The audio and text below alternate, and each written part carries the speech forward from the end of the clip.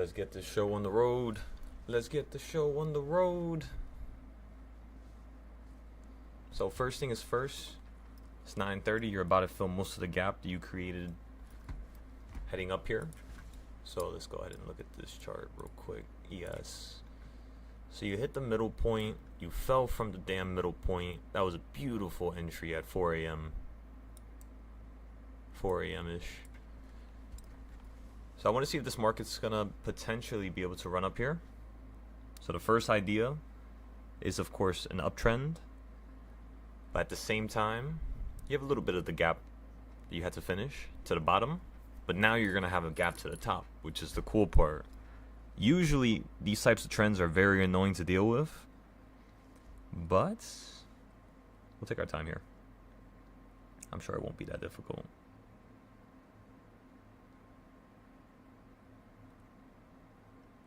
Okay, so you feel a little bit more of the gap here.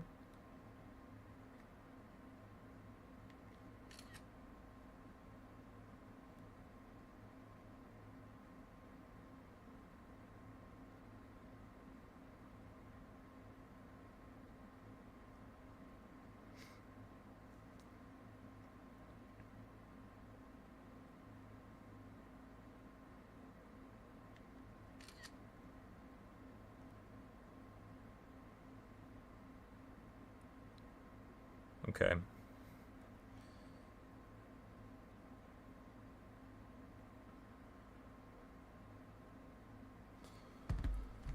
Same time I'm doing this is go ahead and fix the reversal points.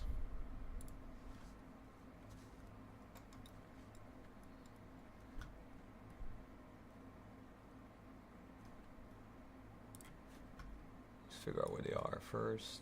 Go over here. Okay. Beautiful little hold right there. Fell down to 1.5 perfectly.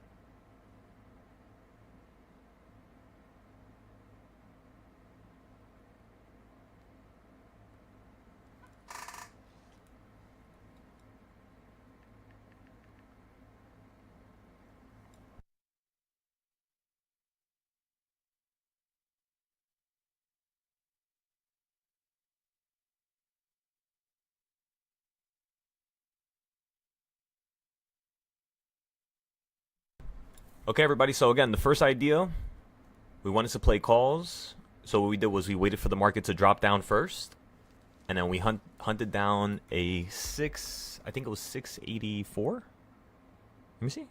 Yeah, 684 call. It was around 186, 179, and then you ran straight up to $230.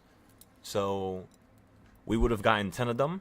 10 contracts times $60 would have equaled around 600. So we didn't buy into it because, again, it was way too quick. I wouldn't have been able to actually send it into the Discord and have you guys get into it unless you were hearing me live, right? So, yeah, it's not bad.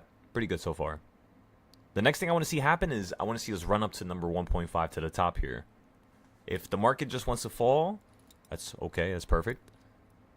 Once it gets to 1.5, maybe even 3, we might wait a little bit and then try the put side. And that's all. Same time we're doing this, I'm going to be trading futures. Specifically MES. So I'll be trading MES just in case, gentlemen. Just in case. Also, let's go ahead and look at the damn boxes here. The boxes from there. So you fell straight to the quarter point. That's actually beautiful. Yeah, perfectly down to the quarter point. Okay. And then where you just fell from was the quarter point as well. The last time you hit that was 8:30 a.m. So you basically completed the last move from 8:30 to now already, which is about an hour. So that's not bad, which means it's going to take you about 30 minutes to run back to the midpoint. However, everybody, you're already at the midpoint right now. So since you're already at the midpoint, How fast did you go from the bottom to the midpoint within 1 minute, 2 minutes? So if you manage to go from the bottom back to the top within 2 minutes, everybody, the first thing I'm going to tell you is you basically did a bigger trend than you had done all night. You just opened up the opportunity and the possibility for a bigger day now. So let's go ahead and go on the weekly. I can't wait to show you this. You ready for this, everybody? What's good, chills? Good morning. All right, everybody. So look, watch this. The other day, when the market fell down to the floor, we had told you that there was a few points that we want to buy at. Specifically, the 1/4 point and at the bottom point down here, which is towards the bottom of this box specifically, because this is the shorter term box, right? If you go ahead and take a look at that bottom of the box, we went ahead and bought calls a couple days out, which we're going to start checking. We're going to check on them right now.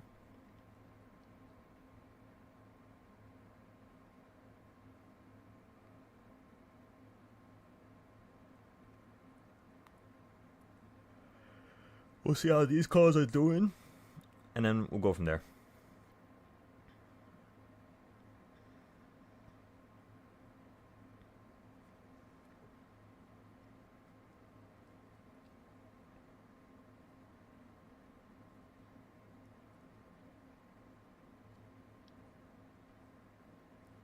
$200, random 50.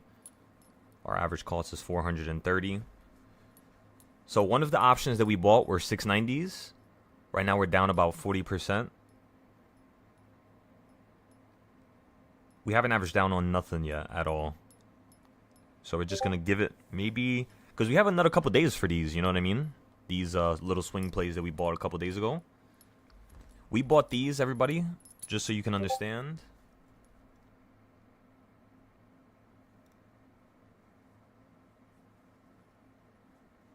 All right, everybody. So we bought these literally exactly where you were at a couple days ago on the 12th.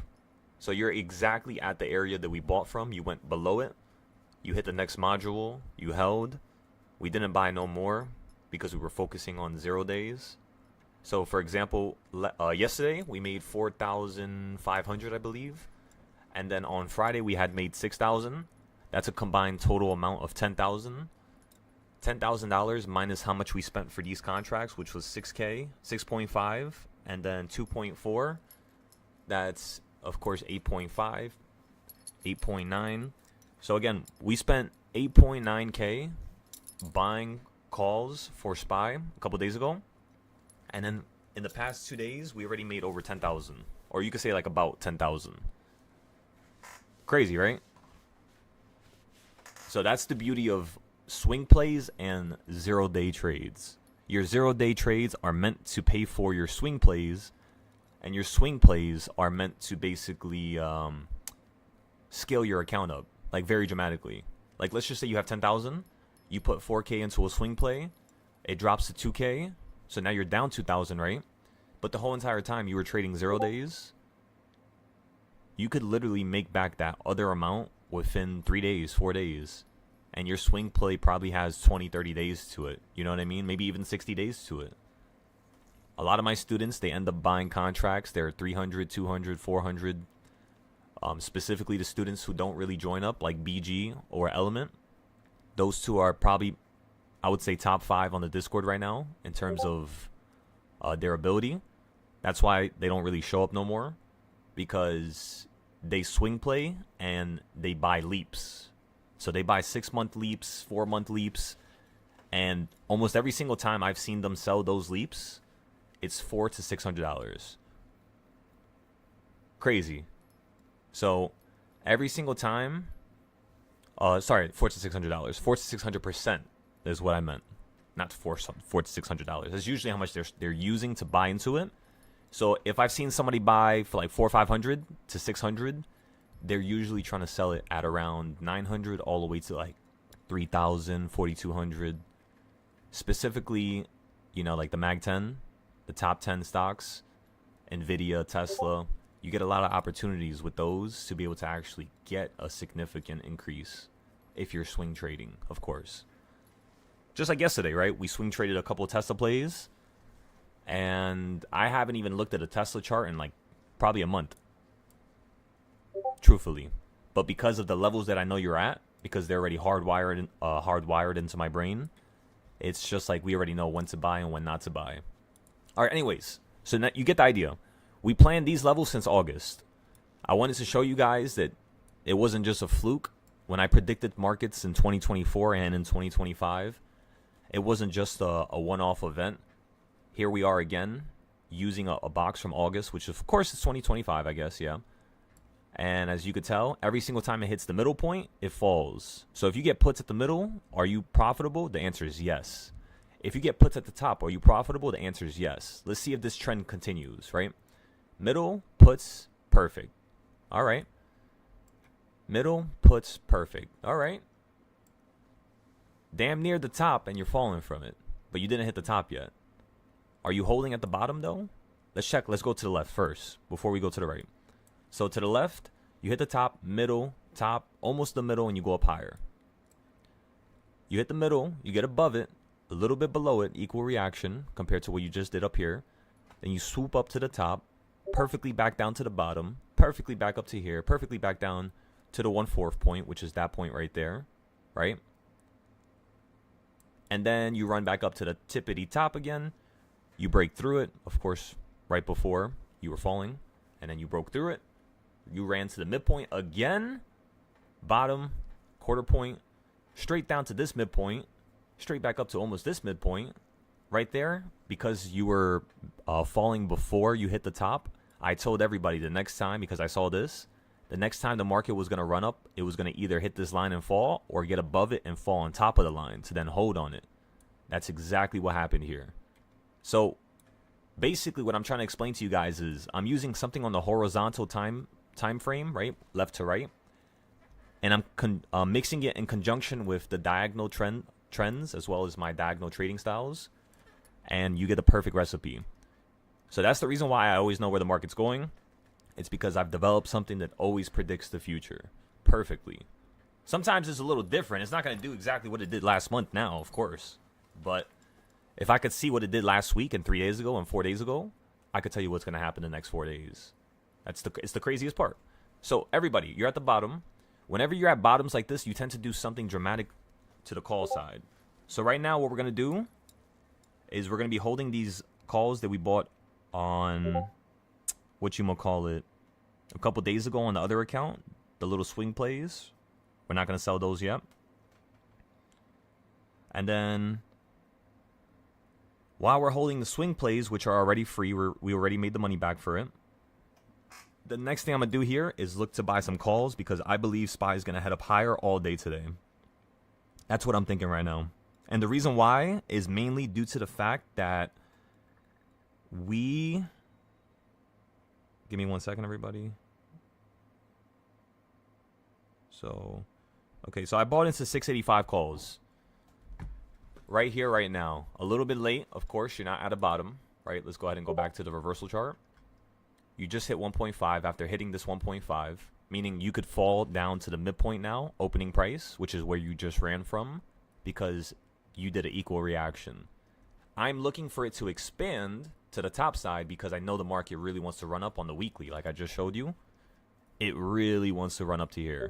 Last night you hit the midpoint and fell from it, which was annoying because it happened at 4 a.m., like right as I was like falling asleep. So yeah, it kind of sucks, but it's okay. At least we knew that it was a midpoint. We knew the market was going to fall from it, just like it did a couple days ago. And not only just that, but, ladies and gentlemen, we also knew, well, I mean, we can't say that yet. You're going to have to wait till tomorrow, and then you'll see what I'm talking about. But we think the market's going to run up. I should reword it like that. So right now you're at reversal point number 2. We already bought calls at the bottom. Oh, no, we didn't. We missed them. I remember. So we missed the calls. We took some pictures, though, just to see if it was going to work out. It did work out. Now we're in the 685s. You ran from 1.5 to number 2. I want to see if you could run up a little bit higher here. If you just snap straight down, it's okay. It means that we're going to have more buying points today, like more back and forth action. So regardless, even if this thing runs up to number 4 right now and we already bought puts in number 1.5, it's okay. Remember, the option that we bought was 685, correct, everybody? Right now, you're at 685. So we still have enough opportunity for this to run up above the level and then fall down on top of it to get out for a nice little percentage. We just need to make sure when we average down at the top, it's the perfect level. Oh, right, deep.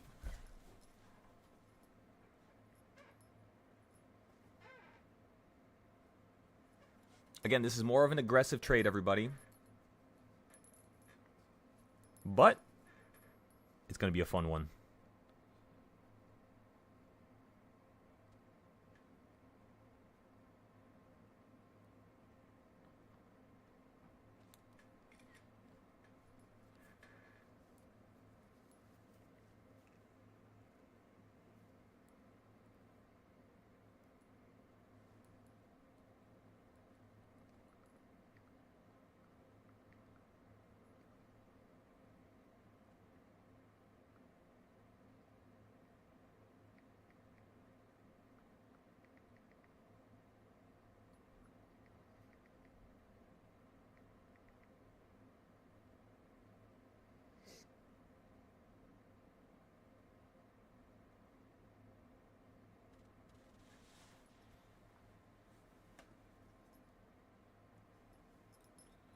All right, excellent. Excellent, excellent, excellent.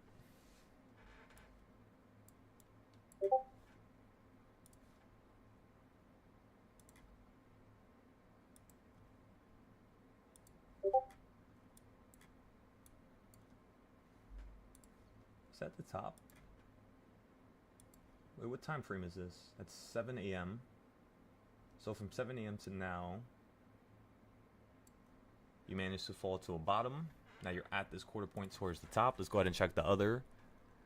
So this is the chart that I was fixing last night in case you guys want to take a look at it.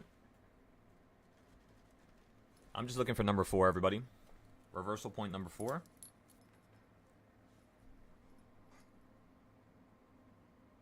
So again, everybody, this is the chart that I made last night. I fixed it up. Well, I mean, I didn't really make it last night. It was made a couple days ago, but I updated it. As you can tell, all the buying points and selling points are here now. So, where are you currently at right now, everybody? You're at an area where you want to get bigger calls. That's why we keep buying calls towards this bottom here. It's because this is the call level. Where's the put level? The put level is going to be right beneath this call level. Do you see how the SPY perfectly held on that point? In fact, just so you can truly see it, I'm going to zoom in. Do you see how it perfectly held right above this 1/16th point? As well as this 1/8 point, which is that dotted line right here. If I zoom out, you'll see 1/8 right there. If you look for the 1/4 point, the 1/4 points are going to be right down here, as well as right here. That's the level that you fell from at 4 a.m. when I was trading last night. Now, boom, you fall out the sky, you hit a lower level, then you run up, and then now you're getting stuck around this, midsection, which is, of course, the 1/16th point. So, ladies and gentlemen, we're going to wait. Give this a moment here. Allow the market to potentially fall out the sky, and then we'll average down. If anything, allow it to run into the sky. See if the contracts get cheaper. Same thing, average down, and then go from there. We're merely using the profit from the last trade on Tuesday, because today's Wednesday. So this is all the profit we had on trade number 6. Okay, so SPY fell down here. Let's go to the reversal points now. You're right back at opening price. You fell from number 2 straight back down to here. You filled about the same amount of the gap. Actually, no, you have 1.5 straight down to 3.5. You have to fill that. And then you have 2 straight up to number 4, which is about... It's about the same shit, actually, now that I'm thinking about it. 430. 430.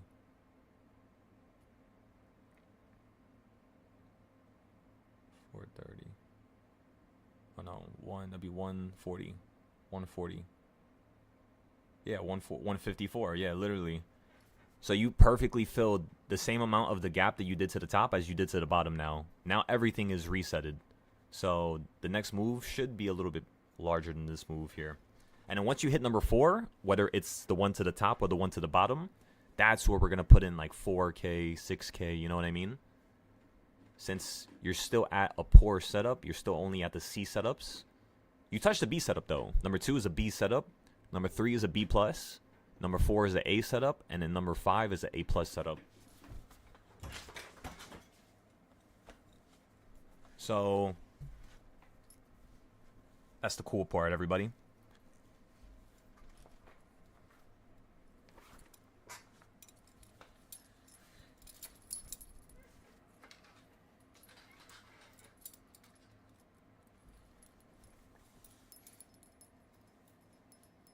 Yeah, so it depends on which side you hit of the reversal points. Depending on what side you hit, everybody, that's going to decipher whether or not we are going to get into certain entries. For now, we're just patiently waiting, everybody.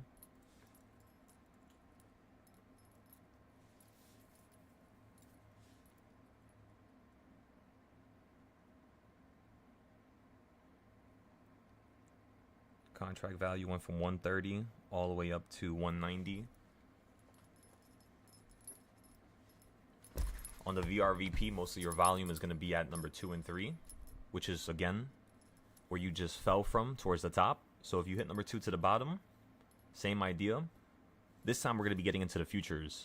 If you hit number 2 to 3 to the bottom, because you hit number 1, ran up to number 1, blasted through it.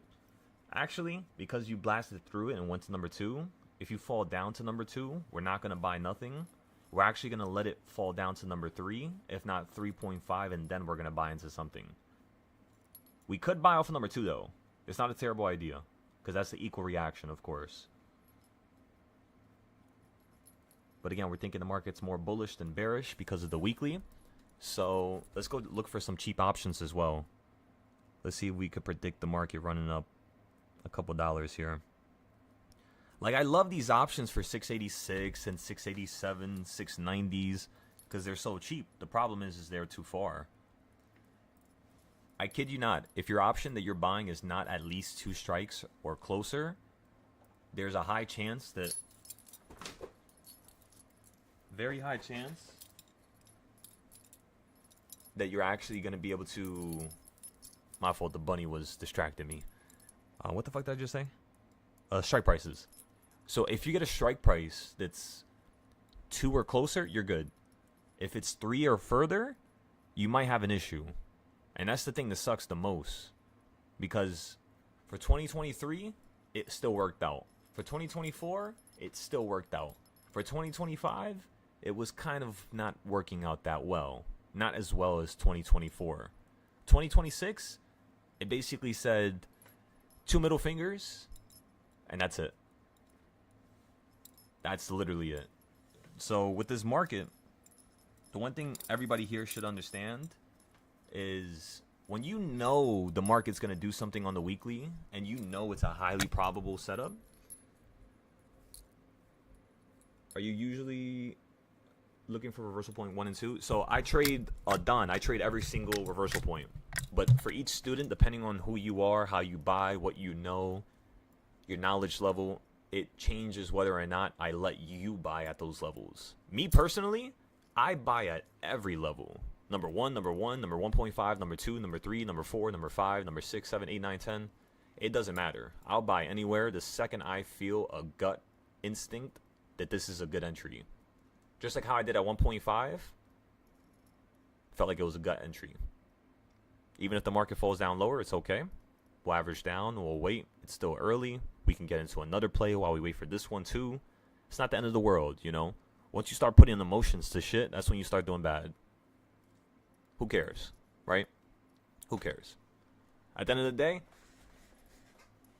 it's us who needs to make sure that we do the notes and what is required to actually grow, you know what I mean? If you can't get that done, you're not going to grow. And if the market can give us a situation every single day where it could be fruitful and allow some type of spontaneous growth, I'm all for it. Especially if it's for you guys. Come on now. So how we doing over there? How we doing? How's the trades?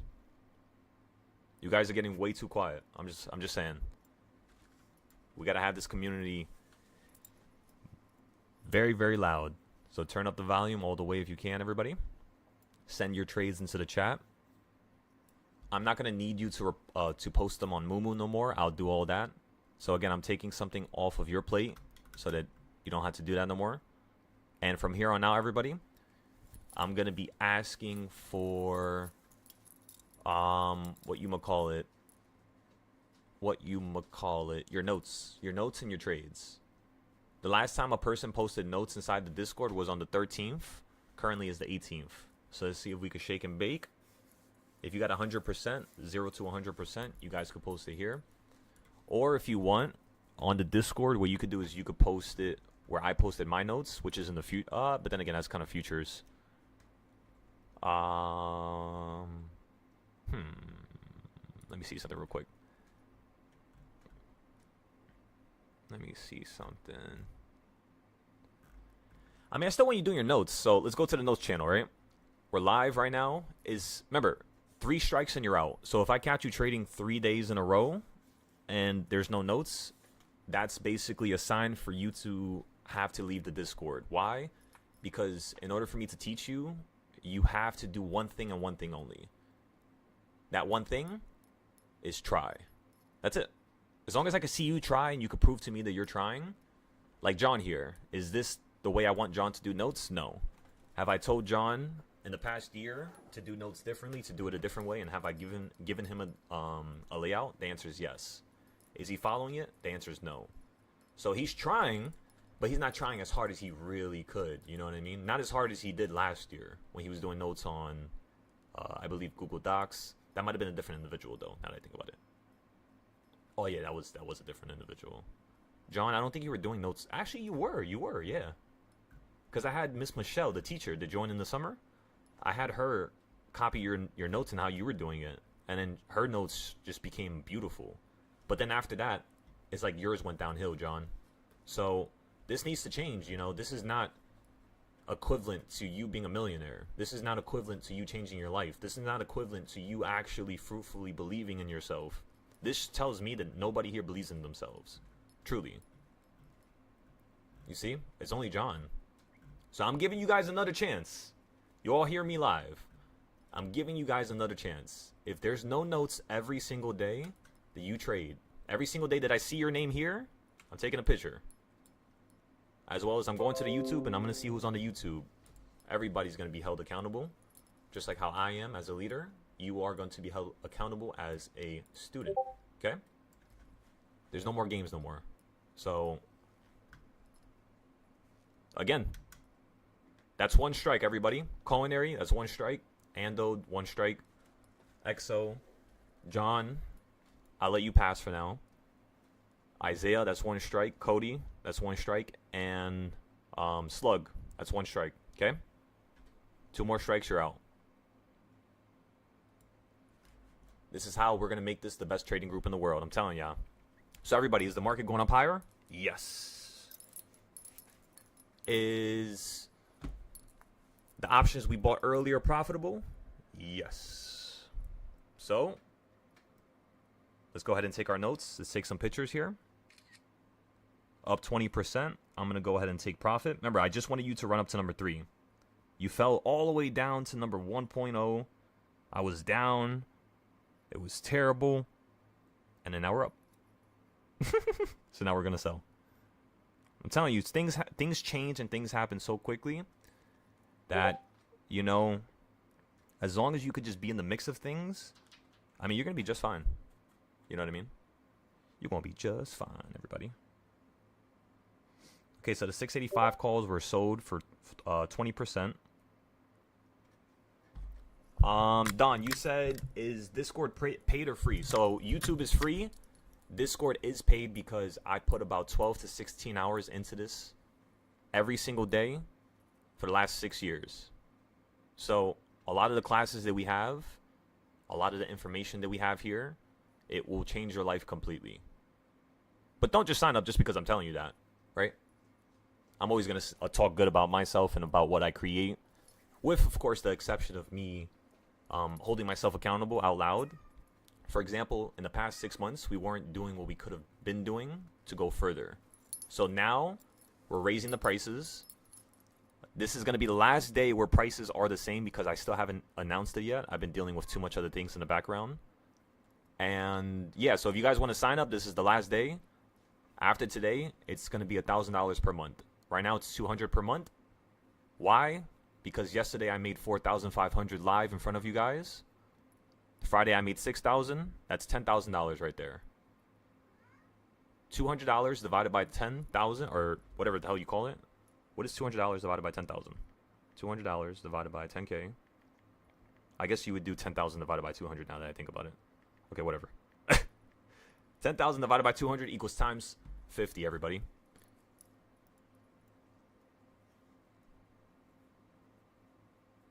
So, that's a 50 multiple in 2 days. How many trading days are in the month? 20, right?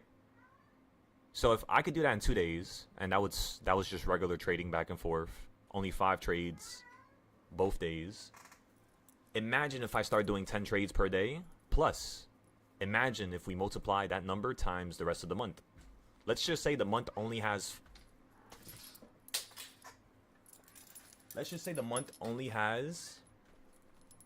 18 days to it, right?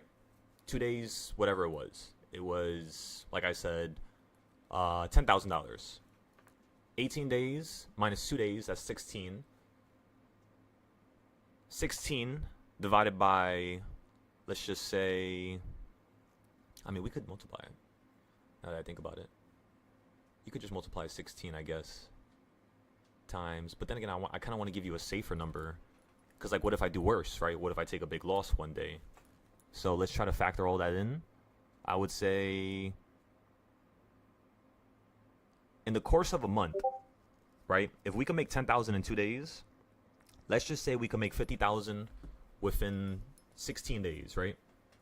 If I can make 10,000 in 2 days, I can most certainly make around 40 to 50,000 within 16 days. So I'm showing you guys how to make $50,000, and you're only paying $200 right now. So the reason why I have my prices so cheap is because I'm really trying to help you guys.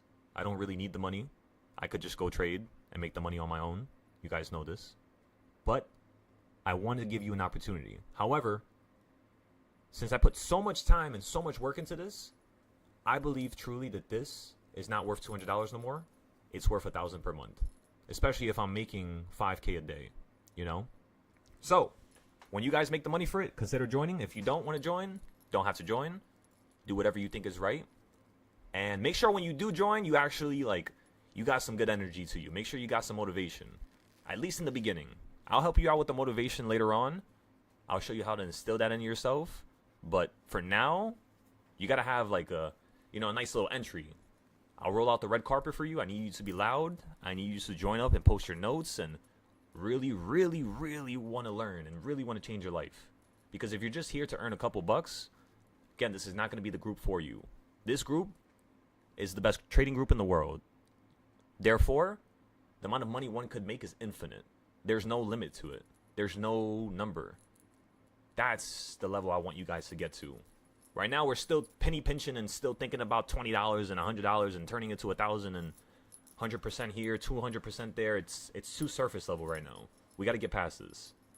We've already been here for 2 years, so that's the goal right now, okay? Alrighty, everybody. So when I switch it to $1,000, you'll stay at $200. You'll be grandfathered in with the rest of my students here.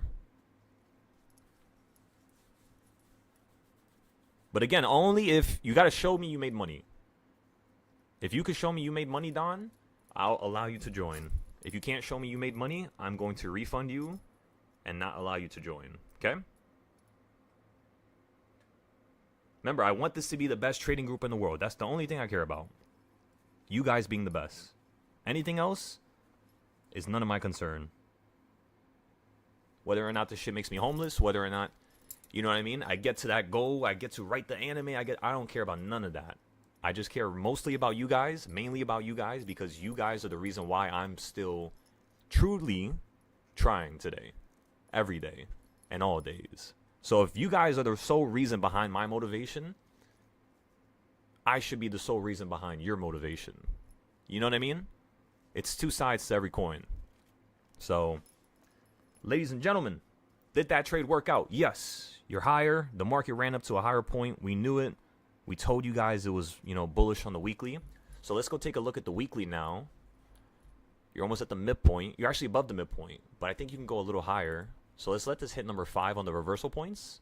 Actually, you're kind of next to it. Let's go buy some puts now. Let's buy some puts here. Puts.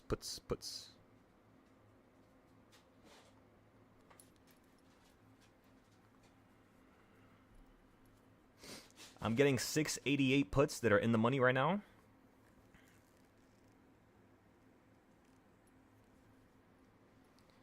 Again, I'm getting 688 puts that are in the money right now, $1,700. My last trade, I made 400, so this is technically, I only put in around 200, 300. Not bad.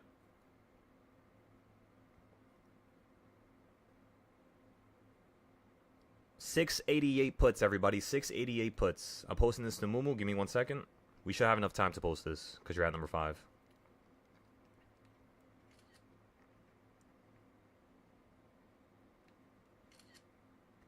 Goddamn, take the right picture. Okay, so now I'm going to get into a futures trade.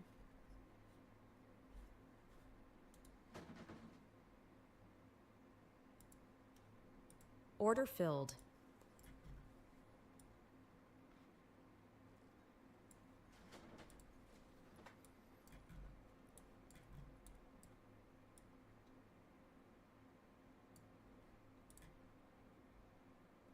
Okay, I'm selling this trade here. Order filled. Sold it for $100 right there on the futures. Do you guys see how stupid that is? 4 wicks, I'm already up 100. It's ridiculous. Okay, so we have $1,100 more to make, and we're done with this account. So $1,100 more, and we're done with this account. And then we're gonna start practicing at the same time. So on my practice account, I want to show you guys something. On the practice account, this is what I'm going to do here. First, I got to go to topstep.com. Give me 1 second. Topstep, go to the dashboard. Sign in. By the way, Topstep has a code, everybody. 30% off. Of course, I am not getting any type of sponsorships from them. Or what the fuck you call them? Sponsorships? Is it sponsorships or is it like affiliate links? Whatever the hell you call it. I just like the application. Topstep reminds me of Robinhood. It's kind of like your start to trading futures, you know what I mean? And then we're gonna eventually go into something else like Ninja Trader or one of the other firms. For now, just remember, Topstep is a good idea. Why? Because if you have $100 and you throw that into an options trade that's a 0 day, you could lose $100, right, everybody? Versus if you guys trade futures, you guys have way more opportunities to actually learn and instill these different trading styles that I'm trying to teach you. Remember, repetition is the sole reason as to my success. That's it. It was just because I was really good with repeating. There was days where I was literally completely defeated. All my ideas didn't work out. I didn't know what to do. I lost all my money. And the only thing I did have was the ability to still paper trade. So I want you guys to understand something. Repetition, repetition, repetition, repetition, repetition, repetition. Fear not the man who has performed 1,000 different moves, but the man who has performed one move 1,000 times. You understand? Repetition, repetition, repetition, repetition, repetition.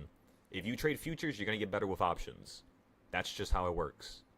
Especially with 0 days. Especially with 0 days. So, ladies and gentlemen, I'm going to full port into the practice account right now. Beautiful trade off of number 5. Oh my god, that would have been $300-400 on the futures right there. So we're gonna basically gauge it, we're gonna measure it, and then we're gonna wait for a perfect entry for the futures. I want to make sure we don't take another loss at all, which is gonna be hard, but as long as we buy off of the best locations, we should be straight. We should be good.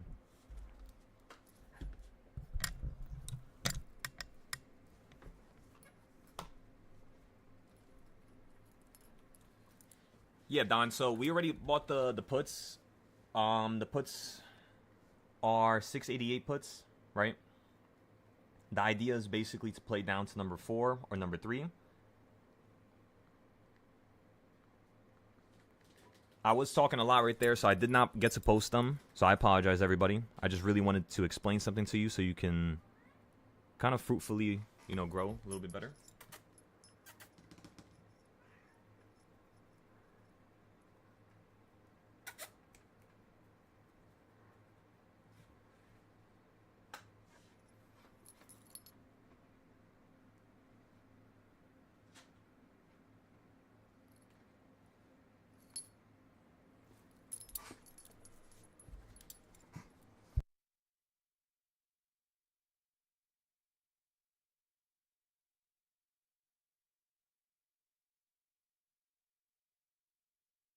Did I put the 7th? I put the 17th.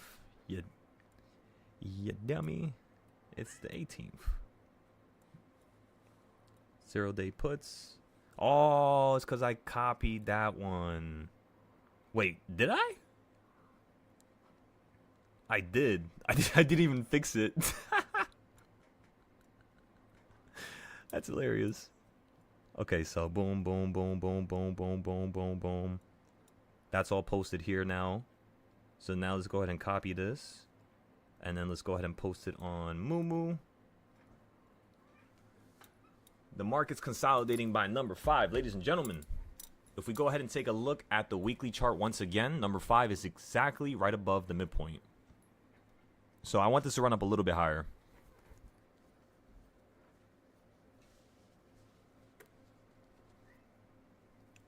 Do you wait until it gets to 685.97? 685.97. Let me go take a look at what 685.97 is. 685. I got my puts at 688.02. Probably like a little bit beneath it. 688.02, something like that. And my puts are 688. So I'm already in the money $1. I'm gonna sell it out at around 685.97 to potentially 685.43. Somewhere around there. But right now we're up, so we could put a stop loss.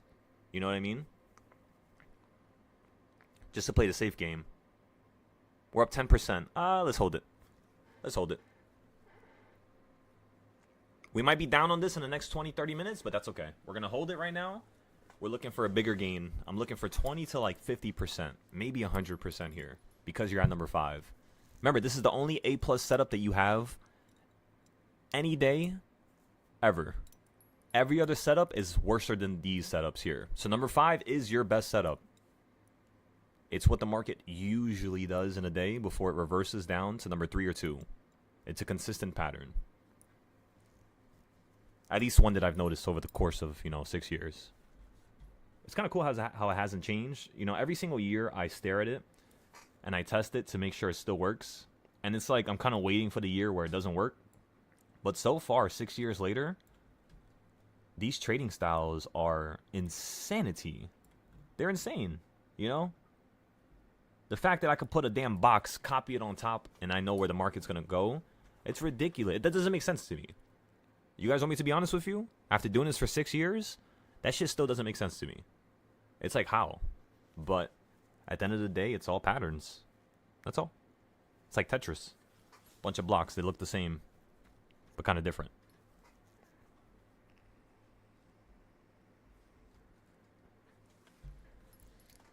That was a beautiful trade right there. $100 on the futures.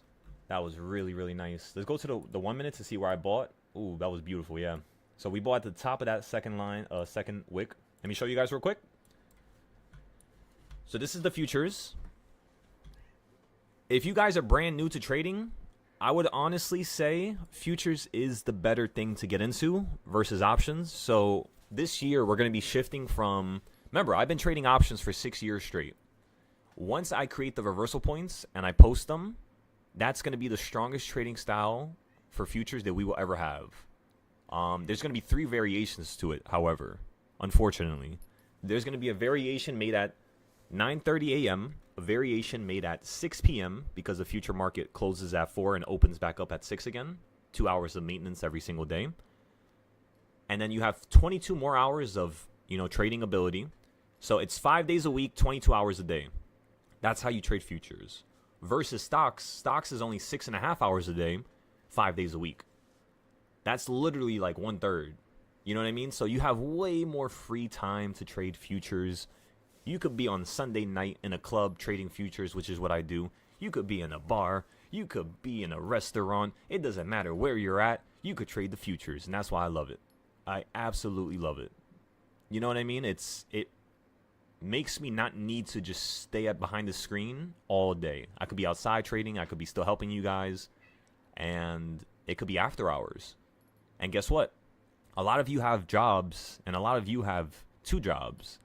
So the only time you have is at nighttime. If that's you, start futures. If you only have time at night, again, start trading futures. Other than that, stick to options. It's easier. Not actually it's harder than futures. So if you stick to options, it is harder than futures, but it will teach you more than what futures has to teach you. Does that make sense? Because it's harder. So when you do something harder and then you shift back to something that's easier, it's like a walk in the park. It's like you driving a 20 to 30 foot van and you having to park it in the Bronx, which is what I had to do, versus you driving a sedan that's only about 8 feet long, or let's just say 6 feet, not 6 feet, usually longer than that, like 8 feet to like 10 feet long, right? And there's way more parking spots. There's way more opportunities to be able to, you know, kind of like not waste as much time dealing with more problems. Even though it's not really a problem when you really think about it. You can get things done, of course, which is what I had to do when I was driving that damn van. But the amount of tickets you get for double park, the amount of this, the amount of other, you know what I mean? It's a lot of things you got to deal with. So the one thing you want to understand is when you're trading, always try to make yourselves deal with a harder situation. It's CPI, perfect. It's FOMC, perfect. It's, you know, tariff news and the market fell $20, perfect. Get in there. Get some trades in. You know what I mean? Get your feet wet. Paper trade. I don't care what you do, just trade and take notes of it and post it into the community so you can document what you did at that one level. Because what's going to happen in the future is you're going to be at that same exact level, and guess what? You're going to remember how to play it. You're going to be like, holy shit, I remember this. Happens to me every single time. All right, everybody. So you hit the top of the BB on the 1 minute. You fell down to the green line. You held and you ran up higher. Did you hit the pink line at all and hold on it? The answer is yes. No. No, you did not. This does not count as a hold. Why? Because you just crossed. So that counts as the first hold, which means if the market falls down here, what it could do is fall down to the pink line, hold, and still run up higher. So that's what we're watching out for. Or what's going to happen is you're going to fall down from here, straight down to here, and then you're going to run up higher. But you kind of did that over here to the left when you hit this over here. But I could definitely see you doing it again, if not going a little bit lower. Remember, the market is bullish on the weekly. So when I get into these futures trades, the way I'm trying to trade this is very slowly. Next, let's go ahead and put our CS zones. You're above number 5. Let me post this as well while I'm creating the CS zones. Yo, my neck is killing me. That shit hurts. God damn.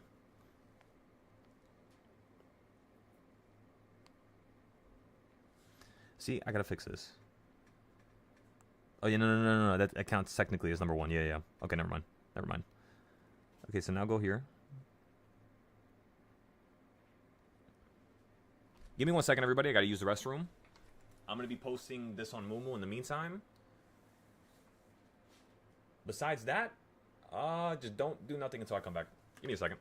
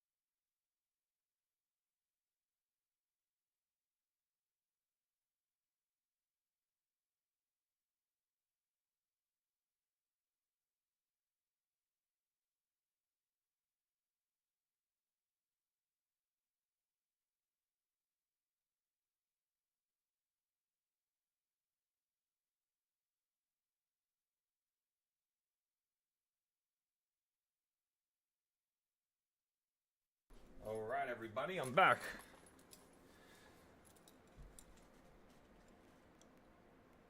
By the way, my stomach has been killing me all day. If you guys remember what I told you last time, you're gonna know what that means now. There's a certain thing that occurs when my stomach starts to hurt when we trade. It's kind of funny, actually. Yeah, these things will blast your account out the sky.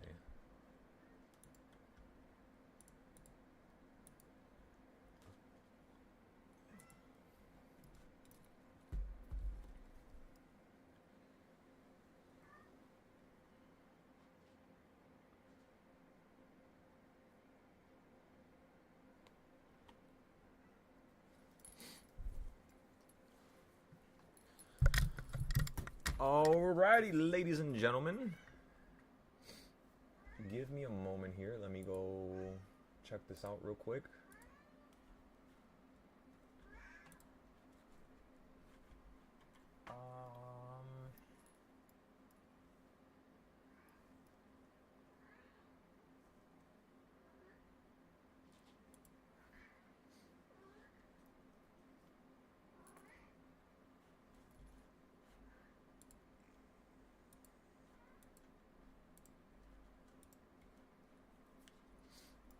Okay, everybody, so this is what we're going to do. We told you we were going to do this earlier, so before it's too late. Let's switch my account, and then we're going to full port with 5 MES puts to the downside. This is on the practice Order account. filled. Remember this.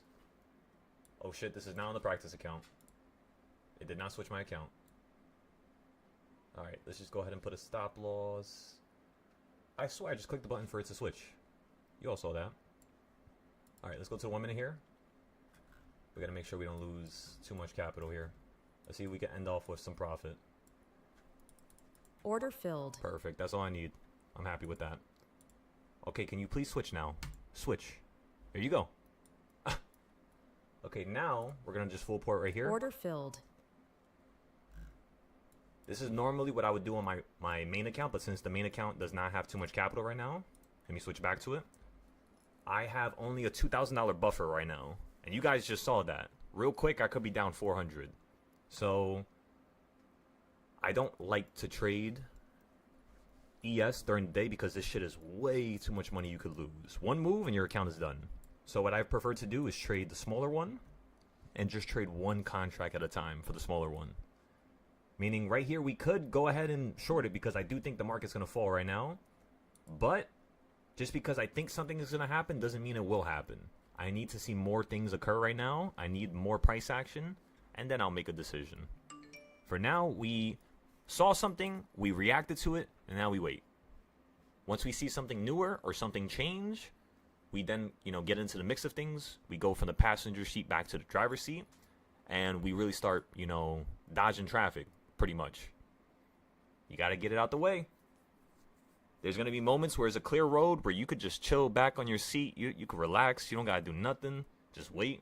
And there's going to be moments where you're fighting this like it's a war. You know what I mean? Like it's a true battle. It's a true testament, ladies and gentlemen. Okay, so. All right. Sometimes, I'm telling you, sometimes that shit happens. That's literally why I have my stuff split up. But you all saw that happen live. I'm so happy you all saw that happen live because I'm going to look back at this video now and I'm going to see what the fuck just happened because that makes no sense at all. I click this, I click this, I click switch, and then it literally still looked white at the top. So I was just like, oh my god. Shit happened to me last night as well. Like it's lagging during the morning, which kind of sucks. All right, everybody, we're already up $250 on the practice account. My goal is to sell it down here for $1,500. And that right there would have been your combine done right there with one trade. Which is kind of crazy. But, yeah, it's cool. Very cool. If the market starts to go a little bit slower, later on today, we'll trade more with the futures account. We'll go back and forth. But right now, hell yeah, I'm scared. Hell yeah, I'm not losing this account. So, just because you're scared doesn't mean, you're going to trade differently. It doesn't. What it means is you're going to conserve, be a little bit more conservative. You're only going to get off of certain entries. For example, I need to touch the top of the BB on the 5 minute. Do you guys see how you touched the top here and you fell from it? This trend right now looks absolutely hideous. Terrible. I need to see it drop down to here first and then run up higher, and then I'll know what to do in the future. If it just keeps like staying stuck right here and you don't do nothing, then we're not going to trade. Obviously, you're going to do something. So we're just going to wait for that. Okay, let's go back to SPY now. SPY's, it looks like it's going to fall from number 5 still. So we're still holding the puts. The puts is easier than a smaller... let me reword that. Buying and selling puts is easier than trading futures if the futures account is small. If you have more than $10,000, which again, I only have 2K right now of a buffer. But if I have like another 8K of a buffer, then yes, I will get into these trades as well with my options. But since we don't have a 10K buffer, we can only get off of the best entries, which is number 5, number 5, number 5. You know what I mean? Like a bunch of times, bunch of times, bunch of times, bunch of times. And literally try to play ping pong. Because if you hold an entry for futures too long, you could lose your account very quickly. The tick values are insanely ridiculous. And if you want to study that, you can go ahead and check out the futures Discord that I have. Remember, I teach all financial instruments, crypto, futures.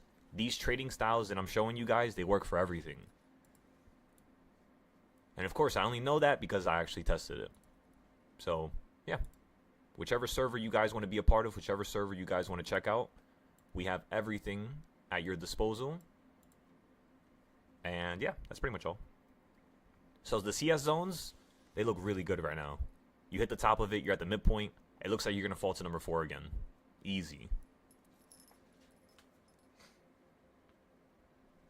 So in terms of the price, I plan on average. So this is a rule of thumb. Don, do you have me on Mumu? Do you guys have Mumu, first of all? Because on Mumu, every time I buy into a trade, I tell you guys the same thing. So I want you guys to read through those notes because it's always the same thing every day. Like the averaging down, the buying into it. You know what I mean?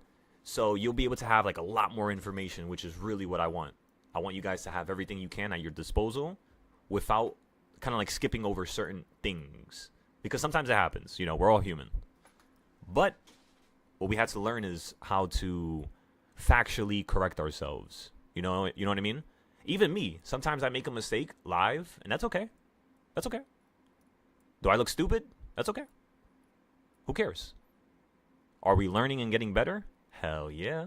Well, there you go. That's the only thing that matters, you know? Anything else is irrelevant. So, to answer your question, Don, because now you know that I post all the information on Mumu, I only average down when I'm down 50 to 75% ever. When is that going to happen? I'm not too sure. We're going to have to wait for the price action to take place here, and then we'll figure it out. For now, 50 to 70%, that's usually my number. Usually. Sometimes I wait for 60 to 80%, and then I average down when I'm down. So, like, sometimes I buy a contract for $100, and that shit drops all the way down to $15. So then I'll just buy another 10. So another 150. Now I'm in for 250. If that thing runs up to 30, I sell for a little bit of profit, and I don't take a loss. Even if I buy something for $1,000 and it falls to 50, I'm just going to buy more at 50 and then just get out at 75. You know, my average is going to drop down so much because I only bought one the first time that by the time I buy the rest of them, you know, I can get out for a nice little play. Of course, off of a dedicated entry spot, not just a random ass location. Like a number 5 reversal point, number 4 reversal point. You feel me? Anything else is just kind of like weak in my eyes. In terms of like a level, right? I can see clearly now the rain is gone. You see what you did, Culinary? Are you fucking happy? Yes, sir. This is spectacular. Look at this. Straight back down from 5 to the bottom of the CS zone. We're still waiting here. We're down $50 right now. Not bad for consolidating for the last 20 minutes or 30 minutes. Not bad at all, actually. That means in the next hour, we're probably going to lose another 20%. We'll double it. So we'll be down 30% in the next hour if this does not fall down here. It looks like it really wants to run up, though. I told you guys, on the weekly, this shit wants to fly up to the top. It wants to go somewhere up here. You haven't hit that yet. You hit the middle. You fell from it so many times from the left side. Yeah, the market right now could just start staircasing upwards. Higher, that's a lower low. That's a lower low. Higher low, lower low. But then again, this is a higher low. So lower low, higher low, higher low. So lower low, higher low. 2 higher lows after the lower low. You then get another lower low. So that's a higher low, meaning we should be able to drop down again somewhere down here and potentially give our, but then again, that might have been today's trend. You know what I mean? That might have been what we did today, this morning. But we might be able to drop down again, yeah. Like somewhere down to here and get a higher low, maybe within like the next 2 days. And then potentially you might get that crash falling out the sky. So that's what we could say. We could say that, boom, if we fall down again beneath this midpoint, that dotted line, we're going to look at this tomorrow, everybody. So if you want to take a picture, go ahead. But if we fall below this line tomorrow, it could mean, yes, we need to play puts going down to the new bottom. If you hold on it, so this is what we're going to do. The second you fall from here to here tomorrow, we're buying calls tomorrow. Again, tomorrow, not today. If you fall here today, I'm not buying nothing here. I'm going to wait. And unless you hit reversal point number 4, which is going to be like somewhere right around, I think like right here. 681 50s. No, that was, I remember. Okay, so no. It's like right here. So reversal point number 4 is like somewhere right here. So yeah, that's when we're going to buy the calls. Actually, okay, so let me fix this then. We're not going to buy the calls at the dotted line. You want to buy off, but then again, the monthly levels are more important than the daily levels. So yes, I'm going to leave this here because monthly levels are more important than daily. And then I'm going to add an extra level here, which is my super setup, which should take you up to here. This is how I buy my swing plays. I literally just plan it days ahead of time. I look at where you're currently at, and I'm just like, all right, a couple days ago you were up here. Now you're down here. So it kind of wants to run up to here, which is what you're doing now, right? Very simple. If you get above this level, it could run up to the top. So if you get above this box right here, that's why I have this box here. It's kind of like my tree, right? You know when they say like the world is chaotic, or whenever you're going through something, or whenever you're lost, you hug a tree or some shit like that? This is kind of like my tree. This is the one structured thing, or the one idea structurally that works all the time. And I'm just using higher highs. So I'm using the highs to then describe where the market is going to resist in the future. Or where is it going to support. And this is the main level. You see how almost every single week you've hit this yellow box ever since I created it from the left side? Crazy. You're even hitting it now today. So, yeah, I do believe you can run up to this orange arrow. That's why I have the arrow there. And then, of course, the next arrow is going to be up to here. Right? Or I guess I could show you guys this screen. Oh, wait. I forgot to fix this. Wait. Yeah, this is the... Look at this. Look how crazy that shit is. The level I made last night for you guys... I didn't post this on the Discord yet because I was fixing it. But look at this. This is a mini put level. Mini puts. See how the circle is small? If I go to the right side, is this red circle smaller or bigger? Bigger, right? Well, these are your main entries for the puts, which is going to be around, what price are we at? That should be around number 7. So this level right here should be reversal point number 7. Remember, this trading style that you're looking at, everybody, this is my DARP trading style. This, I believe, is number 6. Is this number 6? I'm pretty sure it's number 6. Let me recheck the numbering. I recently reorganized it.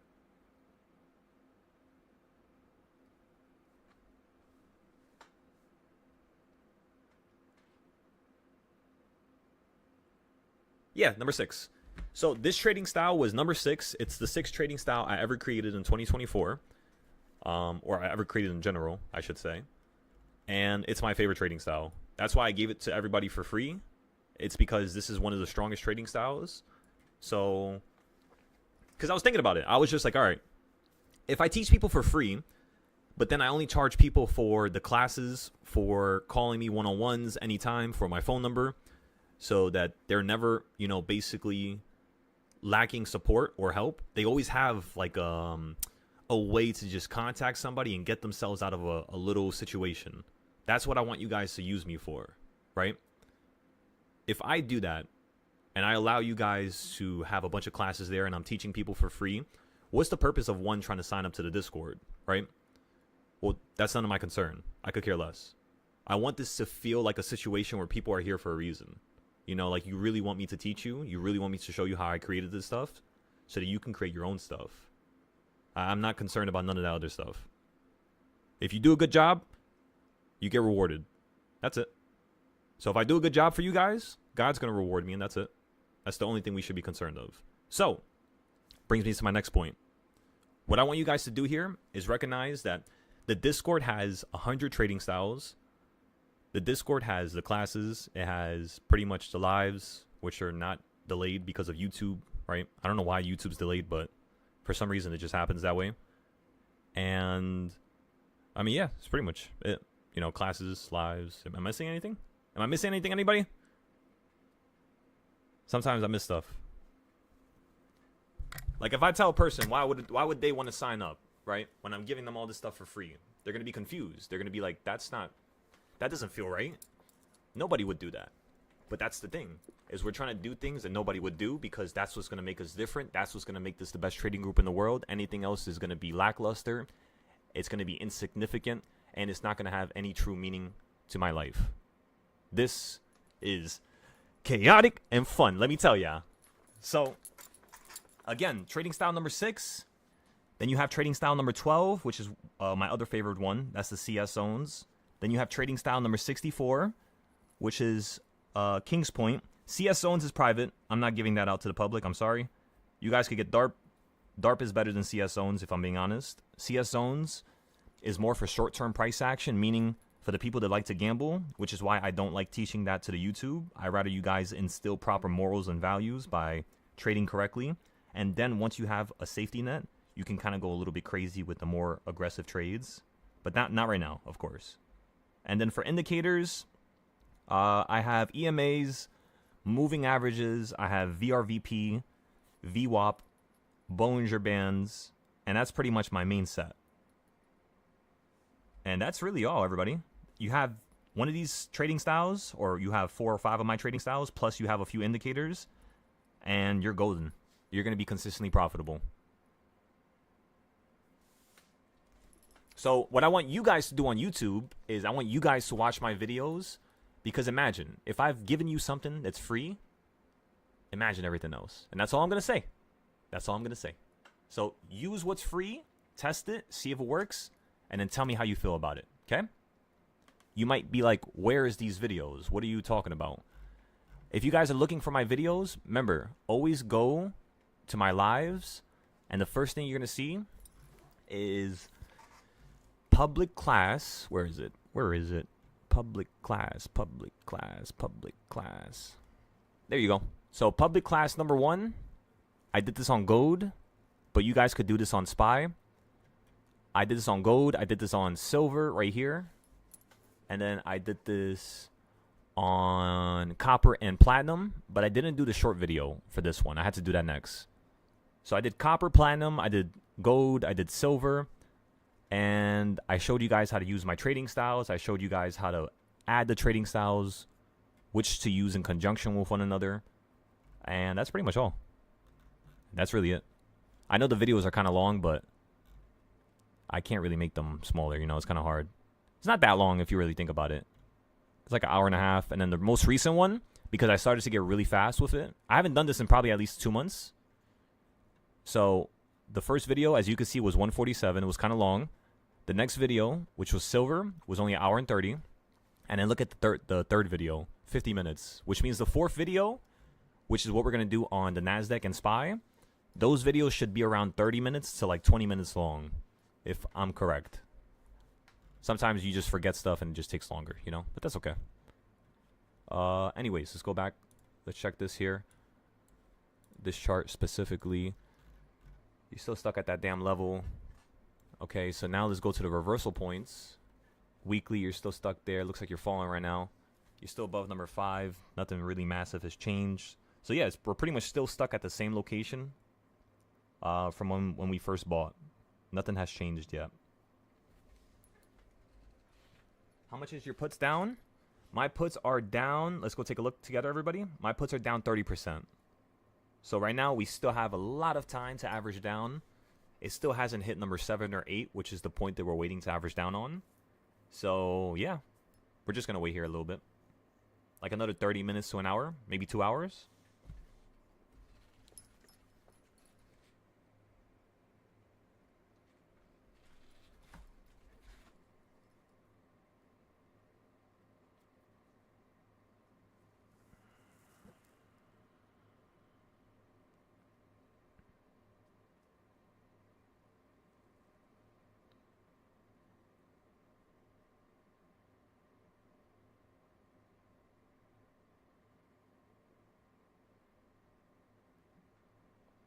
I keep forgetting to announce the damn thing on Patreon. What is wrong with me? Give me 1 second, everybody. Let me focus on this for a second.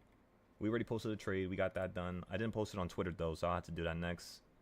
In the meantime, first, let me go post this on Patreon. I'm going to give you guys until the close of today, unless somebody texts me. So, again, if you're part of the YouTube and you made money today, and you're going to sign up to the Discord, make sure you add me on Discord and send me that you made, show me the pictures of you making money and you being profitable. And it has to be recently. It has to be within the last week. Anything else, I'm not counting. And it has to be something that I also sent. If it's your own trade, it does not count. I want to see that you are actually doing exactly what I'm doing. Anything else, it doesn't count. Because once I can see that you could do what I could do, now we'll start to see what type of skills you have naturally so that we can improve you and make you better than me. Remember, the only reason why I teach is because truly I want you guys to be better than me.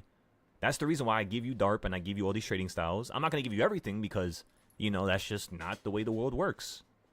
I'll give you stuff for free that work that's basically really good that you could use, but not everything. You know what I mean? You're going to have to sign up for that. Besides that, text me, let me know what's going on. And if you would like to sign up for that price, you got to text me now. If not, forever hold your peace. Prices are going up tomorrow, and we'll call it a day. And then I could stop looking at this damn thing. I was supposed to do it a week ago, and I keep forgetting. Okay, so boom, that's done, that's done. I got to post on the other Discords as well and the other Patreons. I think I might get into a Forex trade here. Let me show you guys the Euro chart. Let's go here, then let's go here, let's go to here, let's go to Forex. Forex. Okay, so on the Forex charts, everybody, the last time we bought was down here at the bottom. We told everybody the market was going to run up. And I believe, did we go short here? Oh, we did not. I think we missed this. I don't think we were trading for it. Let me go check the Forex Discord, actually. Give me 1 second. Forex Discord, trades, no. Where is it? Trades, Euro USD. Okay, so the last time we traded was on 2-3, and we made $1,600. So now this account, oh, no, we took out 20K. I forgot. We resetted this account. We haven't used it ever since we resetted it. So it's back down to 1,000 now. The goal is to hit 10K and then 20K again. And then potentially 50K, and then we'll take out another payout. We'll take out like another 20K, and then take 30 to 100. Take out another 30K. Take 70 to 150. Take out 50K. Take 100K to 300. Take out 200K, buy a house. And then use the rest of the money from Forex to basically help us buy real estate. So Forex, I'm going to use Forex for real estate. Forex for buying stuff and for paying bills, because it's the easiest shit in the world to trade. And then I'm going to be using my dividends as well as my... Why the hell is my nose so itchy? Oh my god. I hate that shit. Alright, so Forex is for the real estate. Options is for me teaching. and futures is for me teaching. So with options, that's long term. That's 2 years, 3 years type of projections, which you cannot do if you're trading futures, but you could do it if you're trading stocks. However, stocks is, very slow. So this is my plan. Forex, real estate. Options is going to be for the materialistic stuff, the cars, things that depreciate potentially, right? Things that I'm not going to get back. Why? Because if I manage to use my options money to turn that into something that is not going to basically provide any value later on, or it's going to be a depreciating asset, the idea is that I already made money. Anytime I buy something, if it's $200, I throw 100 into options, I turn it to 300, I take out the 200. If I got to buy a car, I'm putting my down payment into the market. I'm trading $1,000 at a time. I'm taking that shit to 20K. I'm doubling my down payment. I'm taking my down payment out. I'm putting down the car, and I'm using the other 10K to grow the account. I will never, ever, ever, ever, ever, ever, ever, ever, ever, one more time, everybody, ever buy something without actually trading and making the money for it first. Because that means you're skipping. You're skipping the steps. And when you skip steps, God's going to smite you with a hammer.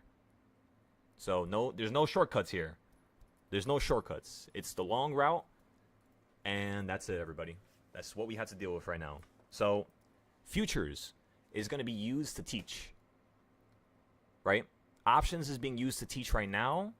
But when I get to the level where I can confidently trade futures only, because right now we're not there yet, because we just started trading futures 3 months ago. But yeah, when we get to that level, we'll start just teaching with futures, and then options is going to be more of a long-term type of thing where we just use that money to buy, certain things, I guess. It could also be assets, right? Something that's not depreciating. But yeah, it depends. That's kind of like the loose interpretation of it. And then you have the dividends, then you have the long-term stock portfolio, which the only thing I'm adding to is going to be space companies, energy, as well as that's pretty much it. Just space and energy. Oh, gene editing. So bioscience. That's also the other category that I'm interested in. Anything else is mundane, it's boring, it doesn't yield a satisfactory multiple that I want. I want a multiple of at least 20 to at least 10. So 10 to 20. If the stock that I'm looking at has an opportunity to 10x to 20x, then I'm interested. If that stock that I'm looking at does not have the potential to 10x no more, I'm no longer interested.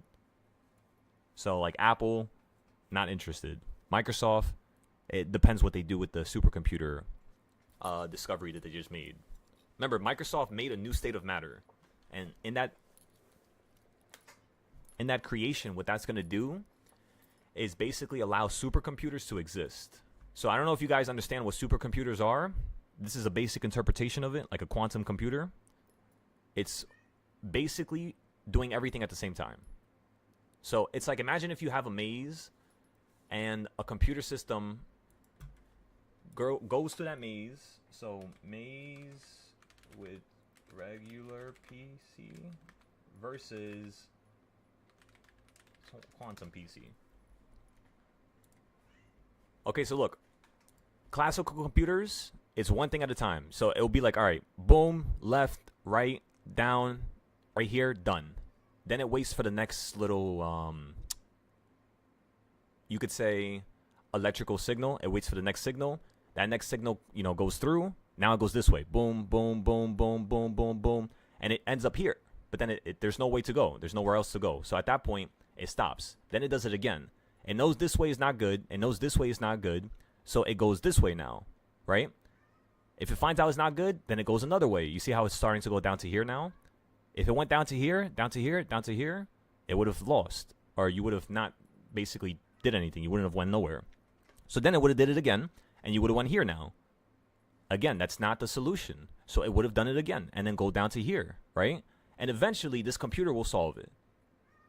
A quantum does it's like a loading screen. Everything is happening at the same time until it solves the problem. So what's called a quantum computing, it takes a lot of money to be able to create these computers. Remember how they first created computers? It was like the whole entire room, a big ass, piece of technology, and now they managed to put it inside of a phone. It's going to be the same situation here with quantum computers. It's going to be really big at first, and they're going to start bringing it, smaller.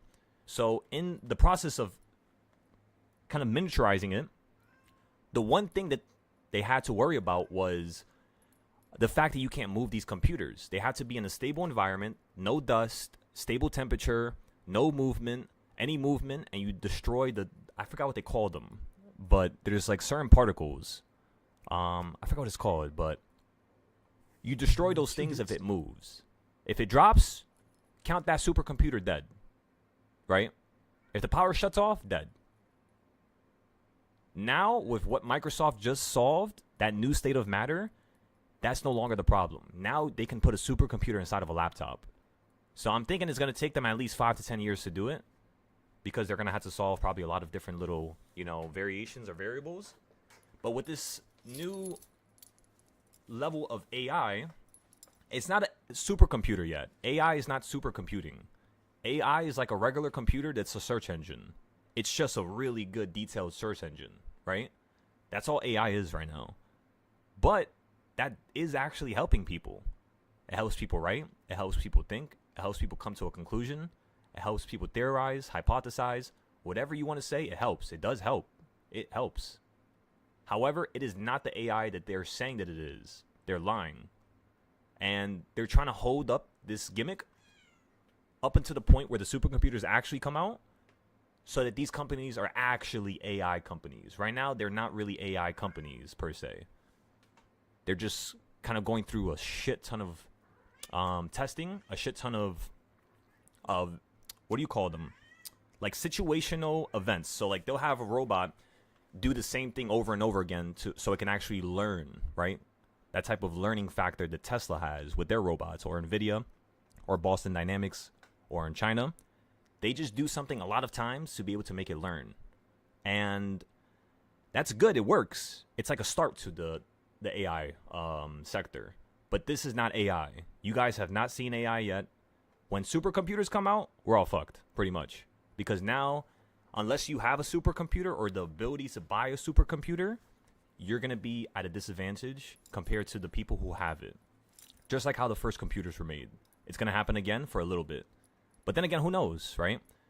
Maybe you might have somebody to just make something cheap for everybody, in which we all can have something. I don't know. Again, I'm not too involved in that. I haven't researched it too much. This is all I know about it so far. And yeah, this is going to change the world 100%. So Microsoft, yes. Microsoft can definitely 10x. That was the whole reason for me bringing that up, by the way. Meta, I don't like Meta. Mainly because I haven't done the research for it. So if I don't like something, it mainly means that I haven't done the research for it. Or it means I actually don't like it. So I'm not trading Meta. Amazon, I don't like it. I don't want to concern myself with that. Google, maybe. United Healthcare, not really. Maybe in the 180s if it could drop again. And that's pretty much it. There's nothing else part of the top 10. I mean, Nvidia is good, but not right now. We already bought Nvidia at 80, and right now we're just waiting. Where's Nvidia, by the way? I haven't checked that shit in a while. Where is Nvidia? That's SPY. So yeah, everybody, remember, this is the area where I told you the market was going to crash and collapse from, and you're almost there. You're very close to it.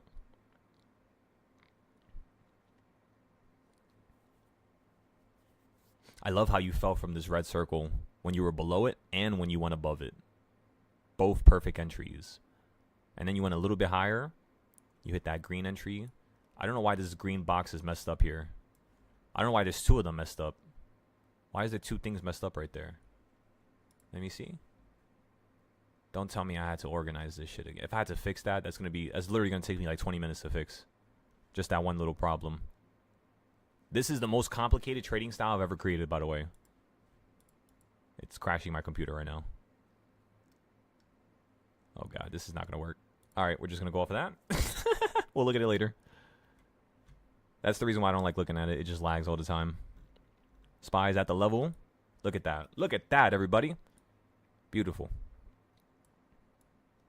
Just like we thought. Market rallied up.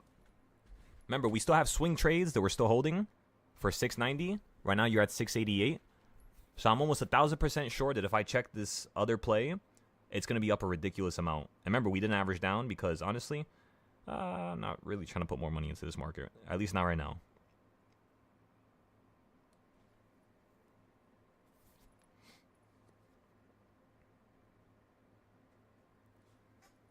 Okay, so drum roll, please. Oh, we're still down. Never mind. We're down 10%, everybody. 10%. So we still have another 5 days left on this contract. We're going to wait for tomorrow and see where this ends up at. And then we'll sell out for wherever it's at. Maybe a win, maybe a loss. We'll see. It's already free, so who cares at this point? I just want to see some extra capital or just to sell it for half. So, like, imagine I spent $9,000. If I could sell this for $4,500 combined because I already made $10,000, I mean, yeah, I'll be happy with that, honestly. That's perfect to me. Because I'm still up 5K, right? Of course, I lost 50% of what I made in the course of 2 days. But that happens sometimes. That's okay. What is the best thing to do in that situation, everybody? That's the first thing you need to tell yourself. At this current date and time, for example, if I get a put right now, right? The next thing I'm going to tell myself is, all right, I got to put here. It's at 5.5.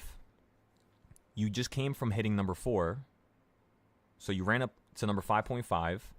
You almost hit number 6. You fell from it. Now you're holding down here.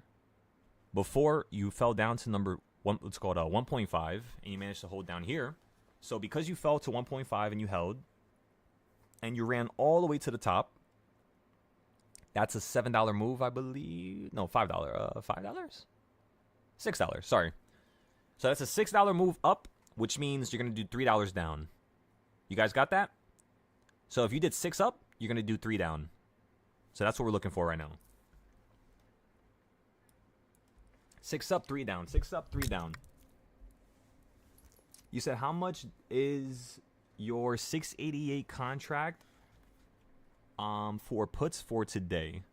Let's go take a look at them right now. We were down 30% earlier. We're waiting for it to be down around 50 to 70%. And then we're going to average down. For now, we are down 45%. So not there yet.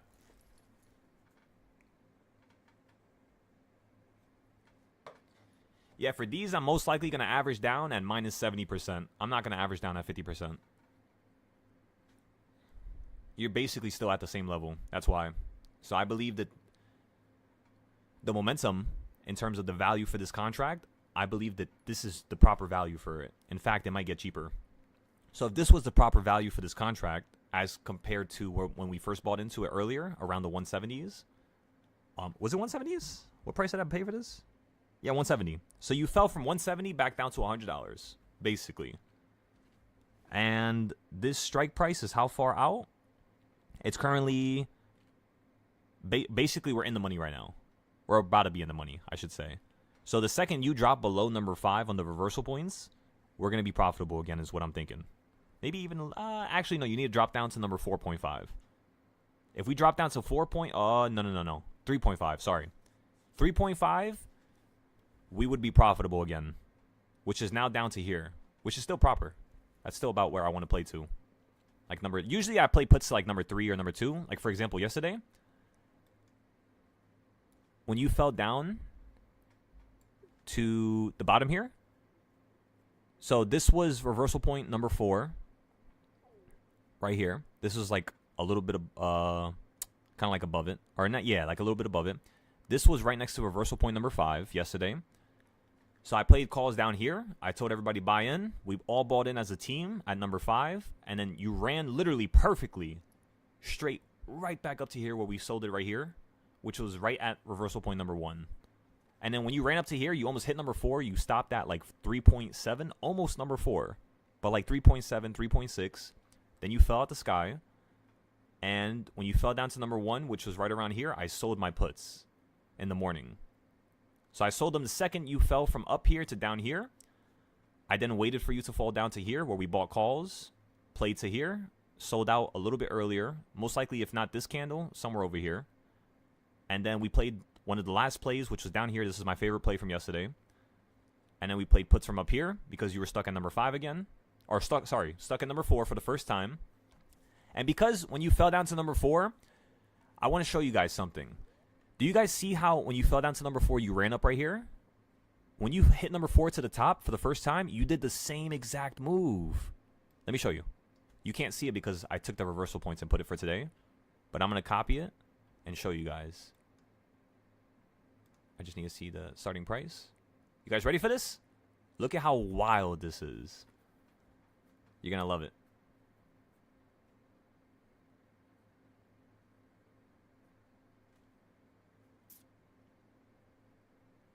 Don, yeah. Same thing every day, brother.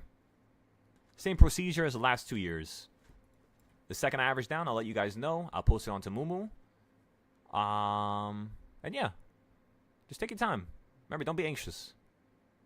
Anxiety is the root cause of destruction.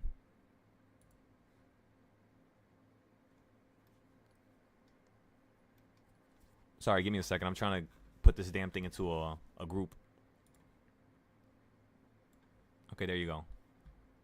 Now let's go to the left here.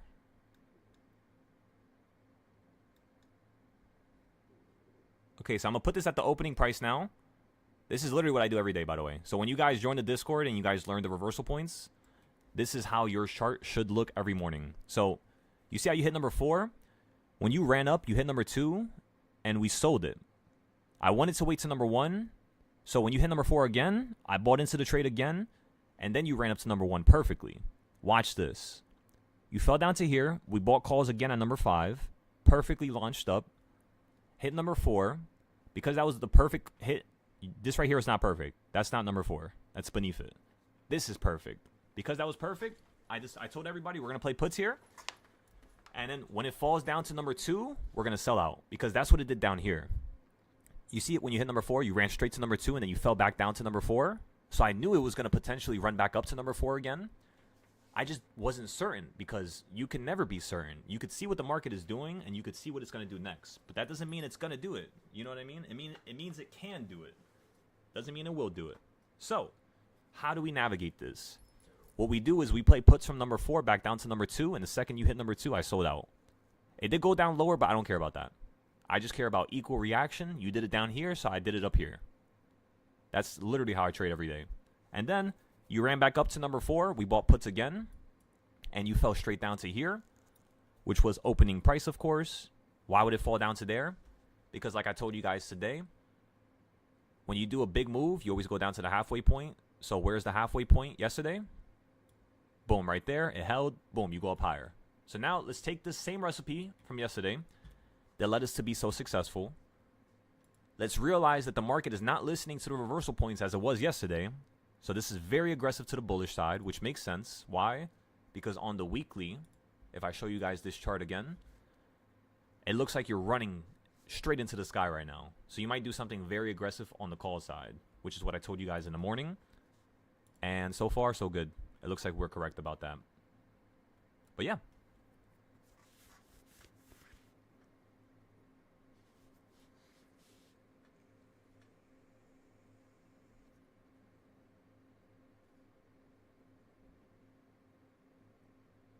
Oh, you were talking about no, yeah, I was talking about quantum computing. I didn't want to, say something that was wrong because obviously I'm not a scientist. Obviously I don't study this. I mean, I do study it, but I don't have a degree, right? So I don't want to make you guys.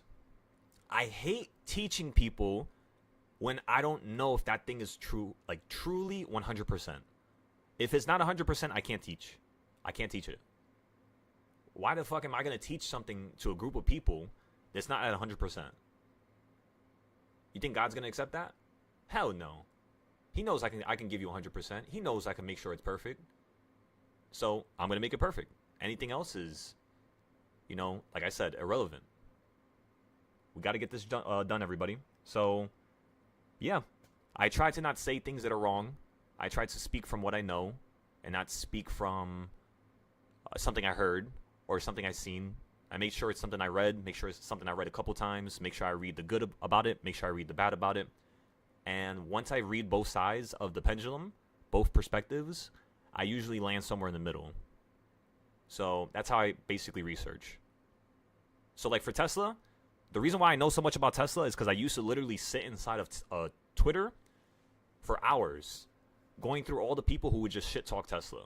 And imagine when you know this company has made you, let's just say 50,000. Let's just say you turn 10K into 50K and you're trying to change the world. You're trying to tell everybody, yo, this is actually a really good investment. This has an opportunity here. And then the whole world is saying, no, Tesla's bad. They keep getting into car accidents. They keep blowing up. The cars light on fire and you can't put out the fires and all this random chaos and nonsense. They're getting sued because of racial stuff. They're getting this. So it's a bunch of stuff hitting them all at once. I went through the forums. I went through, everything on Twitter. And the more I started looking at the people who were talking shit about Tesla, the more I started realizing these people have no idea what the fuck they're talking about. They just speak just to speak. They just want to look important. And that is not what God wants. That's something demonic. That's something that takes energy, something that pulls energy from people. That is demonic. We don't mess with that around here. So, ladies and gentlemen, try to be the best you can. Try to speak from what you know, not from what you think. From what you know that works 100%. Test it yourself. Be a test dummy. I love being a fucking test dummy, as you can see. I'm like my own test, what's called lab rat. And it's the funniest thing in the world because that's what life is about. Discovering something new about yourself. Increasing, your productivity. Allowing you to do more things and spend less time. It's very important, everybody. Very important, especially for trading. So go back to what we were talking about before. All this information is going to be posted on Twitter, Mumu, and on Discord and on the Patreon. But I'm going to show you guys our next 6-month plan. I have a good, solid plan for everybody here. Using the steps that Hoover wrote down the other day, the 10 steps to make everybody here a millionaire. It's just 10 steps. That's it. 10 steps you need to follow. And we're going to be posting that real soon, so be on the lookout for that. Right now, we're still down around 50%. It keeps shifting around there. So we're not going to average down just yet. We're not at reversal point 7 or 8, of course. Okay, so we did that. We got that done. I want to trade futures, but I don't like this right now. I kind of don't want to trade futures right now. This is too dangerous, and I don't want to lose my account. So let's not trade futures. Let's check out the notes. Okay, everybody. Culinary, thank you for the trade, doctor. So remember, everybody, I'll give you guys another. Actually, I know you guys work, so let me not be unfair here. That would have been unfair if I said that. I'll wait till the day's done, and then I'll say it. I want to see notes, and I want to see your trades, everybody. Remember, there's no reason why you should be in this group listening to me speak without having some things that you can execute on and show for it. Otherwise, you're just wasting your time here. So remember, execute, execute, execute. Do not sit on your damn hands. That's not what the universe is asking you to do. Don't wait for something to happen. Don't, allow yourself to procrastinate anymore. Truly create the world you always wanted to have. Truly become that person you always wanted to be. Get rid of those damn stupid ass habits. Get rid of those vices. Stop smoking. Stop drinking. Start working out. Right? Start eating healthy. It's a lot of work. And that shit, sometimes, it's not easy. It's not easy as just me saying it. And then you do it. And then boom. Your life is done. It changed. No. Sometimes you're suffering to the change. But that's what makes the change even more worth it. Suffering. That's what makes life real fun. The suffering. Sounds crazy, I know. But if you understand where I'm coming from and why I say it like that, you understand why it's the truth. Suffering is literally the best thing in the universe. It makes you feel alive. It makes you have emotion. It makes you not act like a robot, So, you have to understand that. Suffer more and be good at suffering. Become great at suffering. Because if you could do the hardest thing, everything else is easy. If you could jump inside of that ice bucket in the morning or whatever, ice bath or whatever, what do you call those things? Ice tub, cold plunge, whatever they call them, right? If you could do that every morning and it is 5 degrees outside and you just went outside of your house, put some ice inside of something, you broke the ice and then you got inside that cold ass water and you sat inside of it for a minute, you did the hardest thing that day. Nothing else that day is going to be harder than that. Which means you did the hardest thing in the morning when you first woke up. What happens is you start to be really productive. That's literally all I do. I do the hardest thing in the morning, which is the charts. I don't want to do the charts no more. I've been doing this shit for 6 years. Fuck this. But at the same time, I got to do it. If I don't do it, I'm not going to be able to have the same type of performance. So it's kind of like a double-edged sword. You know what I mean? It's annoying. I don't want to do this no more. I really don't no more, honestly. I don't need to do this no more. I have all my charts done for the next 6 years. The only reason why I do this is for you guys. That's it. Honestly, I could care less about options. That's the reason why you see futures on my screen right now is because I'm waiting for an entry. It's more fun. It's more harder. You know, that's what's going to give me value. That's what's going to make me feel like, you know, life is fun and chaotic again. That's what's going to make me feel like next week I might not have enough money to survive. You know what I mean? Because again, that's going to change soon. And when that changes, you're never going to have that feeling ever again. You're probably not going to remember when you were suffering. When you were basically only having 2 pennies in your pocket. Putting together quarters just to buy some food. Right? Come on now, everybody. That's what makes life worth it.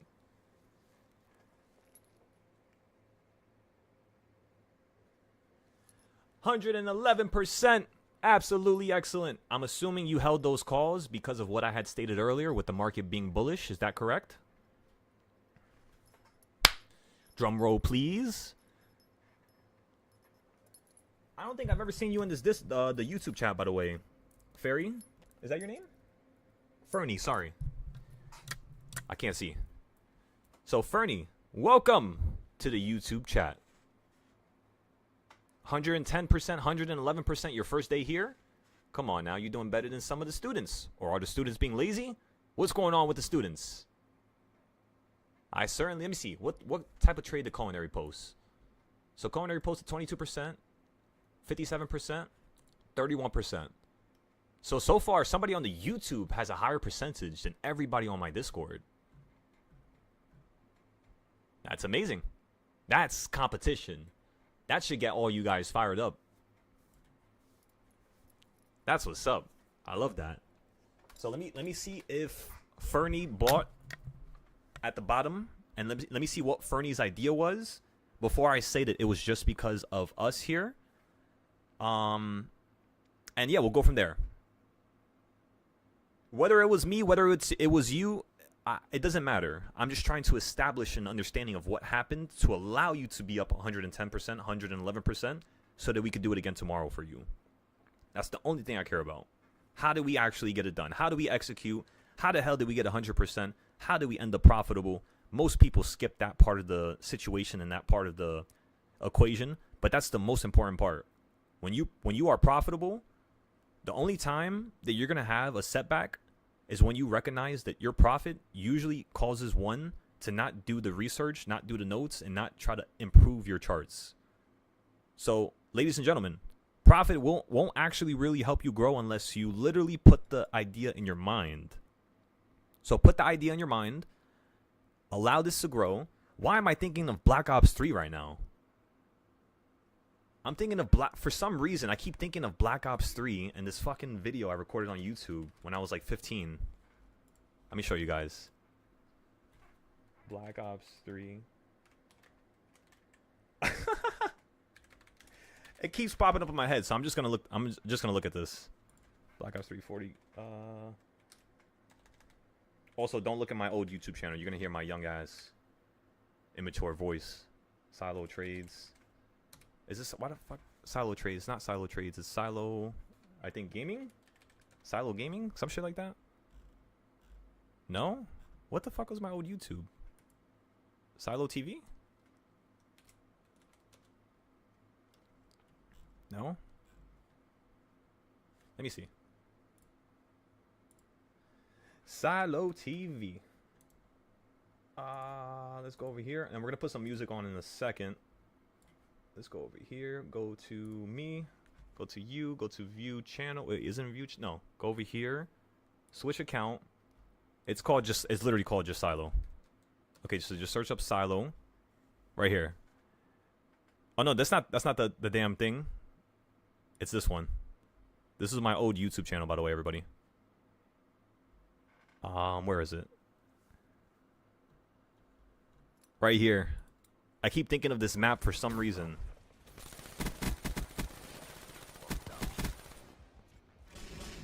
And yeah, I was undefeated in Call of Duty. That aim was terrible though.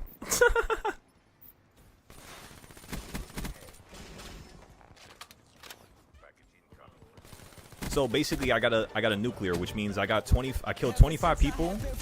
Oh no music. I killed 25 people in a row. And yeah, you get like a damn little thing at the top. And then the next game, right after this, I got another one. I'm not gonna lie, this shit was so much fun. Alright, there. We looked at it enough. This thing is lag. Why is it so bad, the quality?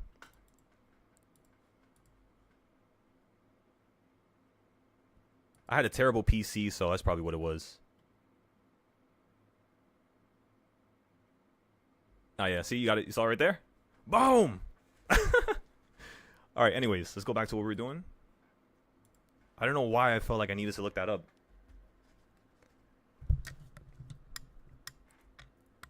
As you could tell, I definitely have some type of form of ADHD or some shit like that. When things pop in my head, it's like I gotta look at it. I gotta see it again. I gotta feel it. Okay, so, Fernie, you said, thank you, sir. Now I was saying 100% to what you were saying. Oh, sorry for the confusion. 111% profit would have been nice today. No, you're good. You're good. That's okay. Shit, we might get another 110% trade today. Yesterday, I wasn't even trying to get 110%. I don't know if you guys like noticed that.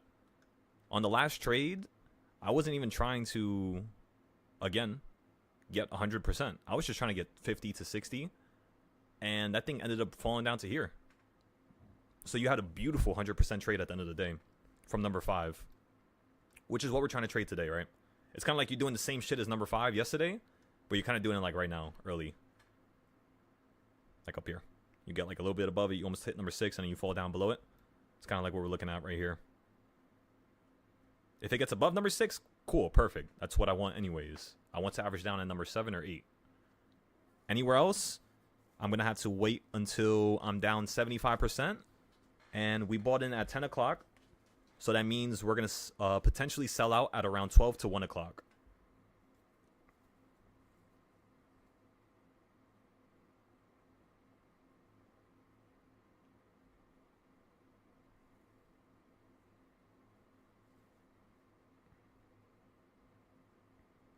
Wait, where's my blog? Is my blog page still here? Okay, update it. So this is my blog page. What I'm going to use this for is basically, in case you guys want to do this too, it's going to kind of be like a resume where I tell people who I am so that the history is tracked appropriately by the source itself. And yeah, I told everybody exactly what I did. Told everybody currently what we're doing, what we're capable of, just in case anybody wants to kind of battle with some ideas, bump heads, come up with some new plans, some ideas of, oh shit, what did I just do? Don't do that. My plans with trading and stock market stuff and teaching, links and social media, public classes. But I'm putting everything on one page for now, and then I'm gonna organize it into different sections here. So like let's just say somebody's on YouTube and they want to have the public classes like all in one location, but they don't have Patreon, or let's just say they got banned off of Patreon, or I don't know, Patreon doesn't work in their country or some shit, but this site works. I'll have everything saved here. And yeah, that's pretty much it. You guys should test this out. It's free. The only thing that sucks is you can't put pictures unless you pay monthly, which that's not what I want to do. I'm not trying to increase the amount of money I'm spending. I'm trying to decrease it, as well as allow me to be more findable. You know what I mean? Because my problem is that I don't like marketing. My problem is that I don't like posting. My problem is that I really don't like being on the spotlight. Really. It sucks. It's annoying. If it's fun, definitely fun, 100%. But I just hate it. I'm not really a social person. Meaning, reason why I'm bringing that up is because I want you guys to ask questions. Even if you're not a social person, just like me, just ask questions. Ask me, how can I improve my charts? This is what my charts currently look like. This is what I'm currently thinking about right now. This is what I was thinking about earlier. That's how it turned out. What I'm thinking about right now is this and this and this. This is how I expect it to turn out. Because when I buy into an options position, I'll tell you guys always, all the time, the first thing you're going to do is sell out at 20% to 50%. That's it. You don't have to worry about nothing else. I kid you not. 20 to 50%. That's it. That's the only thing you have to worry about. So now I know how much I want to make. The question is the potential for me to make that money there? So just because I could buy puts off of number 5, do you see how you got above number 5 and then you fell? That's because anytime you have a good location where you could buy something on, the location that's a little bit above it is going to be the best setup. So like the A+ setups are not just an A+ setup. The A+ setups are usually always on top of the A setup, which is usually where a person really gets into. Or, you know what's a better way to describe it? A+ setups are basically the levels in which people get stopped out at. Do you understand now? So remember, whenever you have a level that you know how to buy puts off of or calls off of, wait for a little bit more. I'm telling you, wait for a little bit more. Because you're going to catch the days where it does something stupid and aggressive like today, and you're going to be just fine, ladies and gentlemen. It's going to be like a walk in the park. Good morning, Strikes. How we doing over there? Frost, Exo. What's going on, Exo? Welcome. Welcome, Frost. How's the trades going, everybody? Remember, don't sit on your hands. What's up, Silo? Exo here. I'm out of the trade, still waiting for an entry. Got 20% on my long call, Okay. the 7 DT. So I'm just waiting for it to drop out of the sky and hopefully get back into the 7 DT call again. Hell yeah. That's what's up. Come on now, Exo. All thanks to you, man. I got a question though. My CS zones are different from yours. Yeah, so the CS zones that you're using is version 2, which is the one that I posted on the Discord. Right now, I've been testing version 3. I see. Version 3, what it basically does is it makes the CS zones even smaller. Why? Because, you know, if you have a big-ass zone and it's just consolidating inside of it, it's kind of hard to pinpoint the best location to buy from. You know what I mean? So True. What I started recognizing was because of futures, if you have a big zone and you're trying to trade futures, you could take a big loss before it even goes in your direction. So I needed something smaller, but I wanted it done the same way. So I figured out a way to go about doing that, and that's what it is now. It's pretty good. But honestly, the other zones, they work pretty good as well. So I'm trying to see which one's better now, version 2 or version 3. Oh, got it. Yeah, it got me scared for a while. I was like, how come I drew the CSS wrongly? Cool. Thank you. Of course, brother. Thank you. You know that? Thank you for showing up every single day. Thank you for having a family, having a job, and having all these different things that you got to worry about. Thank you for being across the world, 13 hours ahead of me right now, midnight, and you're still here. You know, the amount of grit you have, Exo, and dedication to this is phenomenal, brother. It literally, like, it gives me goosebumps. You know, it makes me want to try harder for you. Thank you so much, brother, for showing up every day as well. Come on now. That's what I'm talking about, brother. But yeah, everybody. How we doing? How we doing, Frost? How we doing, Zay? Cody? Andode?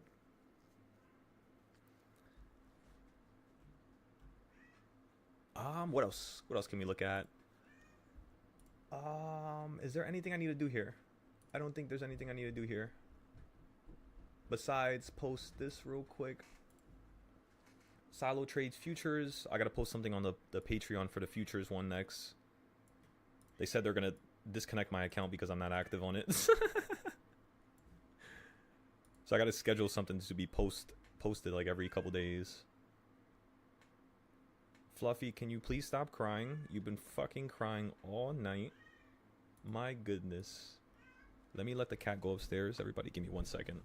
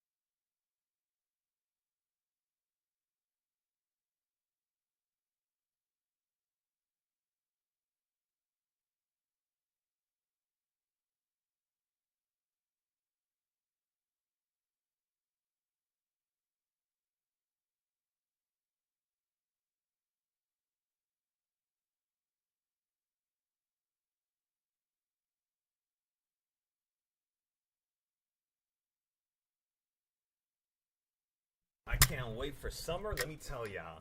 Summertime looking real nice. Summertime looking really, really, really nice. Get a few more withdrawals. Get a few more payouts. Make sure everybody here starts their personal account. And then once everybody starts their personal account, we could start aiming for $1 million, everybody.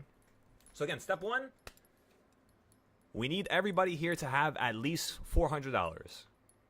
Can we get that done, everybody? Can you promise me you can get that done? When you have the $400, you're then gonna text me, and I'm gonna tell you what to do next.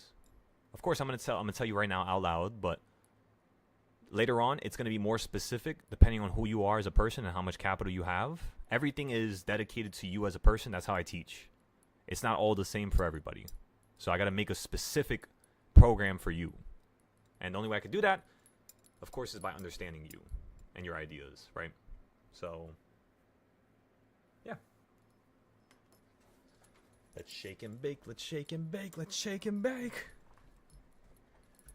I'm so fucking excited. I can't wait. All right, so boom, we got that done. We played those puts there. Very good put plays. Let's see what else. What else? Yeah, that is not good, actually. Now that I think about that, it's crazy when you have a clear head, right? It's crazy the amount of shit you start noticing. Like the last week, I've been noticing so many different qualities of life that I've never noticed. I don't know how, but it was those qualities that were actually necessary to be able to go to the next level, which is where we're actually on right now, the path of becoming, you know, the greatest trading group in the world, right?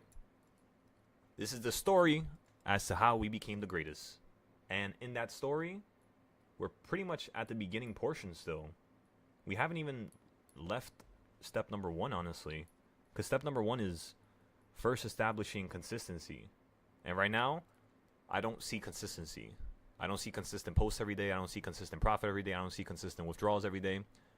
So until I see consistency, we can't go to the next level. You guys understand that, right? That's why for the last 2 years, we've just been trading cheaper options. Besides this year where I'm trading more expensive options because honestly, I don't really want to wait no more. I am 25 years old. I'm about to be 26. I have a lot of stuff I want to get done in life. We already mastered the stock market, the futures market, the crypto market, the Forex market, and every other market that has a chart. We've mastered all of them. So the next thing we have to do here is start to use what we have done, meaning learning the stock market, and pour that into other attributes or kind of like just levels of our life.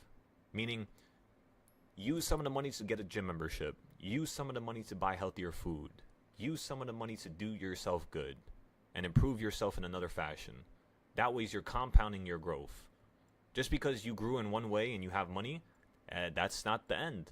You're then going to use that money to now make yourself grow even more, whether it's health-wise, financially. You know what I mean? That's the compounding that I'm talking about. And in order to get that done, you can't let off the gas. I'm talking about everybody here.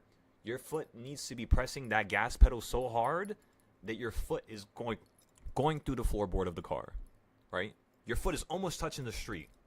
If you can't do that, and you can't hold that for at least a week to 2 weeks, you're going to get obliterated sooner or later. You got to be able to stand your ground. And sometimes standing your ground means being down just like how we are right now, 60 to 70%. That's what that means. We're still going to make this trade work out. We're still going to make this happen. We're still going to make sure we end up profitable. That's what real devotion and grit and confidence is. Right? In my opinion. I don't care if this is not working out right now. I could care less. I'm still going to make this work out. And as long as you can have that in your brain at all times, that's the only thing that matters. I'm still going to make it work out, everybody. I'm still going to make it work out. I don't care how hard life is hitting me right now. I don't care how things are not going in my way, my direction. I don't care how, I'm not leveling up as much as these people are around me. It's still going to go my way. I'm still going to get it done. I'm still going to be relentless. And as long as you can have that quality, yeah, you're going to be great. You're going to be great with trading. A lot of people, they give up and they start crying. And then they don't want to do it no more because they're too hurt. Come on, everybody. That don't make no sense to me. That's weakness. And we're not weak here. Every single one of you lovely individuals is extremely smart, intelligent, and of course, very strong. Come on now. No weakness. Don't show weakness, everybody. No weakness. No weakness. Please. No weakness. Don't say, oh my God, I could have sold it. Oh my God, I sold out early. I don't care. What's the next trade? What's the next idea? That's weakness. I should have, could have, would have. Weakness. I didn't get into the trade because I was scared. Weakness. Get rid of all that shit. That's what destroys you as a trader. That's what did destroy me in the past. But then, of course, I had nothing else to do, so I just stuck with it. I don't even know how I actually stuck with it, really. I've never stuck with anything this much in life. I've given up on everything. I went to the gym for a little bit, worked out, got my weight up, gave up on it. I was in school, I was doing really good, went to a better school, gave up on it. I had a job, was doing absolutely phenomenal at the job. The managers offered me a manager position, I gave up on it. I was doing Uber, I was making $1,000 a week. I started working less because I didn't need to work as much to make the same amount of money. I gave up on it. I started a Shopify business and I started selling some products. I made some money and then I gave up on it. I started recording YouTube videos. I started editing since I was 15 and then I gave up on it. I started drawing so many animes and then I would give up on them. I would give up on everything. Everything. This is the only time I've never done it. And it was weird because it was like a breakthrough for me. You know what I mean? And once I started noticing that breakthrough, which was the quality of not giving up. That's it. The quality of being unstoppable. Once that's something you possess, everything goes your way. I shit you not. That's how it happened to me. You just don't give up. Eventually it's going to work out. But don't just not try and do your notes and then you're half-assing things and then there's no purpose. You're not going to feel rewarded after. Even if you make some money, you're not going to feel, you're going to be able to do whatever you got to do. You'll take care of your bills. You'll take care of your debt. You'll fix whatever you got to fix. You'll buy yourself a house. You'll buy yourself a car. But then you're going to be by yourself inside that house or inside that car, with nothing that significantly rewards you. Nothing that feels like it's, it's the reason as to why you're waking up every day is what I'm trying to say. That shit is so important. That shit makes people drink. That shit makes people smoke. But when you have something that's valuable, when you have something that you could look up towards, you don't do that stuff because the actual quality of succeeding is way more beneficial than that short-term pleasure. A lot of people like short-term pleasure, including me. I love it. Of course I do. I'm just like you guys. But in order for us to be the greatest people in our books, in terms of trading, in terms of whatever else we want to do in life later on, we got to make sure we possess that skill. Be relentless, be unstoppable, and do not give up. And that's step 1. Step 2 is actually executing and showing yourself that you could do this. And then, of course, step 3 is teaching others around you. Right? 3-step plans change the world, everybody. Learn it, perfect it, teach others. Learn it, perfect it, teach others. Learn it, perfect it, teach others. Teach as much people as you can. Okay, so boom, we talked about that. We can get less philosophical now. Let's go look at our position here. Let's see how much we're down. 53%. Still stuck at that same level. So we're not going to do nothing just yet.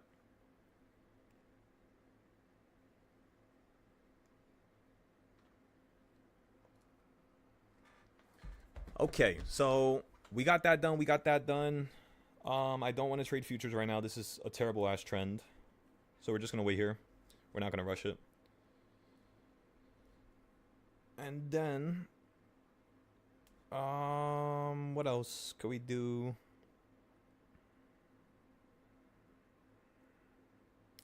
I don't think there's really nothing else to do here if I really look at it. We made some money today. We made $400 off of trade number 1. Trade number 2 is currently down right now. We made some money with futures, so that was pretty good, right? We made some money there. We made some money here. So far, we took no losses yet, but we are down on a trade. And yeah, let's put some music on, everybody. By the way, sooner or later, I'm going to create a website so that you guys can watch me live on it. And we're going to go off of, we're going to remove ourselves off of YouTube. Or you know what we'll do? We'll probably still have YouTube on, but I'm going to have my website because I want to be able to play music. I want to be able to do whatever the hell I want to do. I hate having to deal with people who place unnecessary stupid ass rules to something. Like, how the hell does my account keep getting banned every single time? You know what's crazy? The last time my account got banned, it wasn't even because of me playing music. It was because somebody joined the Discord and played music when I wasn't paying attention. Like, I wasn't home. I was probably outside taking a break or something. And when I looked at the song, I'm like, I don't listen to that. Why the hell am I getting a copyright strike for this? I told them about it. They said, sorry. We found that you still are going to be held accountable for it. And you still can't go live for another 2 weeks. They said if this happens one more time, you won't be able to go live for a month. So the next time I get banned again, it's going to be a month this time. So before that shit happens, before they try to remove, you know, this amazingness that I'm trying to create, just because of music, we're going to create our own thing and make sure that, you know, people can find us. We're going to make sure we could build this community. There's a lot of people out there who don't want to help people. A lot of people out there who make people pay for stupid ass courses that have no fucking value. You know who's one of them? Should I say it?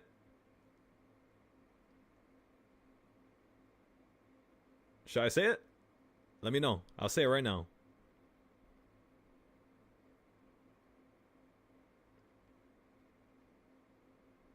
All right, fine. We won't say it. Fine, we won't say it. We won't say it. But just know they're a big YouTuber. Their name starts with the letter M. So you can guess. I looked at their courses. I looked at what they post. It's garbage. It's garbage. They tell you how to trade, and within a month, 2 months, 3 months, 4 months, then you're making profit. With me, it's the first day. The first day you're here, you're making money. Why is it like that? I don't have more money than him. He's smarter than me. 100% this guy is smarter than me. At least for now. But how? How am I helping almost 100% of my Discord, and everybody here is having almost 100% win rate, and in the other groups is only 10%, 20%, 30%? How?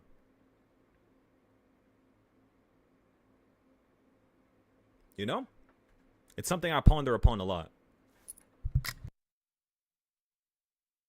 You said say it? Meet Kevin. I met him in person. Absolutely terrible. His energy, I don't know what was wrong with it. Something felt fucking really wrong with him. Like he was doing something really wrong. And this was about 2 weeks after I purchased his course.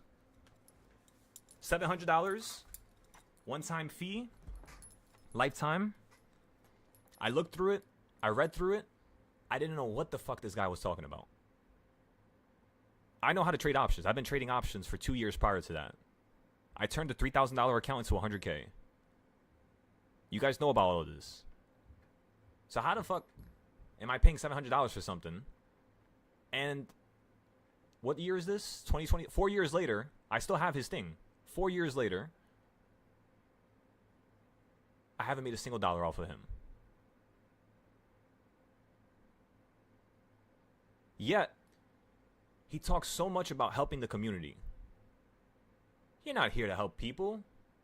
That's why you put your company on the stock market. Just trying to get money. You know? That's all he's trying to do. It's just make money. Make money off of people. As much as he can. However, he is very smart. Fucking stupid smart. That guy's productivity is something I even aim up towards. Or look up towards. He's very smart. Very intelligent. It's just he doesn't really want to help people. Just like another guy that starts with the letter K. Which that name I'm not going to say because I don't like this person at all. And I don't even want to give them the luxury of me saying their name anymore. Meet Kevin, I don't really give a fuck about him, honestly. I met him, paid for his thing. I met him in person.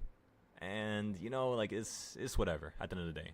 He could be in his own world. I could be in my own world. We don't need to cross paths, and that's it. But for the other YouTubers, screw every single one of them. Do not listen to these dirty people. They don't have your best interests at heart. How do you know? Stay there for a week. Are you profiting or no? There you go. That's how you know. I don't care what people are saying. I don't care what their community is saying. I don't care what people have stated they've done with this person. Can I join and can I get it? Can I get it done? Can I put in the work and actually see results? Because if not, I'm leaving. You know? That's just all it is. So I'm telling ya, these people, they don't really care about you. They just care about money, money, money, money, money, money, money, money. Money, money, money, money. Money, money, money. But you know why, right? It's because they don't know how to actually trade.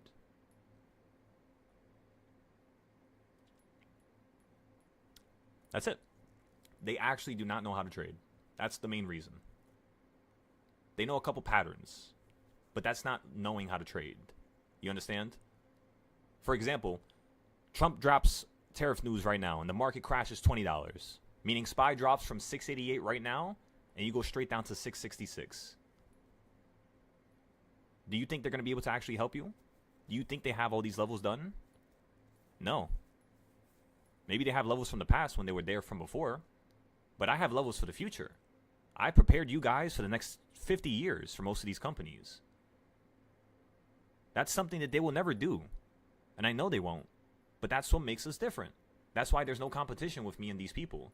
That's why I know we're going to be the best trading group in the world.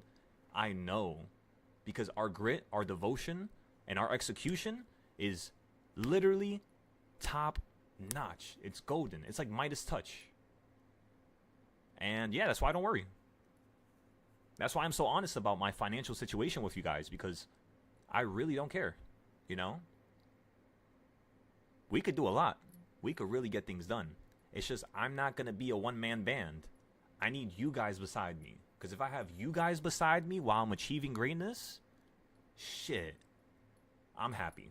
That's all I want. I want greatness, again, everybody, with you guys, not by myself. That's whack. It's boring. It becomes repetitive. It becomes mundane.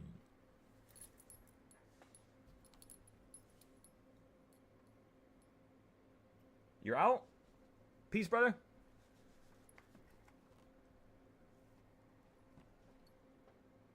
Sorry, I don't know if you are a lady or if you are a man. I'm apologizing now. Because sometimes I say brother and then, you know, it ends up being a female. I apologize if you're a female. I apologize also if you're a man. But peace out. Excellent day today. I hope you enjoyed your first interpretation of this group. Tomorrow, the goal is going to be to play off of the reversal points that didn't work today. So we're going to watch what reversal points are not working out, and then we're going to trade those tomorrow. And that's it. That's all we're going to do here, ladies and gentlemen. Shimmy and shake, shimmy and shake.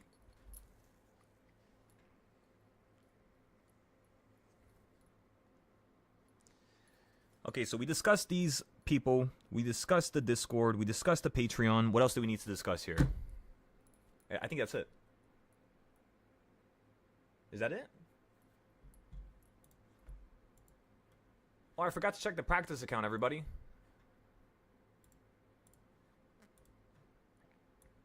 So on the practice account, remember how I told you we bought 5 contracts and I wanted to sell it for $1,500? So we sold it for $1,500, just like we said. I just forgot to look at it. I apologize. We sold it at 10:30. So now you're over here. Honestly, I kind of want to... We're going to do it again. Order Short. filled. We're going to sell out right there for 1,000. Looks like you're going to hit the bottom of this BB, which is the Bollinger Bands, of course. We're already up 62. Now we're down 125. Remember, this is futures. Futures, futures, futures. Down 250, down 300, down 375. This account, we have a $5,000 buffer because it's the practice account. But again, it's the same thing. Same thing as your combine. You're getting into the same entries. Nothing's different. I always love practicing first before I actually trade my my main account because it removes my anxiety. You know, I'm a human just like you guys. I get a little anxious sometimes. Sometimes I forget about a trading style I created a year ago, which helps me with a certain type of situation or market predicament. It changes, you know. You got to be fluid. That's the crazy part. Everything is all over the place and chaotic and nutty and crazy and, you know. So you just got to take what you can and run away. Right now we're up $375, $430. I kind of don't want to watch this, so I'm just going to sell it right there for $560, up $562. Order filled. Sold right there for $500. 2 trades in, no losses, $2,000 profit with tiny little trends. This is like 30 cents on SPY. So imagine if you catch a $5 move on SPY on the futures, you would basically profit. Let's think about it for a second. 30 cents is about $200 on one contract. $200 times 5 contracts, that's $1,000 profit. So if you go with 5 contracts and you buy, and 30 cents is $1,000, 60 cents is $2,000, 90 cents is $3,000, 90 cents times 5 is $15,000. So let's just say you bought calls at the beginning of the day, like when I told you guys that the market was going to run up all day because the weekly told me that, right? You guys would have been up 15K right now on the futures. Just by trading a small account. Of course, you're going to need the margin, so you're going to need a 50K account. But then again, this is not your money. This is a prop firm. They give you the money to be able to trade. So what you need to do is just not take a big loss. That's why you don't see me holding too long here for the practice or for my actual account, because even on the practice account, I could lose it. And then I got to reset it. I lost it last night by an accident, actually. Oh, no. I thought that was my account and I could reset it for free, but I didn't know it was a practice account. So I resetted the practice account 3 times back to back thinking it was a real account. And then when I went back to the damn practice thingy, it was saying that I was back at 0. Because remember, yesterday we made 6,000. So now we're only up 2,000 in total because I resetted it by an accident. But yeah, we didn't actually lose it yesterday. I think that was 2 days ago we lost it. Yeah, that was 2 days ago. That was 2 days. That was on Friday. Not 2 days ago. No, Monday. Sunday night, when we started trading again, we ended up losing the account. And then we reset it again. And then now we're pretty much up 2K. Yo. Who's that? Is that Zay? What's good, huh? What's good, doctor? Going, stacking, sitting back, relax. Said you up 2K. On the paper account. Oh, on the picture account. And then on the actual combine, right now we're up 230. We've taken 2 losses. The first loss was 116. That loss right there was 3 contracts, and why did I The have a contracts loss? of ES. Yeah, it was 3 contracts of MES, and it was Oh, last. MES. Yeah, on the combine, I'm not gonna trade ES right now because it's just, you know what I mean. I could lose the account very quickly, so I'm just gonna trade with something that I know I can't lose the account with, which is MES. I mean, you can still lose it technically, but we're gonna cut it if anything. So I want to show you guys my So trade. far, I'm green for 11 trades. Right Green now. for 11 trades. That's excellent, brother. There we go. That's awesome. Yeah, I like this little sideways shit that it was doing because, like, I don't mind when the market moves sideways. I just hate when it's moving sideways, like only like 4 little bips. Like, what the fuck I'm supposed to do with 4 bips? But it's been moving pretty good right now. Got you. Okay. For Strike. MES. Strikes. So what's gonna happen is I'm gonna be on the YouTube for the next 2 weeks, and then for the next month, meaning for all of March, I will not be on YouTube live at all. I will be just on the Discord teaching the students and making sure that every single one of my 30 students that we currently have right now, because a lot of them had to be kicked out unfortunately because they weren't following my rules. So for the 30 that currently remain, I'm going to make sure that these individuals all hit $500,000 within the end of March to April. And then in April, once I have an apartment, once I have my new car, once we potentially maybe start traveling again, in April we're going to start going live. But once I have my house, my apartment, whatever. And then I'm going to start using a face cam once I have my apartment. I know you guys want to see my beautiful face. I'm just fucking with you, by the way. But not yet. So Pulling I'm up thinking. today? Say that again. So you pulling up today? I'll be down to pull up. Hell yeah. Do you think you could scoop me? And I scoop you. That's a great question. That is a great question. Yeah, if it's like too much, bro, of a burden, you know. Nah, I'd rather just like get you an Uber or something.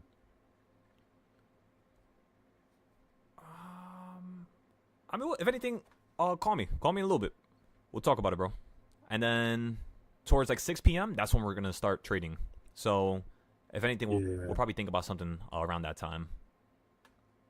Yeah, definitely. I don't have my car, remember? Okay, that's okay then. We'll figure it out. Yeah. Just I'm trying to make these steaks, not gonna lie. Hell yeah. Hell yeah. Just keep staring at me. Okay, so, but yeah, that's my plan. All of March, no YouTube live, no nothing, just straight up focus, pedal to the metal, straight structure, and straight evolution. We're not going back to zero no more. We're making sure that everybody's life is completely changed from here on out. The only problem is I can't do that when I'm, worried about the YouTube, when I'm worried about the public classes, when I'm worried about so many other attributes. So I had to narrow it down so that I only could basically worry about one thing, and that one thing is making sure that individuals can hit 500K. Of course, there's other variables that go into that, but the main idea is everybody needs to hit 500K. So yeah, that's the goal. Not yet. Not yet. It's still early. It's still only 12 o'clock. Just chilling right now. Just chilling. We were down like 60%. Now we're down only 30%. So yeah, like I told you guys, the market, if it shifts because of how slow you're moving, you're just going to get all that value back without averaging down. So there's no point to stress yourself out, put more money to something, and then potentially lose more money unnecessarily. You know what I mean? If it's 2 o'clock, 3 o'clock, you have a problem. Since it's only 12 o'clock, we don't have a problem. Let's be honest here. We're as cool as a cucumber. Jinx, do you have food? Let me feed the bunny real quick. I'll be right back, everybody. Also, I'm gonna give her some water.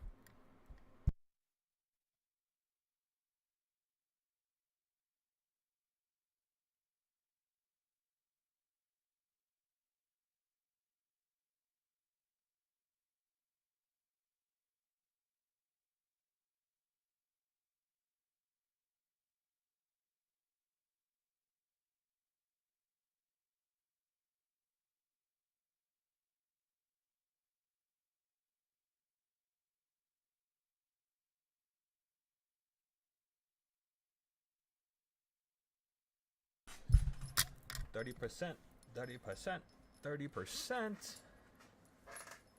Alrighty.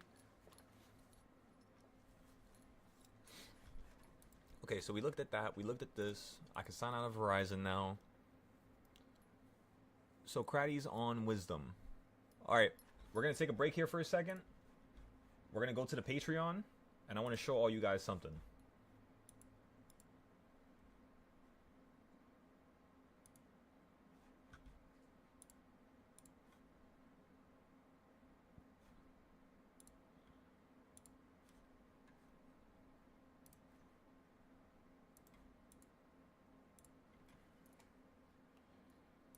Okay, so we're on the Patreon. We're on my server. I have...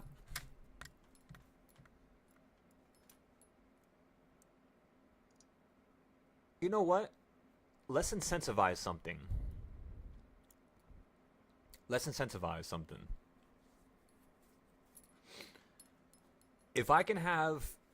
Who's currently in my Discord right now? So currently we have 1, 2, 3... 4, 5, 6 students. Everybody else left. So we have 6 students right now. EXO already had a positive trade, so he's done. If I could see a positive trade from every single one of you guys, Isaiah told me he was done. He also has 11 trades in a row profit. I love that. That's what's up. So Ando, John, Sami, and Cody, I need to see some trades from you guys. If every single one of you guys post a profitable trade, I'll potentially do something for you guys. That's for the Discord.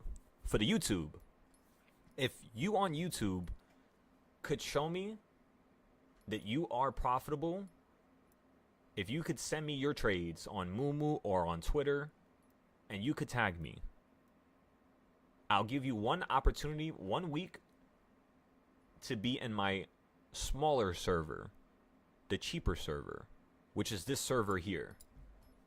This is the cheaper one, the Silo Trades Mini. But I'll show you guys that in a second. And yeah, so if you guys could show me that you're profiting 3 days in a row, I'll let you be a part of the $50 server, which is going to be $200. This server here is going to be basically just 1,000. As you all could tell, it's just at 1,000 right now. I removed everything else. So if you guys would like to sign up for $200, again, I'm giving you one more opportunity. Text me. Let me know. Let's just say you need 3 days. I can give you 3 days. If you need 5 days, I can give you 5 days. That's no problem. Just, of course, be logical here, you know? And yeah.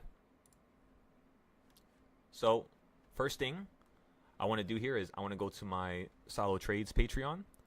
And then I want to go into my motivation folder. This is what I want you guys to do every single day. You guys don't have to actually pay for this. This is all free. I do post a lot of stuff here for free too. So. Maybe, just maybe. Let's watch this together. Let's watch it. Ready for this?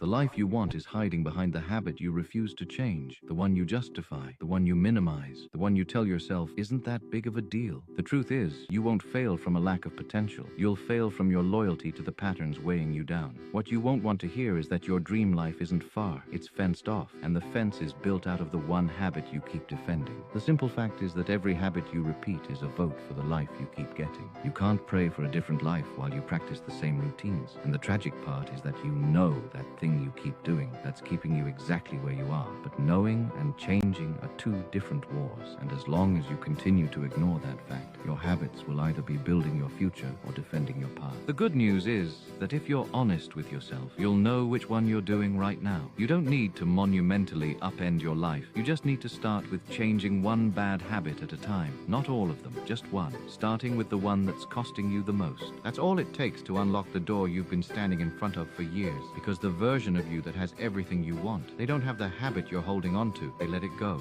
And the moment you do the same, everything changes. Let it go, let it go, let it go. I'm telling ya, let it all go. In order for you to become the best, you really had to give up on everything else. Sounds crazy. A lot of people don't want to do it, and that's the reason why they don't go far. Don't The reason think why about I it. went Don't far talk is about I it. gave Don't up on everything. I really did give up on everything, and I'm not mad about it. It's a little lonely, shit, but my success and the level that I've gotten to has made me as a person stop looking at myself like I'm such a dummy. It's made me as a person feel like I have potential. It's made me feel like I could go far, you know? Because that interior response, how you feel about yourself, is very important. And if you can't make money, if you're not consistent, if you have a job, you could get fired at any moment. That's not security. You know what I mean? So you technically are always living on edge. You know what I mean? That's the case. But I gave up on all that shit. And now I no longer have to ever live on the edge.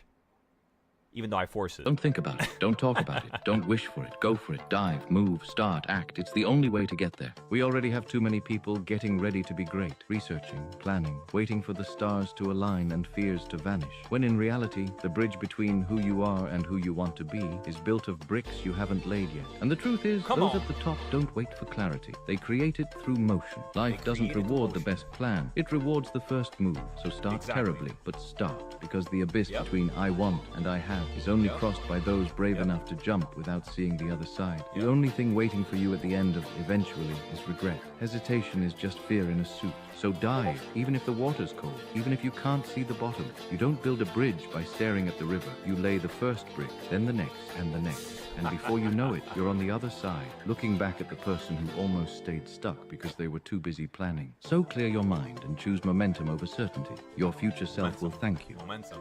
Momentum, ladies and gentlemen. Momentum. Momentum is the most important thing in this universe. You got to control that momentum. Sometimes we're motivated one day, but then the next day we're not. The biggest risk you'll ever take in your life isn't failing publicly. It's quitting privately. Most people are terrified of the world seeing them fail. They're scared of the judgment, the comments, the I told you so's. But public failure is just a bruise. People saw you try. You took the shot. You put your name on something. And yeah, maybe it didn't work. Maybe you looked stupid. Maybe you got humbled. But you can recover from that. What you don't recover from. Many times I took trades with you guys, and we ended up taking a loss. You know, when I was first teaching, when I first started to get into this, we still took losses. I still look stupid. I still, you know, had to have people, great people, leave my Discord because I had them take a loss. You know? And you know how much that hurt me? Because if I would have just put a little bit more effort in, they wouldn't have had to deal with that. It's just I didn't know what to do at the time. All I knew what to do was just move. That's all I knew what to do. That's all I could do. You know? Was just move. Make things happen. And we made it happen. You know what I mean? But yeah, that shit did not feel good. It felt like a burning punch. Like every single time I would have a loss, I had people on Moomoo calling me out, telling me I'm stupid. I had people on YouTube telling me I'm stupid. I got people on Discord angry, even though they're not saying nothing. I have friends angry. You know what I mean? That's what happened 2 years ago. And it was the worst thing in the world. It was like I was everybody's enemy, even though I was trying to help everybody. And I didn't like that. So I put more work in. And I made it happen. Maybe you looked stupid, maybe you got humbled, but you can recover from that. What you don't recover from is the quiet decision to stop. There's no dramatic moment. No one even knows it happened. It's just you, slowly making peace with a life you didn't want. The cold reality is that's the most dangerous moment of your life, because no one will know you quit except you. And the worst part is that you'll never know. You'll never know how close you were, what you could have built, who you could have become, because you quit before anyone could stop you. The world can forgive your failure, but you'll never forgive yourself for not stop trying. So if you're thinking about quitting right now, if you're in that moment where no one's watching and it feels easier to just stop, don't. Not because it's going to get easier, not because success is guaranteed, but because the version of you 5 years from now is begging you not to. The world doesn't need another person who played it safe. It needs someone who refused to quit, even when no one would have known. Doesn't that shit give you goosebumps? My goodness. We gotta hear that last point again. Wow. 5 years from now is begging you not to. The world doesn't need another person who played it safe. It needs someone who refused to quit, even when no one would have known. It needs somebody who refused to quit, even if nobody would have ever known. You know how many times I was charting late at night with nobody else in the Discord? You know how many times I was creating classes? You know how many times I felt alone? And the only thing I knew that I could do in the moment to make myself feel better was finish this? It felt like the worst, not to be dramatic. It felt like a lot. It was a lot of shit. But we got it done. We got it done. Did anybody see what I did? No. Will people ever see what I did? I mean, who knows? I don't care. I can care less. In the beginning, I actually really wanted people to see that I knew what I was doing and see that I was a good trader and see that I could help them and, you know, see that I was some type of level of smart to be able to execute and get things done. Of course, that I really wanted people to see me for something. And then at a certain time, I don't know what it was, probably like the last year, I stopped caring about that shit. And it's been the most fruitful thing in the universe because, you know, not to get too religious or too spiritual, but, you know, the kingdom of God starts within yourself at first. It doesn't start at a church. It doesn't start at a mosque. It doesn't start at some type of religious temple. It starts with yourself and your own mind. And sometimes I would be so lost and so stuck that I wouldn't have nobody to talk to except him, the one man in the sky, ladies and gentlemen. And I would talk to him every day. And you know what's crazy? I would feel better every day. I would have more strength to get things done that next day. I would have the opportunity to show myself that I could prove to myself that I'm capable of helping people. And it's the craziest thing in the universe, you know? He sees you. Trust me, he sees you. He sees you. And he's very proud, you know? Even if you don't go as far as you should have went. He doesn't care. He wants you to make decisions for yourself, good or bad. And where that, where that leads you to end up at is your decision. That's what you chose to do. You know what I mean? But he's always going to be happy. He's always going to be accepting of you. And that's the one thing that I didn't understand. And when I started understanding that, I stopped looking for attention from people. Because he's the only attention I need. God is the only attention I need. That's it. He's the only one that's standing on front row seats, watching me perform in a stadium full of empty people. And he's clapping and screaming. I hear him. I feel it. So, I'm telling y'all, that's my interpretation of it. I'm not telling you to believe in something you don't need to believe in. It's everybody's journey to believe in something and to find your way. But that was my journey. That's basically what happened to me. So, yeah. Also, this is another one of my problems. Another one of my problems is I tend to help people too much. And it sets me on fire just to keep others warm. So please, do not do that.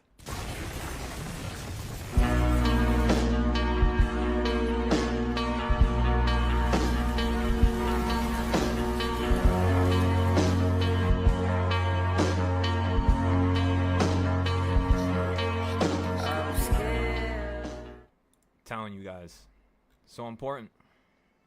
Relax on a bus when you don't know the driver. You relax on a plane when you don't know the pilot. You relax in a ship when you don't know the captain. So why you don't relax in life when you know that God is in control? Where you're at in your life, if you're uncomfortable, if you're mad, if you're upset, listen to what you're asking God for and realize that he's putting you through what you're praying for. So if you want to be great, know that you have to go through things that will make you great. Come on. If you want to be a person who has empathy, he's going to put you through a trial where you have to be empathetic. You understand? It's all trials. There's no easy way out. Stop thinking that there's an easy way out. It's never going to be that way. Never, never, never. You've never. always had what it takes. You just haven't done what it takes. The problem was That's a good video too. you don't need to fake it till you make it. You need to learn it till you earn it. Nah, I'm not feeling that Today one right now. is the youngest you'll ever be again. Nah. Tell me, how do you intend to... That one's not bad either. That one's not bad either. Be the person who still tries. This one's After good. failure, after frustration, after disappointment, be the person who musters up the courage to believe that a new attempt can bring a new outcome. Not because the odds are in your favor, but because you refuse to let it define your future. Next video. We're gonna go through a couple of them. Break the pattern today, or the loop will repeat tomorrow. Break the pattern today, or the loop will repeat tomorrow. You must break the pattern today, or the loop will.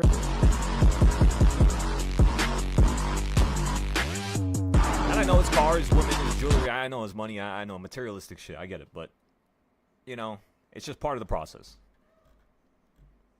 Togi. The guy walking wishes he had a bike. The guy biking wishes he had a van. The guy with the van wishes he had a sports car.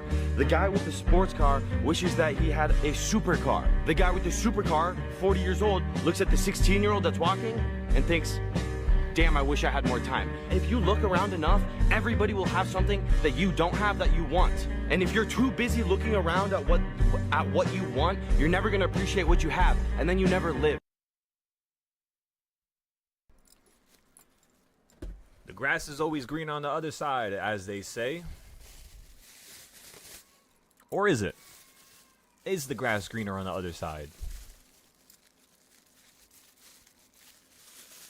You understand?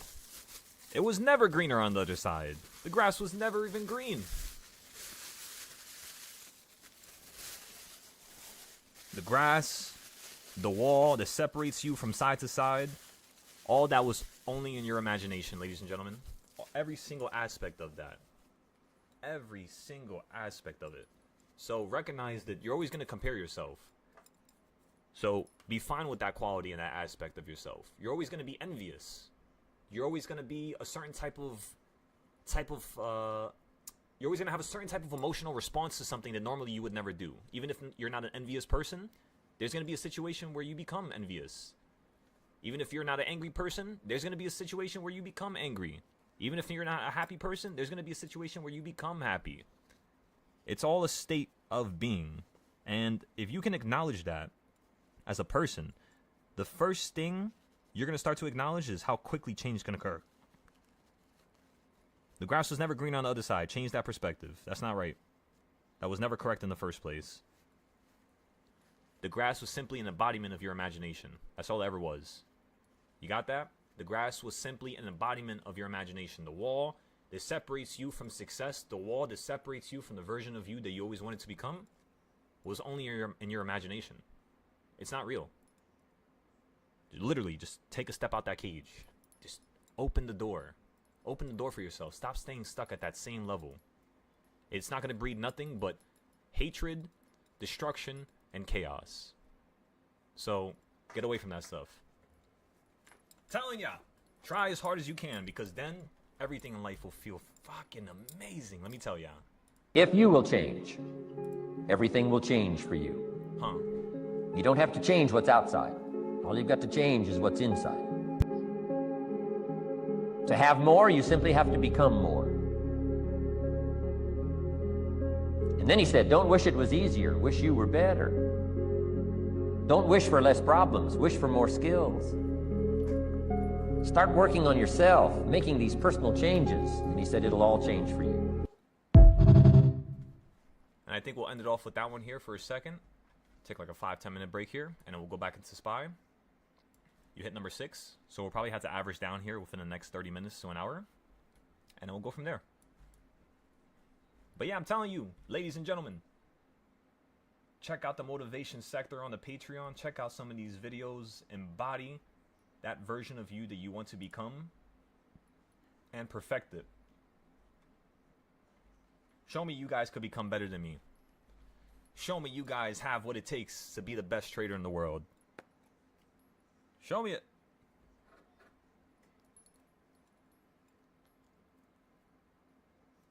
Remember, I'm your competition. There's nobody in the world that's your competition but me.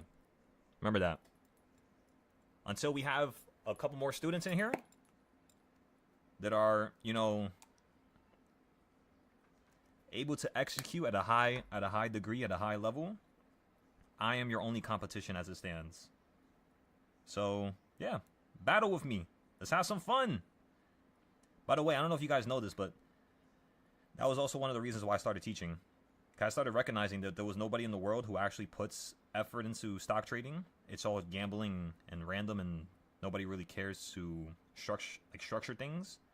So what I wanted to do was I wanted to create a group of highly intelligent traders, so I would be able to actually compete with somebody. Because right now there's really no competition in the world, no trader at all. I look at their charts, I hear what they have to say. First thing they talk about is a fucking fair value gap, which is an indicator. How are you using an indicator to perfect your trades? Yeah, does it work? Yes. Is it always gonna work? Hell no. That's why these people are not able to be at a certain level. You know, they can't breach through a certain wall, let's just say. And it's because the indicators are holding them back. They're looking at the market too simplistically? Or I guess with too much of a simple mind, too much of a simple lens. And that's why, you know, they end up having losses. You know, I have 100 trading styles. You guys know that, right? I talk about it all the time. I have 100 plus trading styles because last night we actually made 5 more. So these trading styles are made from price action. They're not indicators.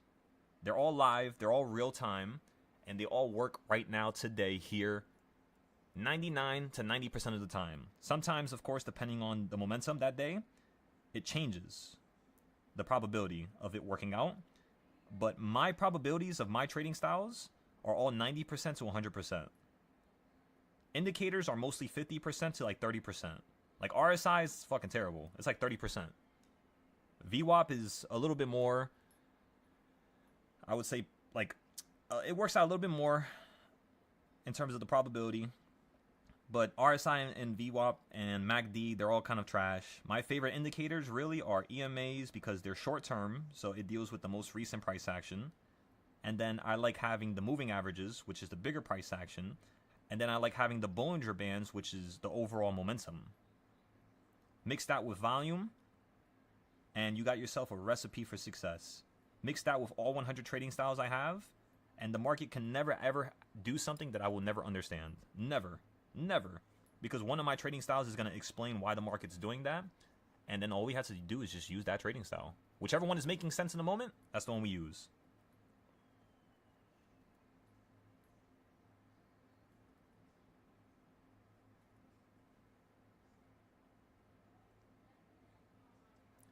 Alrighty. I think what I'm going to start working on now is... Oh, shit. Sorry. I think what I'm going to start working on now is going to be... the reversal points for futures. This will be the best trading style in the world for futures. I just have to finish it. And what better time to finish it than now, when the market's moving slow as shit. Slow as can be. I can't wait for this next month. This next month is literally going to feel like a damn... like an anime or some shit. Like a training arc. Are you guys ready for this?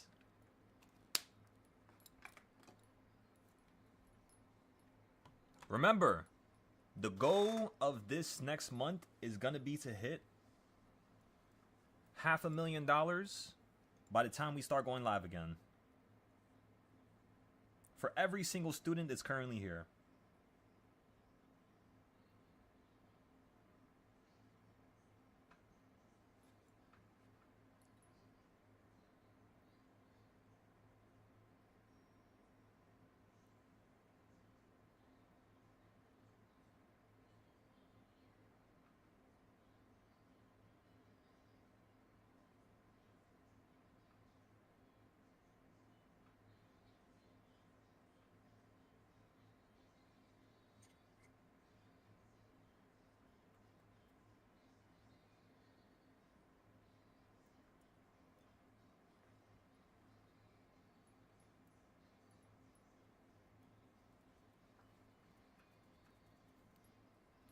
right, everybody, just give me a moment here. Let me take a little break for a second. And then we're going to get right back into the groove of things.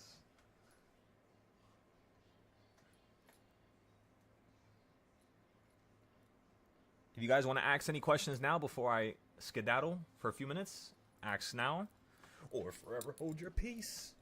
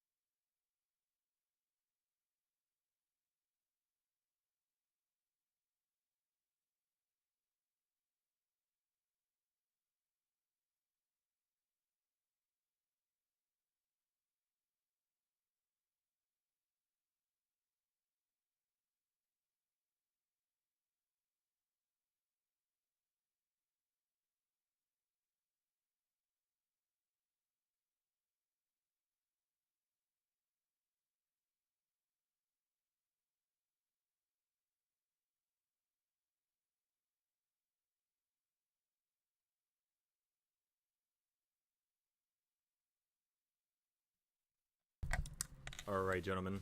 Let's continue. So yeah, what we could do here is we could just start playing MES contracts and just have tight little stop losses below the CS zones. And then we'll go from there.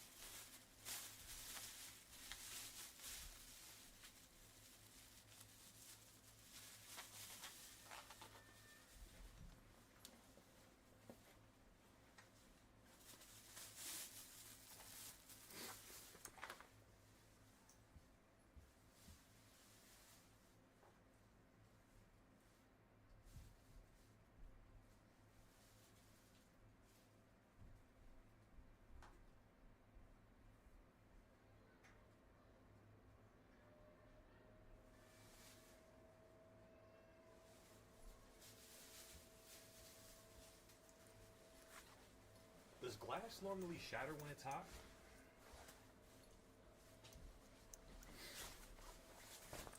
It's a question I've always had.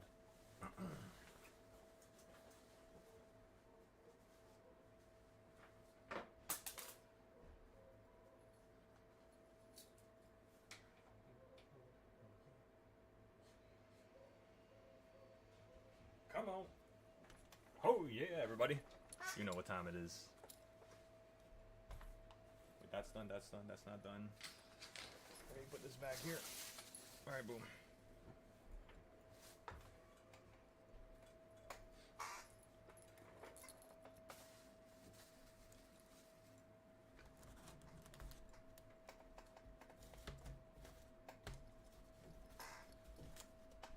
Sorry, I have a weird tendency to once I start cleaning stuff, I have to make sure everything's perfect.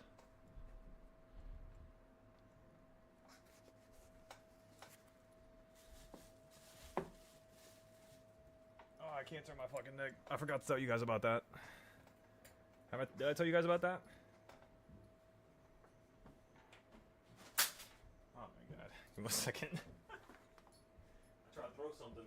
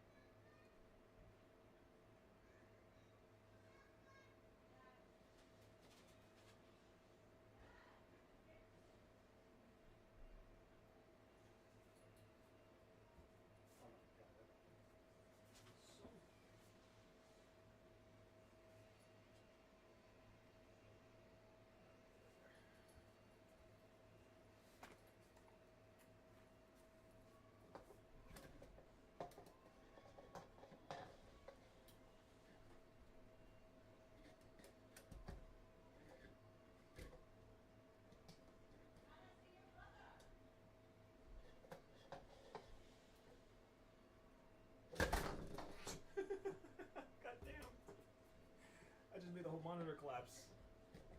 Give me 1 second, everybody. I was not planned.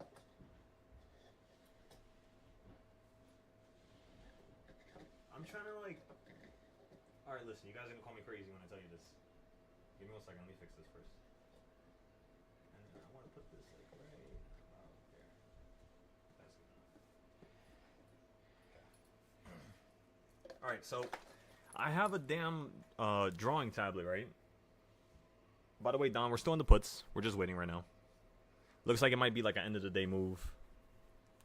If it ends up being another staircase upwards to number 8, that's also possible, right? For example, look at number 6 and number 7.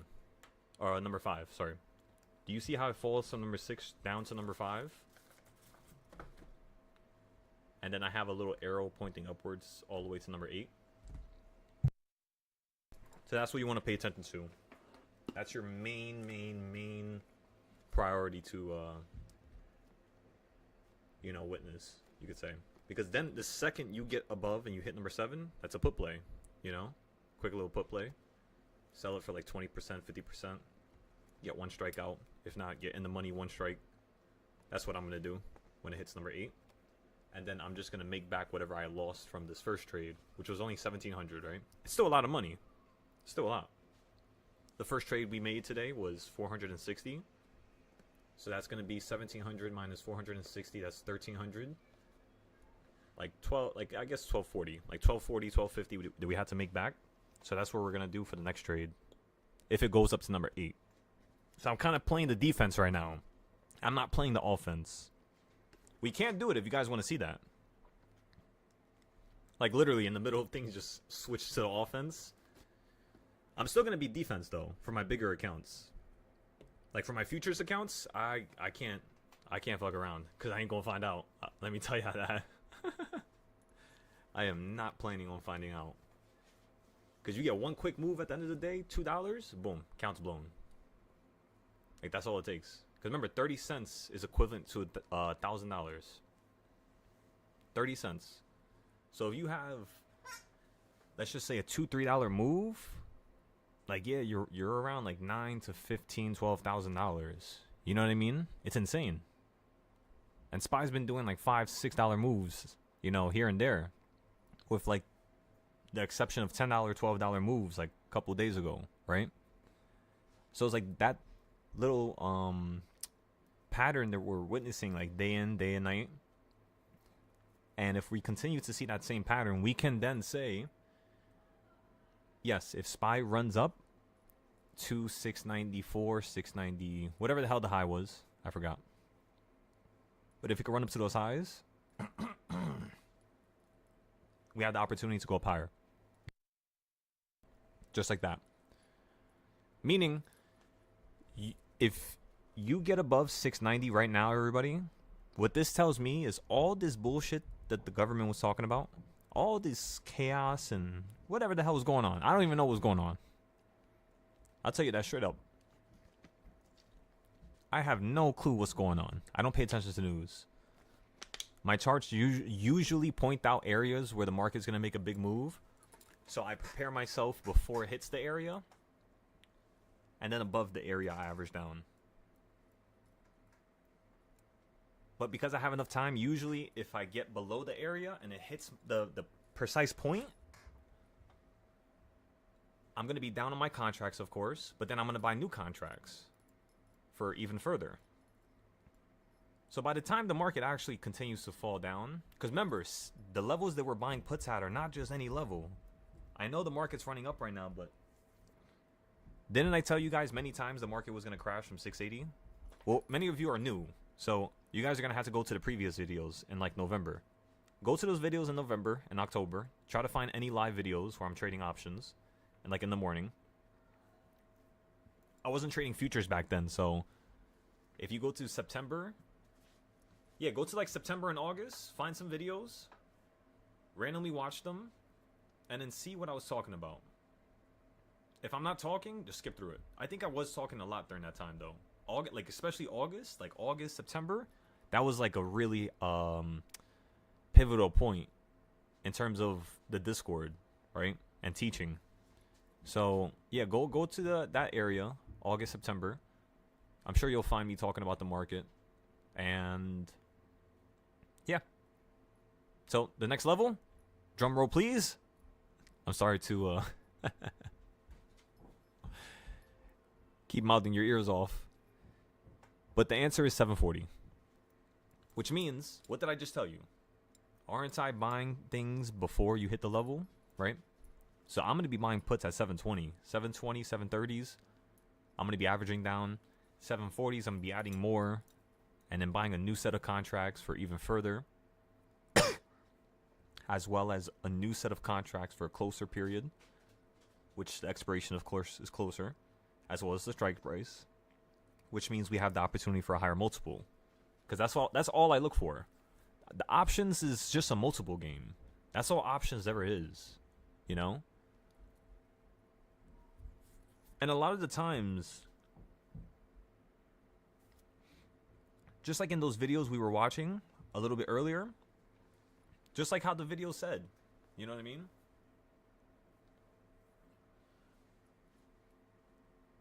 When a person puts their craft or their art and craft to good use, the way that the world develops and the way the world opens up for them is usually in a fashion that they would have never expected, right? And the one thing that separates you from actually getting to that point is, you know, diving into something that's unknown, right? So with options, a lot of the things that I was discovering was unknown. I didn't know what I was doing. And this was real money. I was just being a dummy. I don't know why I was always testing. It just didn't feel right. You know, it didn't feel like if I was paper trading, it didn't feel like I was actually learning something because I could just reset the account. So what I started doing was I started doing something a little bit different. I shifted from paper trading back into options trading. Remember, 2021, I had made around 100K.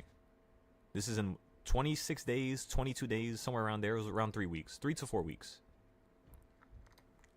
I used Tesla, SPY. First, I started with SPY.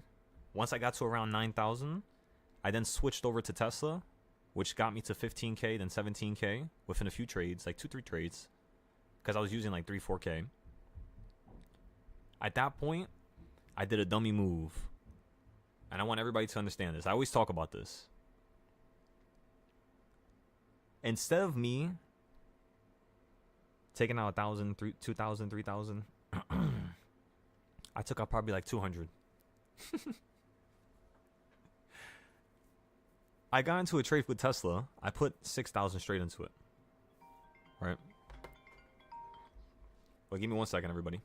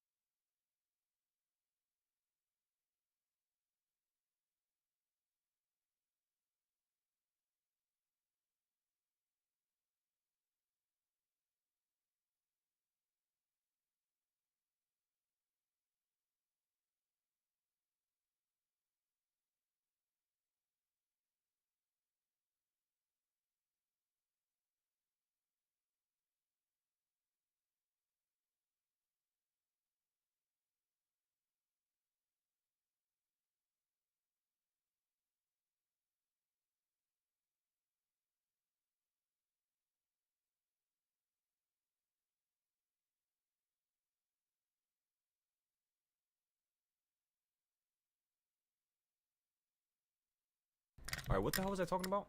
I forgot what I was talking about. Oh shit. Why is this still the wallpaper? This shit's getting me tight now. This shit's been here for like 2 days.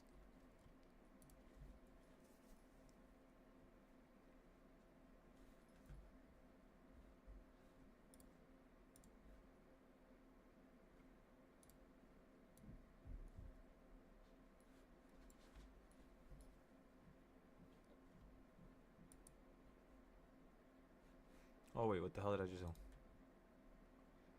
Oh my god. Boom. Boom. Wait, what games are here?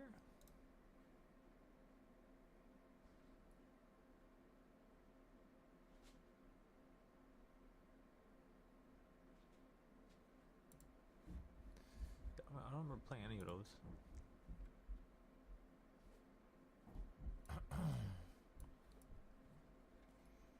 Alright, what are we gonna go with today?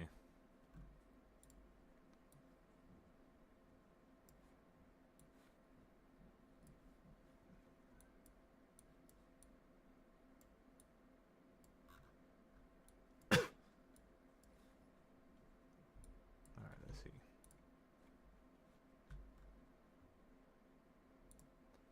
You know, it's crazy. I'm still trying to find a house that looks like this somewhere. Imagine having a trading setup right there. My goodness. My goodness.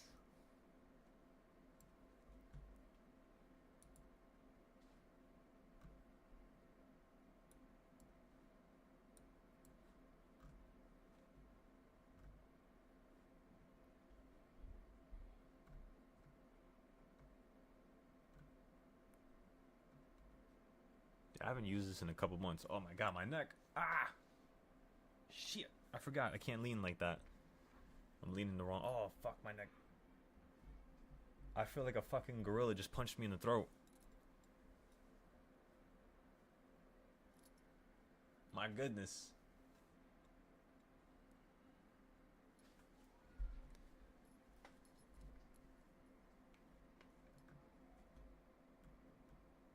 Alright, let me stop leaning. I keep doing it. I think my vision's getting worse. I swear it's not. I feel like it's good. I feel like it's still good though. I don't know. Can I read that? Let me see. 55. I could read that. That's not that small. That cast. I mean, some of the stuff I used to be able to see from here, actually, I can't see no more. Now that I think about it. I mean, the lights are off, so don't ask why I trade in the dark. But not yet. Let's go find something and then go back to the trades. You're probably right above number 6 by this point. I think we've had enough time pass.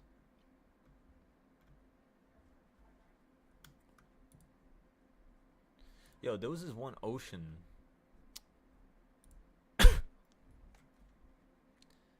There was something in the ocean. It looked crazy.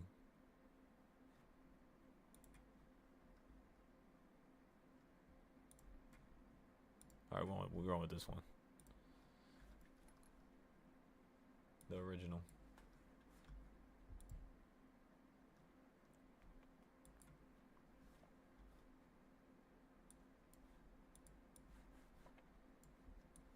Let me check one of my charts.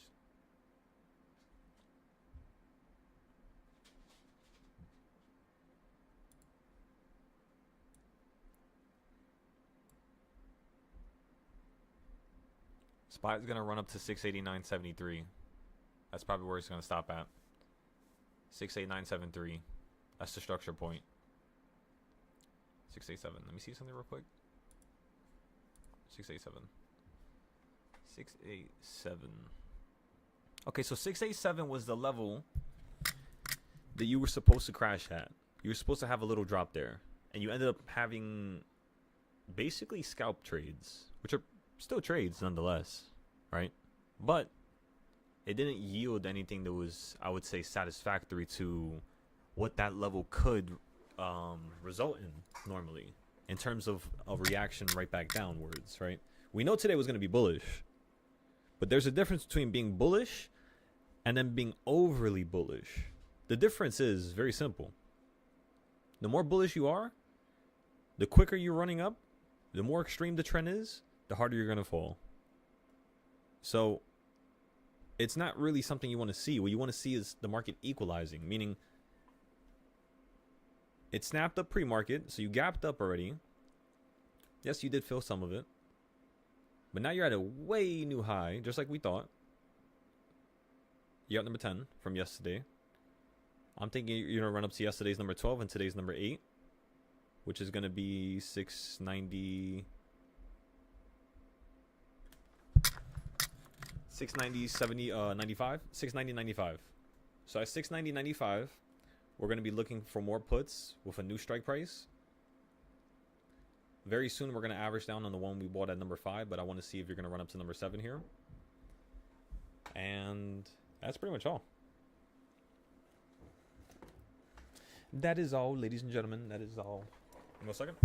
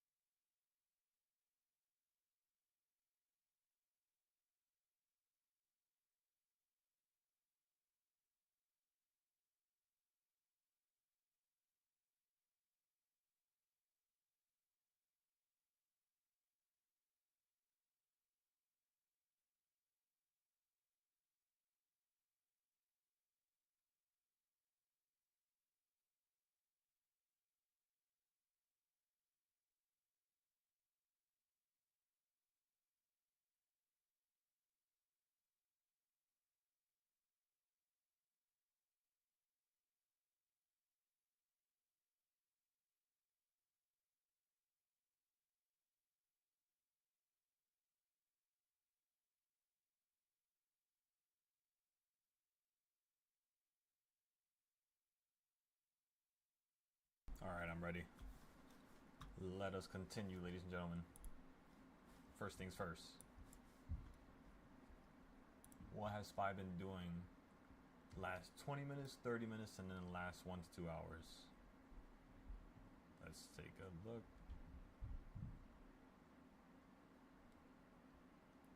You got like above number 6 slightly for a second.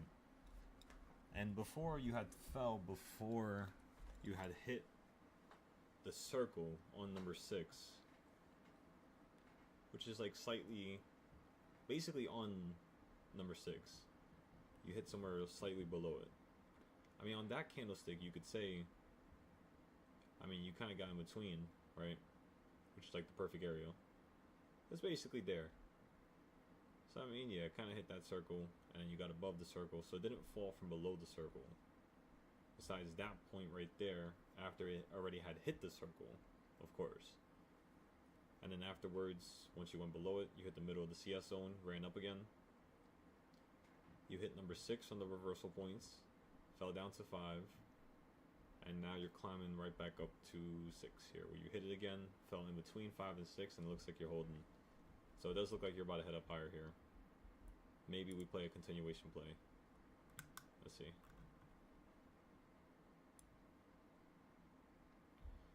And then number 8 is going to be the next primary level, because that's the next A setup, not A plus, of course. A plus is at 5, but today it wanted to hold above number 5.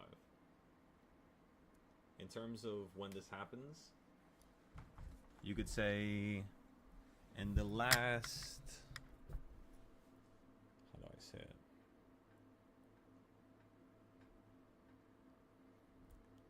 Just this year, it's happened about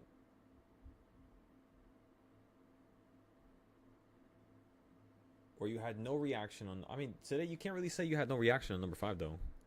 You did have a reaction on number 5. Remember, we were up like 12%, 15%, right? First it was like 10, then 12, then 15. I think it was probably even a little bit more, if I remember correctly. Let's see what time we bought it. I can tell you right now. Doctor.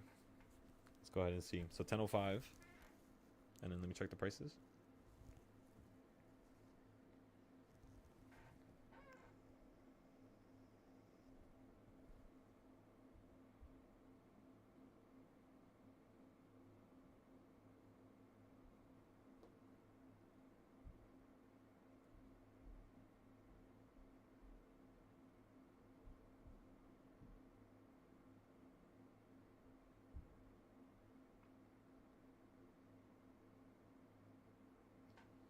$209. It was 10 contracts. That would have been about $200. So yeah, nah.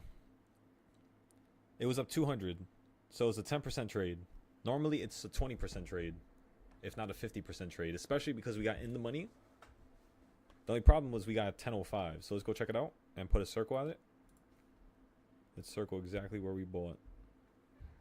Ah, my damn neck. I feel like we literally got right around here. I waited for it to just get beneath number 5. And you ran right into it, fell straight out the sky. Almost hit number 4. You kind of basically hit the circle, right? The necessary level to be able to hold. Held, ran up past 5, straight into 5.5, straight down to 4.5, straight up to number 6, number 5, 6.6. This is like 6.8, 6.9. Right, so it's like 6.6, fall straight down to here, which is again the previous circle. That's why you keep falling down, is to hit the previous circles. Here, when you fall down, it's more of a dramatic play in the short term.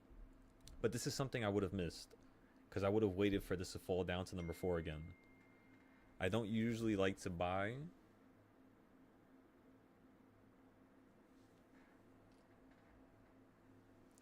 I don't like to usually buy unless it hits my exact point, because I learned my lesson with futures. Not gonna happen to me.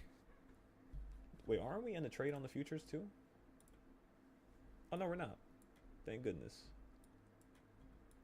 So what's happening here? If I get into a futures trade, what would I do, right? Because remember, we can't take a loss here. The other account, we literally reset it by accident. I'll show you guys that after, by the way.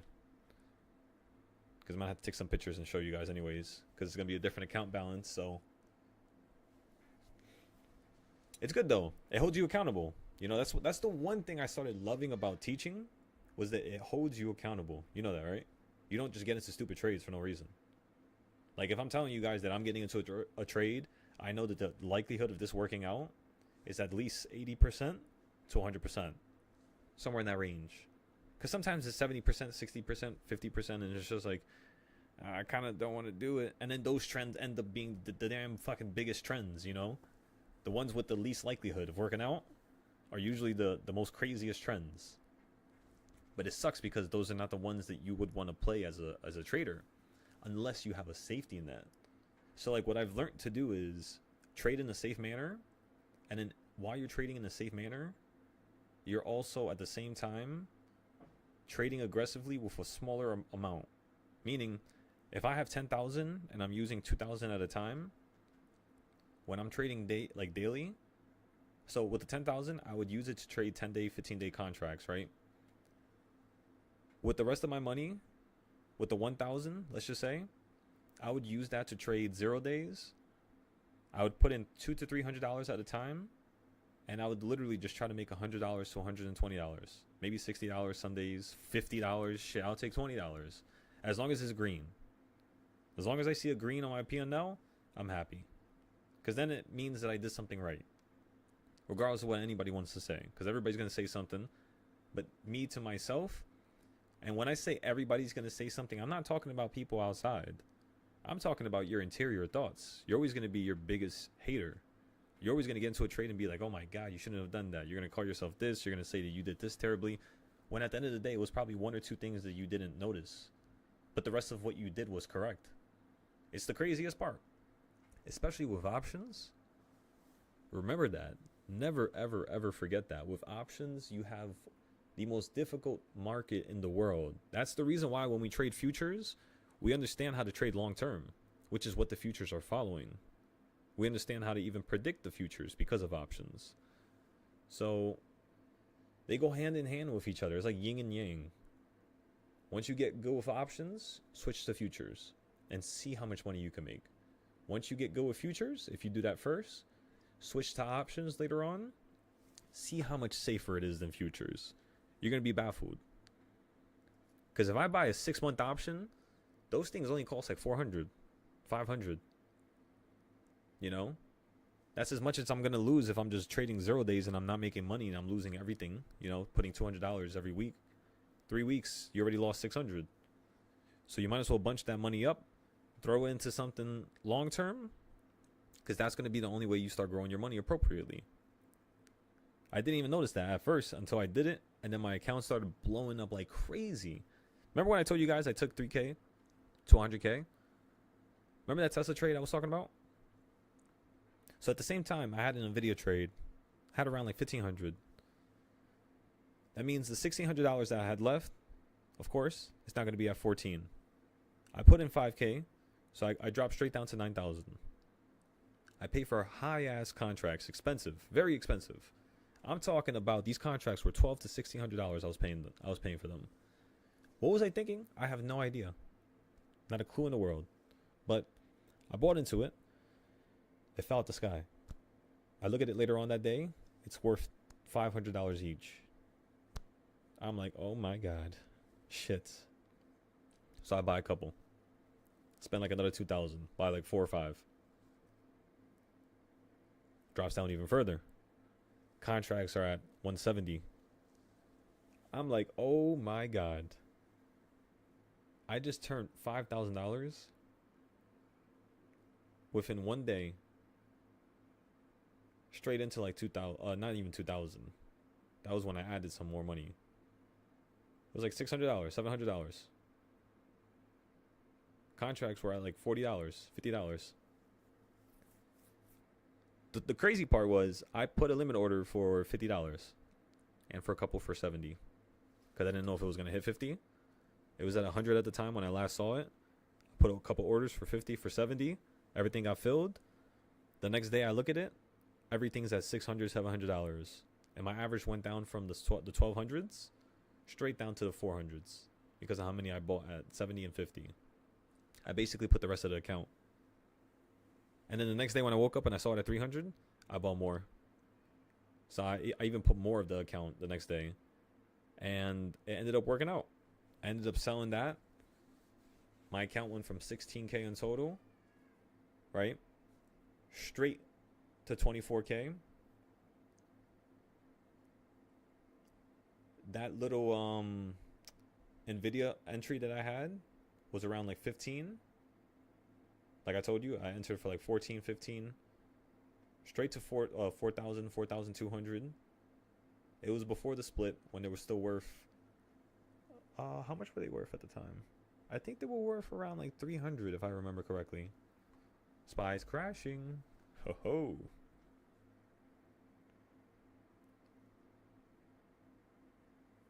It's like music to my ears.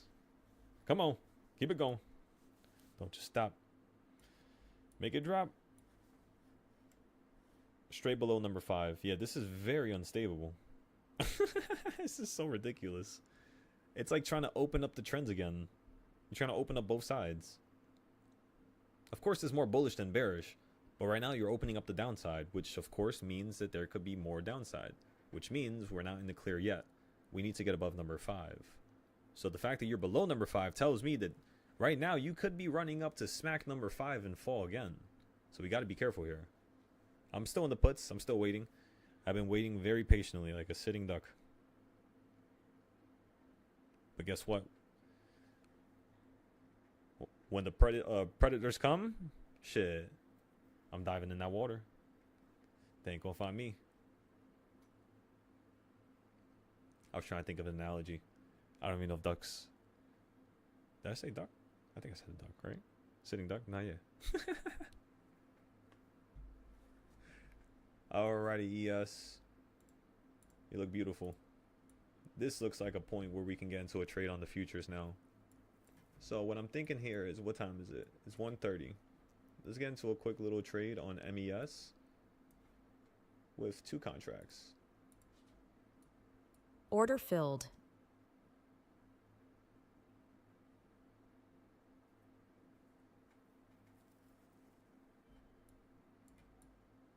Let me make sure I got into the right position, because sometimes I tend to misclick things.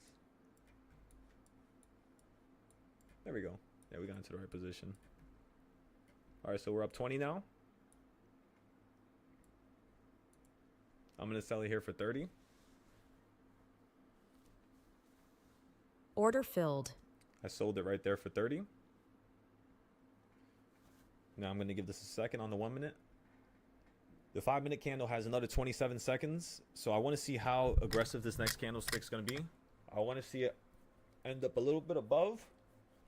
Let me show you guys. My neck. God damn, I can't turn my head. I got to like turn the chair. Oh shit, why did I turn my neck so fast? That was so fucking stupid. I just turned my neck fast for no reason. I just thought I heard something. Ah, man.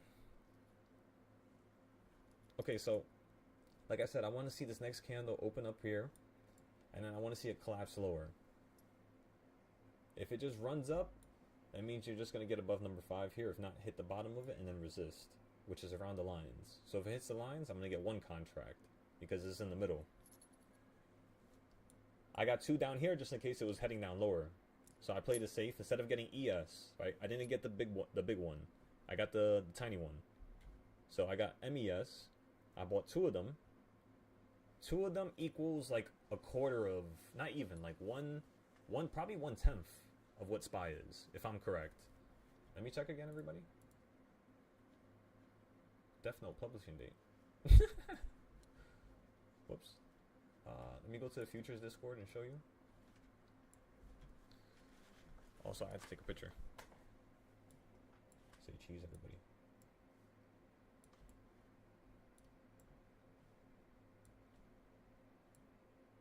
These are all of our trades so far. Just so we can update everybody. I kind of want to get into a silver, but then again, silver is kind of like boring. Because once you trade one silver contract, it's like you're up 6,000, 5,000. And it's just like, what's the point of trading more that day? You might as well just call it quits.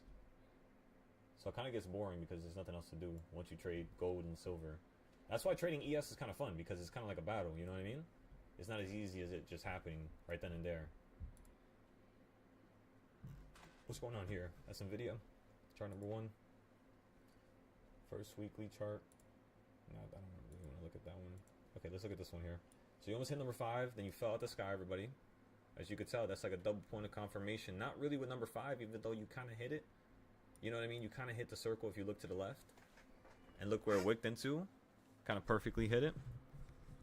But you also hit the top of my CS zone, which means you get puts. So 2 trading styles at the same time right then and there, which are 0-day trading styles, very short term, which means they're more than likely to actually work as compared to something that's further, which might have some type of more like a more dramatic, you know, trend. For example, let's say SPY hits 670, right? You buy a bunch of puts saying the SPY is going to fall down to 675. You buy them a month out. SPY runs up to 690. The fact that it went up from level to level, you're going to be down a certain amount, of course. Well, in the process of being down a certain amount, you're going to have a certain range that you collapsed into, in which you probably bought at. You might have bought at the low, and if you can realize you bought at the low, use that to your advantage. Meaning, try to average down at the best location possible. The best location in our case is going to be number 6. Meaning, if this runs up again, we're just going to average into this trade with probably 50 contracts, maybe 40. We'll use half of yesterday's profit. So, because it's going to be cheaper. That's why I'm saying 40. It's not going to be that expensive, you know? They're going to be worth probably like, what, $15? $10? $5? Whatever price they're worth. If the market runs up again, those puts are going to be down. So, let's expect it now. And if we can expect the worst now, and we could, you know, plan it, we can actually see how the trade's going to go our way. And you know what's kind of funny?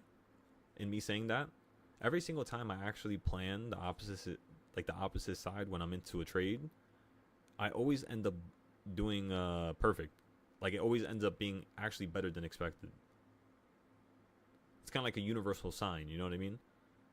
If you always watch yourself and you always have preventative measures, for example, if we get above number 6, we're going to get into calls so that we could go play the calls going up to number 7 to make back some money, maybe 200-300, which is going to put our total loss today at just 1,000 now. And then with the last trade, we just need to make 1,000 once we hit number 7 or 8. You know? So we'll sell the calls once we hit number 7, instantly get into puts. I'll call it out loud, and then we'll just go from there. Regardless of how this turns out, we're making that money back, and we're going to end up profitable today. Come on. That's how this system works. The ultimate system, ladies and gentlemen. Oh my god, I can't look down.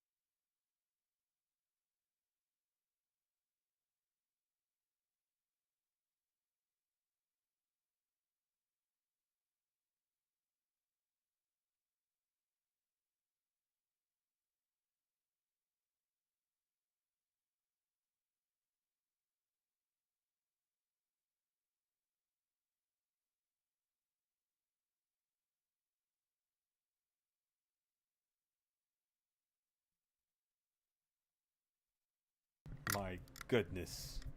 You're right back at number 5. Let's check the... Did I get into a trade here? Let's just make sure we didn't make a mistake. So like we had stated before, when we got into the trade over here, we got into it on the 5 minute mainly, but we used MES to get into the trade instead of ES, right? So we bought basically right around here, which is this 5 minute candle, which is usually what you don't want to do, but since we were buying and we were going to sell very quickly, we were intending on not holding this for very long, so we weren't going to have to deal with too many surprises, right? And we did get our sell. We got it with the next candle, the green one there, and then red hit the pink line, fell right back down lower, hit something slightly lower. Now you're at the middle of the BB, which is the Bollinger Bands. This is all your momentum right now. If you also add the VRVP real quick. Ah, my neck. VRVP. On the VRVP here, ladies and gentlemen, as you can tell on the 1 minute, looking at the highs, all the volume is right here, which means this is what they're going to do. They're going to drop you out of range to then make you go up higher into the range. So yeah, you're probably most likely going to start running up to a higher high here. That's what it looks like, at least. The thing that would tell you it's not going to run up into a higher high is if you can get below the middle of the CS zone right here. So if you can get below 687.95, then yes, this market can finally crash. That's why right there I was just kind of like sitting on the fence right there. It's like in between worlds. Why? Because this already hit the middle. So you don't need to hit it again. The fact that you hit it again told me that yes, you can actually go down lower. And you know, when you hit it, you ran up to the top, then you fell down from the top, ran to the, you fell back to that, what's called back down to the middle. You went lower, right? That's a lower low. Then you ran up to number 5, which is a higher high, expanding the trend. If this falls down below anywhere near here, you're going to probably most likely fall at the sky here, which is going to once again go in our favor, right? So we'll see. We'll patiently wait here. We'll watch the market on the 1 minute as it's holding right now.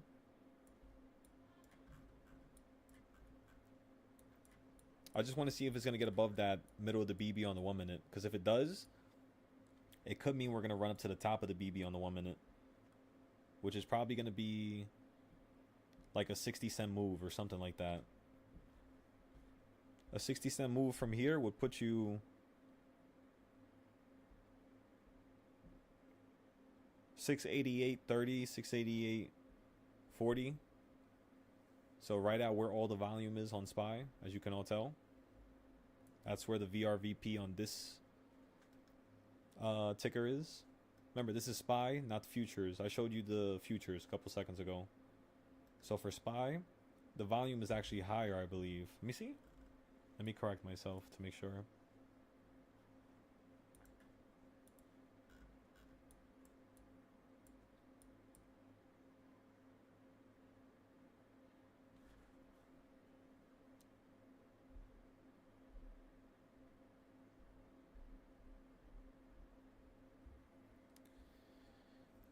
Yes, about the same actually.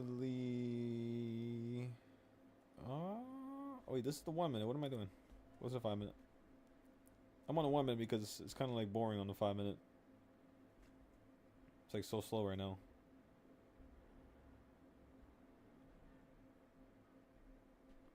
Come on, SPY. I know you want to get crazy. So as you all could tell, it's different. Yeah, so the volume is... yeah, definitely different between futures and SPY.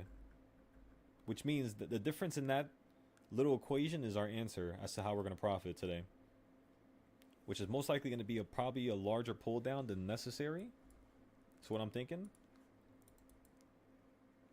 Let's play calls here on the practice account.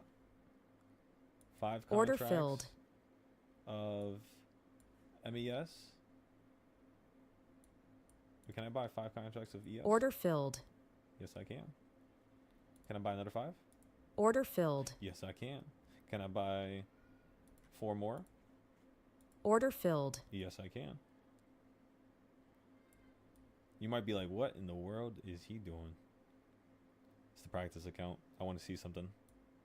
I want to see how much can you lose if you have almost 15 contracts and you fall from 1 point to 1 point. So meaning on the SPY, from 1 cent to another cent, I want to see how much one could lose. And at the same time, I'm buying off of a point where I know it wants to hold at because it held previously here.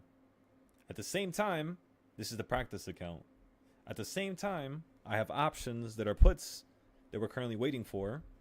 And right now you're already in the money, or almost in the money. 50 more cents, 40 more cents. Which means if we drop 40 more cents, we're not going to lose the account. We're going to be good. But if we run up right now, this practice account is basically... I wonder if they mark you if you hedge against a practice account. Does that count? Hopefully no. But... So you're collapsing now. So let's go check the option. How much are we down on the futures here? So 2,500 so far. From the middle to the bottom. 2,500 with 14 contracts. So now what I'm going to do is I'm going to create a box. And I'm going to write that down. How much cents is that? 687.50. And then you have 687.18. I think it was 54. Okay. So 54. You're down 5. You're down. So on MES, for that same drop that we got into, you're down 200. And then now on the futures, on the practice account, you're down 4,000. Falling straight to number 4, which is exactly what we need for the options. On the other futures account, my main one, we're going to wait a second here. This is kind of what I was waiting for, so I want to see it slow down now. And then we're going to start playing ping pong back and forth. What reversal point are you on right now? 4? Did you hit 4 before? You didn't? You went straight through it now? Yeah, this looks very aggressive to the downside. Let's see. If you get above number 4 here, you could potentially start heading up higher. Our contracts are break even. We just need a little bit more. A little bit more of a drop. Hold on to your seatbelts, ladies and gentlemen. This is going to be a bumpy ride. This was an awesome play, honestly.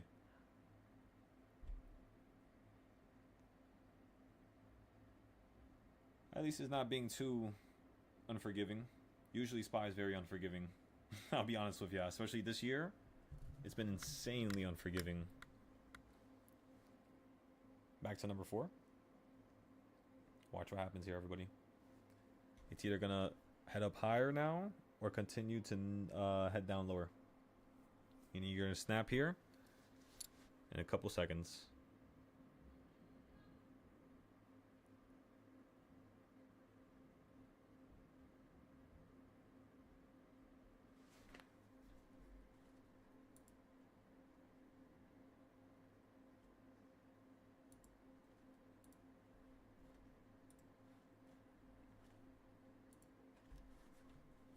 Ah, my neck.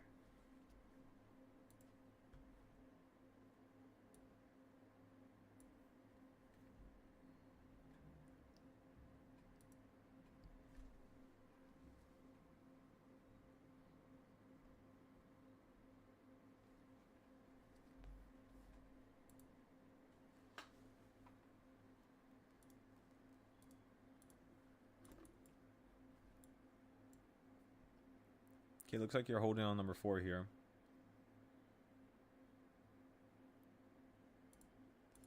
Let's have some fun. Order filled.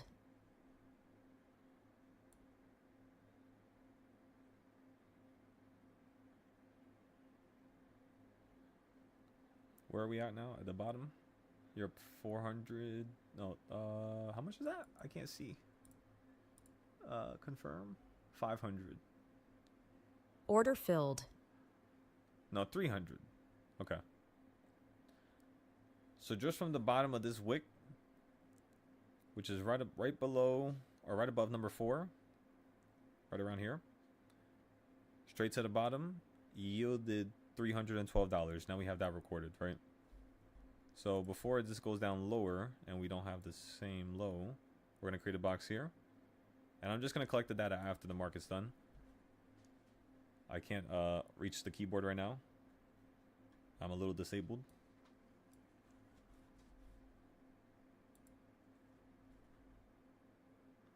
Just a slight bit. Reversal 0.6 holding strong today. Yep. Only one trade today, working in the rain. Ah, damn. There we go. $35 profit. Contract fee. 50 cents. That's not bad. That's what's up, brother. So the estimated credit was 65 was the limit price. And you made $35, which means, goddamn, bro. You made over 100% there. There we go, Andod. I think you hold the record now. I think you hold, yeah, you hold the record today so far, I believe. Come on now. Paper trades. Come on, John. How we doing over there? What are you trading? You got to document it more. You're not documenting enough. And when you document it, John, make sure you're documenting it in the fashion that I've sent myself before. So look at how I send my trades. Look at how I send my notes. If you want, I could send another note today. Sent one a couple days ago. So, yeah, just read through that one. If anything, I could post a note that I also have on Mumu too. It was a pretty good note. Had a lot of information to it. Alright, so we're above number 4. We're running up. Looks like we could storm towards the top here. Beautiful play right there. If you fall down again below that white box, you're probably most likely just going to fall out the sky again.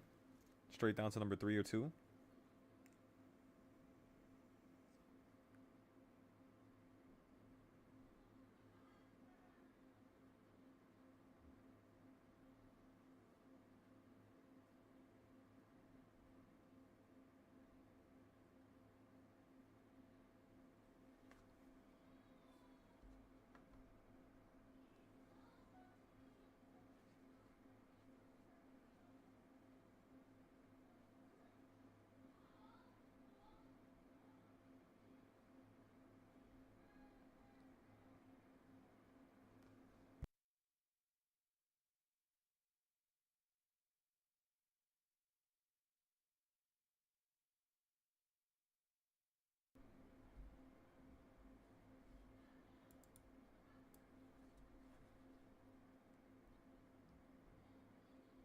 You see how funny these candlesticks are?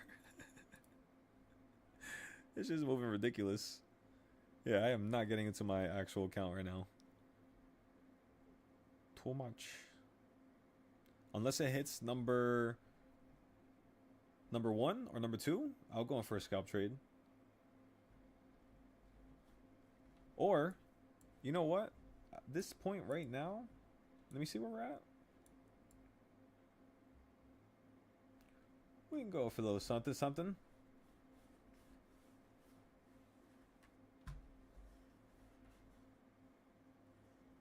Let's go here to 3. Let's go here to limit, buy, 3 contracts, confirm. Let's see if it falls down to this low here. Next 5 minutes. Hey, Sal, how you doing? What's going on, brother? I know you called me earlier, but just couldn't talk. Ooh, SPY going down. Nice. Hell yeah. That's what I'm waiting for. I know. I a little bit lower. Today was a little bit different for me. I tried to be patient as possible because otherwise I would have averaged in before. But you know, you got to cut some of those dirty habits. So I waited. I did get in. I did average in, but way past my point of where I would have normally done it. So much better. It didn't quite get to 7 anyway, so I kind of did a 6 point something. I think it was like when I got to 689 something. I think I did it, which was pretty close to 7 anyway. I just did it earlier because I remember we had a conversation once and we talked about the fact that sometimes it doesn't exactly hit the point, so sometimes it may be a bit early. So I just took it a bit earlier. So it worked out. I got out of the trade. I didn't lose. Got minimal percentage though because I ended up selling earlier than I should have, but it's fine. I wanted to just get out of the trade because I wasn't able to watch it. So I wanted to get out. That's understandable. Yeah, sometimes that's all I do too as well, you know? I just get out of something just in case I can't watch it. Even if it works out in my direction. Because again, I'm not concerned with it working out in my direction and me making money. I'm more so concerned with it working out in my direction, and that's it. If you could just focus on the actual like process, the money is just a byproduct at that point. So, yeah, like right now, for example, on the SPY, you need to fall down to number 3 because that's the midpoint today. So if you fall down to the midpoint, maybe a little bit above it, we could start buying. So a little bit above it, we'll probably sell the puts that we bought earlier. My neck, I can't look down. I gotta hold my phone in the sky. It's because I keep sitting like oddly, and then I keep leaning oddly. All right, everybody, we're now in profit. Sound the alarms. It's time. I was going to actually pick up a put on the retracement a while ago because I looked at it and I was like, this is going to just come back and then go further down to that 685 area because it's been up there all day consolidating. So I knew once it break, it would definitely go with the flow. Besides, nothing is holding up the market though. Everybody else is down. Meta is down. Microsoft is down. I mean, everybody's pretty much down. SPY is just... I went long here. Oh, here it goes. I went long right here. I'm gonna sell out for $20. Currently we're down 15. I got into a micro contract, little tiny baby one. So right now on the options, we're profitable. We're up 20%. We're gonna go ahead and start selling out of some of these contracts here. Take a nice little picture for you guys. Oh my god, my neck. Order filled. We sold out right there for $20 on the futures. It was a little bit of an aggressive trade. It didn't really hit the midpoint like I wanted it to, so that's why I sold out early, because I expected it to hit the top of the CS zone after it hit the bottom of it. As you all know, just like it says on the bottom right, whenever it hits the bottom of a CS zone, you're basically going to buy calls for it to run up above it. And then when you hit the top of it, it could then fall right back down going lower. Just like how it did when it ran up to the top and it hit number 5 for a double point of confirmation to go down lower, which is exactly what I told you it could do. We just didn't know if it was going to go up higher because sometimes it's really aggressive. And yeah, excellent work so far, everybody. My neck. I'm dying. Send help. I'm waiting for the next 5-minute candles. 40 more seconds. I might go short here. Let's see. Let's check my paper account. Make sure I'm not in a trade there. I'm not trying to lose that. Oh my goodness.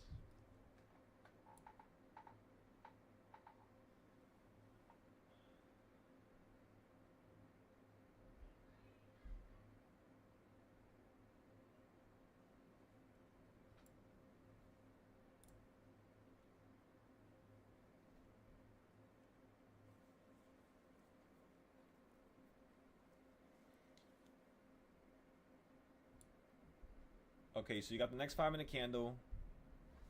Let's see how it looks like you might start holding here, actually.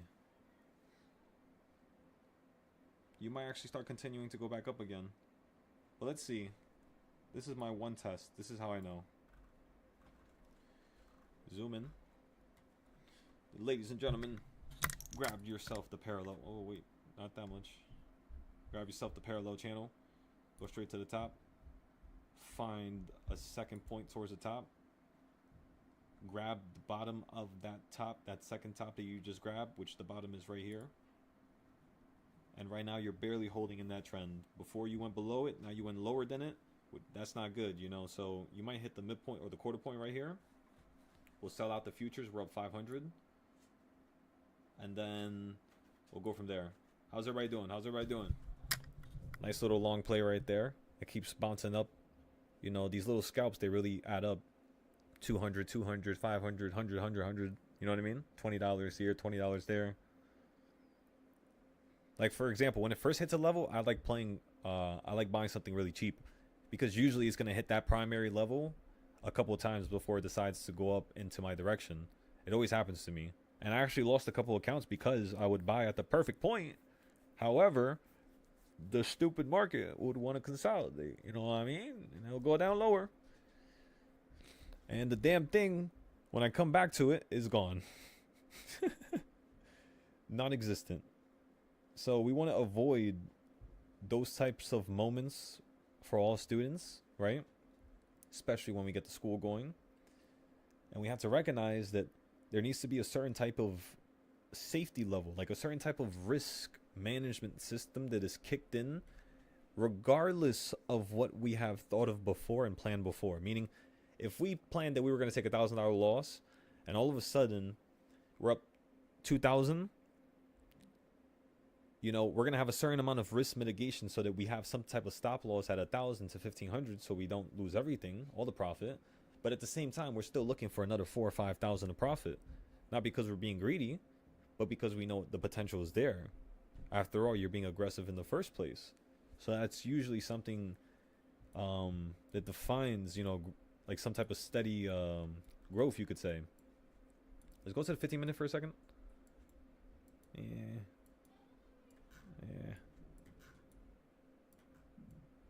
Last time you fell from the 15 minute from 4 a.m. all the way to 9 a.m. You've been falling down today so far from 11 straight down to 1. So that's 2 hours basically.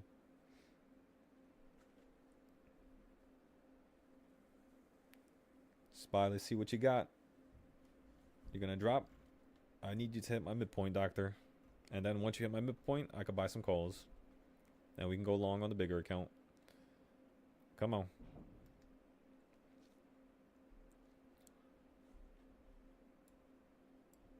The practice account is getting whiplash right now. I think I'm going to have to call an ambulance. This does not look good right now for the practice. It hit like right below my stop loss of $1,000. I kid you not, it literally hit $1,000, yeah. But I should have put it at around 870. So this time, I'm going to put it at the correct area, which is before the pink line on the 5 minute, which is around $1,300 of profit.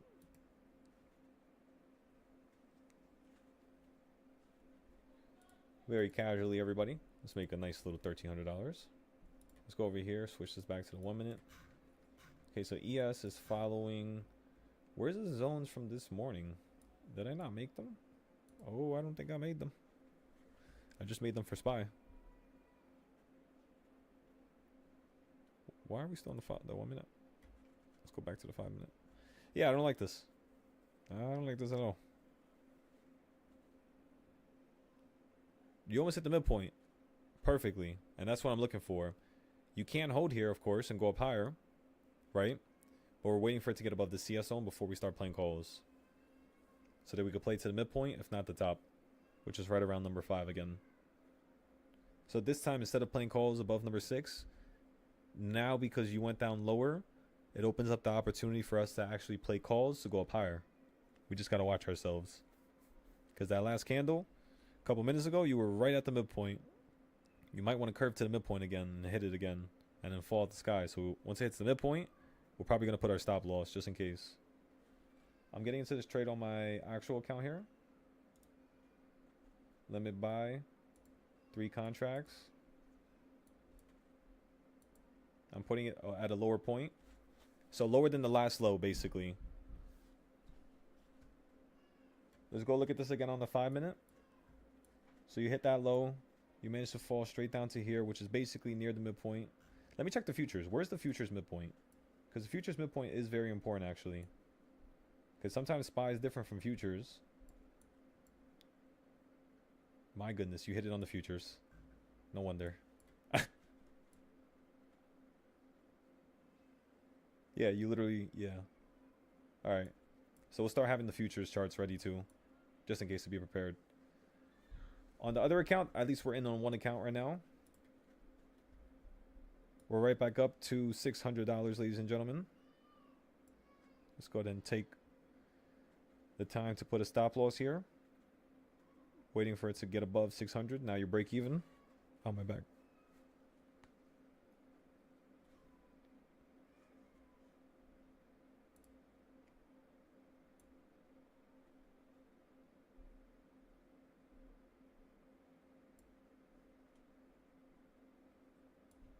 There you Order go. filled.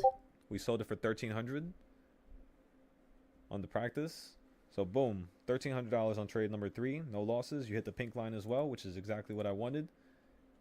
It went a little bit above it, but I sold it right before it hit it because I learned my lesson from the last trade where I basically tried to sell it at the line and it hit the line perfectly, but it wicked off of my point. So instead of it wicking off my points anymore, in order for me to always get a sell and always make sure I get a sell at the perfect point, I'm just going to make sure I sell a little bit below it. And it always works. Always works. It's the luck of the draw, ladies and gentlemen. So you hit the pink line now. On the 5 minute here on the futures on SPY. Did you hit it too? What's going on here on SPY? You hit it too on SPY, the pink line. Meaning now we can have a lower low. So let's see if we can have this damn lower low. Make my day, SPY. Come on. That's the only way I'm buying into this again. Is if you make another lower low. Why? Because I want to see you go below the midpoint. Not just touch the little bit on top of it. You can't hold here though. Don't get me wrong. Ladies and gentlemen, hear me loud and clear. This market could go up into a new high. I've seen it do this before where it doesn't hit the midpoint. It hits close to the top of it and then still runs up to a higher high. It could be one of those days because today's supposed to be an extreme day. Why? Because on the weekly, these charts that we made from August, they're telling us that SPY was just at a quarter point, which is right here at this dotted line, right in the middle right there. You then fell straight out the sky and held on this dotted line, got a little bit below it, a little bit above it, a little bit below it, a little bit above it. Now you're holding on it perfectly. When I was trading at after hours, you were holding on this thing perfectly, and I got a crazy ass buy here. So with the buy that we had down here at the bottom, as you can all tell, the market went straight up after that. So it was kind of like this day right here, you know? What day is this? I can't see. Friday? It's kind of like Friday. Friday, February 6th. Friday, February 6th. It's kind of like that. So the fact that it's kind of similar to that, it tells me that, ladies and gentlemen, all we had to do here, from here on out, is practically just play the levels. You're at the midpoint now and you're falling from it. No wonder. So if I chop this box up once more, which of course I've done before, it's already right there, but I'm going to do it again for you guys. Just so you guys can see what range I'm talking about. So look at this yellow box. I know the market could fall down to this yellow box. Easily. Even if it wants to run up into a crazy new high, what's going to happen is after hours, you're probably going to start gapping up again. And tomorrow, you're probably just going to start continuing to run up to a higher high. That's what I'm thinking right now. Looks real good. Looks real good for more downside here. Let's play some more downside on the practice account. Let's see. Let's buy at a best point. At one of the best points. So you hit the pink line, and everybody, did you see how you fell? Let me show you. Let me hide everything.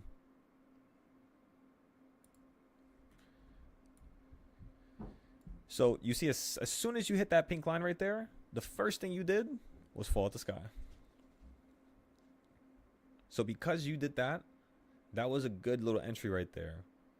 You would have made, with one SPY contract or one ES contract, you would have made $100 to $200 there. With just one contract. Because remember, 4 ticks is $100. About.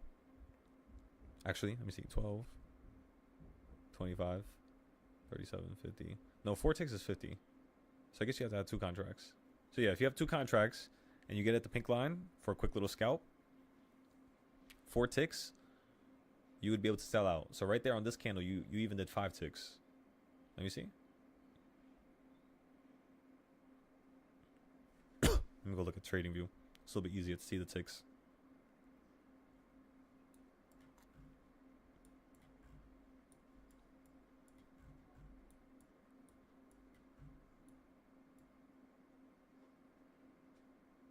Because it basically counts in ticks, by the way.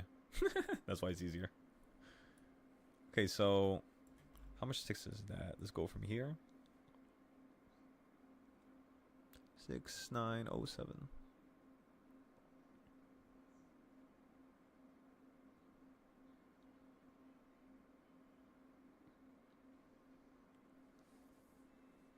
$5 points, $100. You would have been up $500 right there off of 2 contracts, right? Yeah, you would have been up $500 right there off of 2 contracts. Actually, no, I'm wrong. Like 400 and 430, 420, somewhere around there.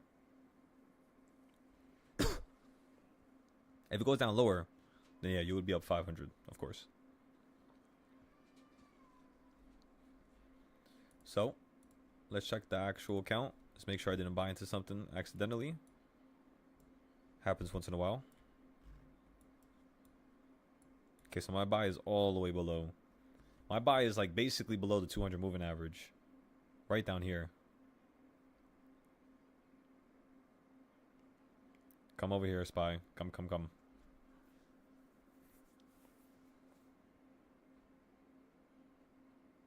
And 7 o'clock.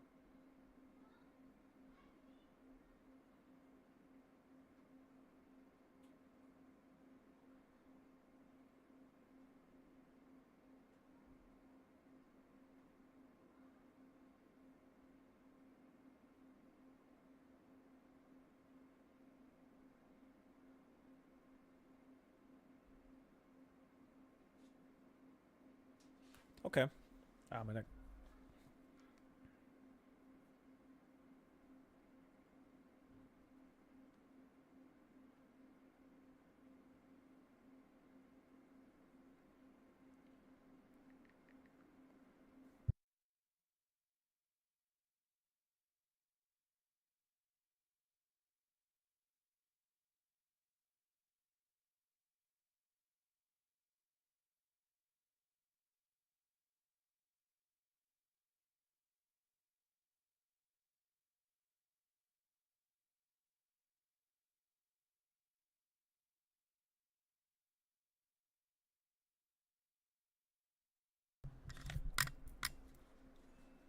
Let me see what you got, SPY.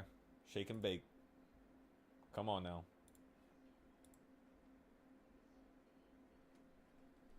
Right next to the 200 moving average. So very close to it. Last time you hit it and bounced off of it, and that was at 930.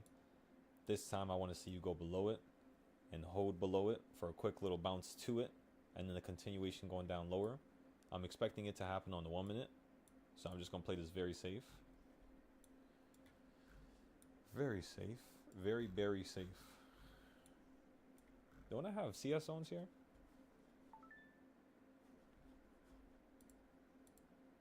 Where did my thing go? Oh, no, it's on this account. Wrong account. Okay, there you go.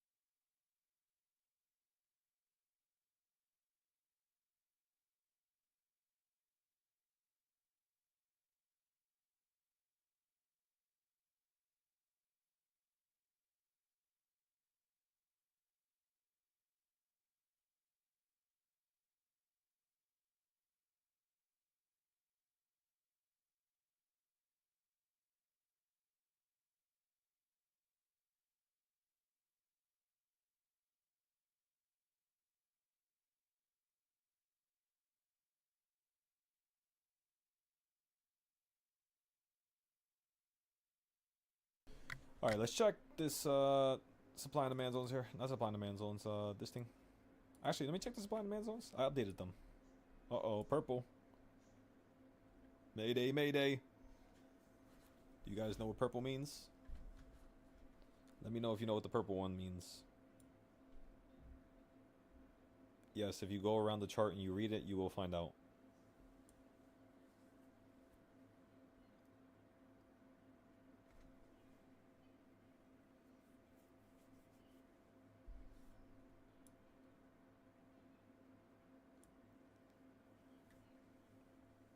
Hit the 200 after you gapped up above it, smacked into it, double point of confirmation for more upside, got the upside. Now let's see if this trend is going to yield some type of downside here. We could get a nice little double drop down here lower, but I don't think you might go down that low. I think you might hold actually at the quarter point right there. Oh my god, my neck. This is not good.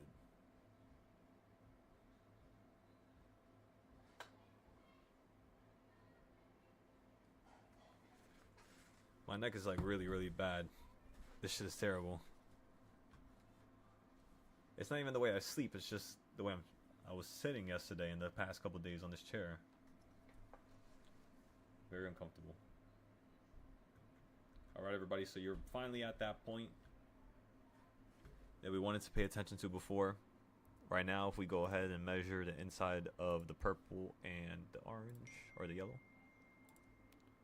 First thing you're going to find is that the quarter point's right there. That's something you got to pay attention to. And then the midpoint, I want to see it hit the point to the bottom here. This point. That middle point. So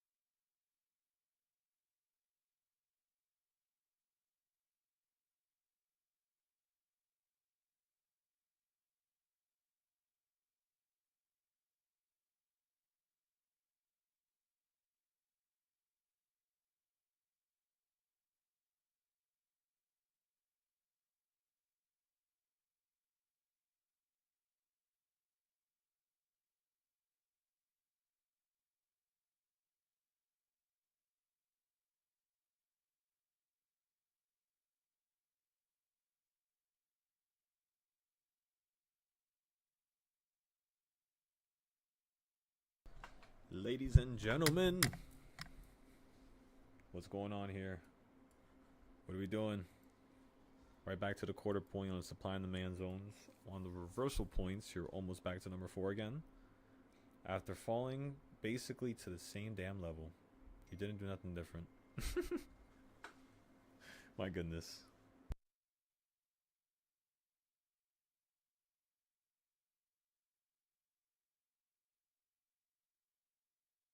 Give me a second, everybody.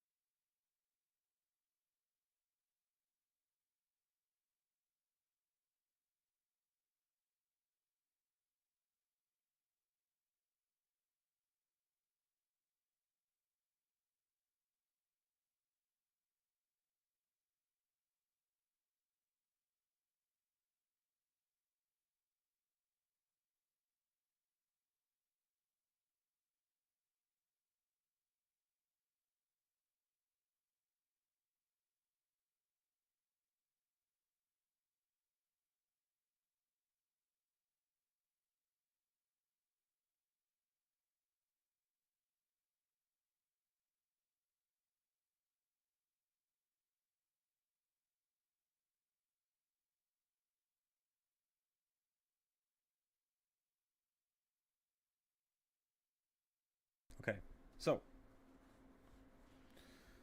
right now it is, what time is it? It is 2:30. Air quality test. The hell does that mean? 2:30. The next thing I want to do with you, ladies and gentlemen, is it does look like it wants to drop a little bit more. That's why I'm waiting with my futures account. I'm not playing it dangerous here. Let me check the futures actually. I haven't looked at it in a second.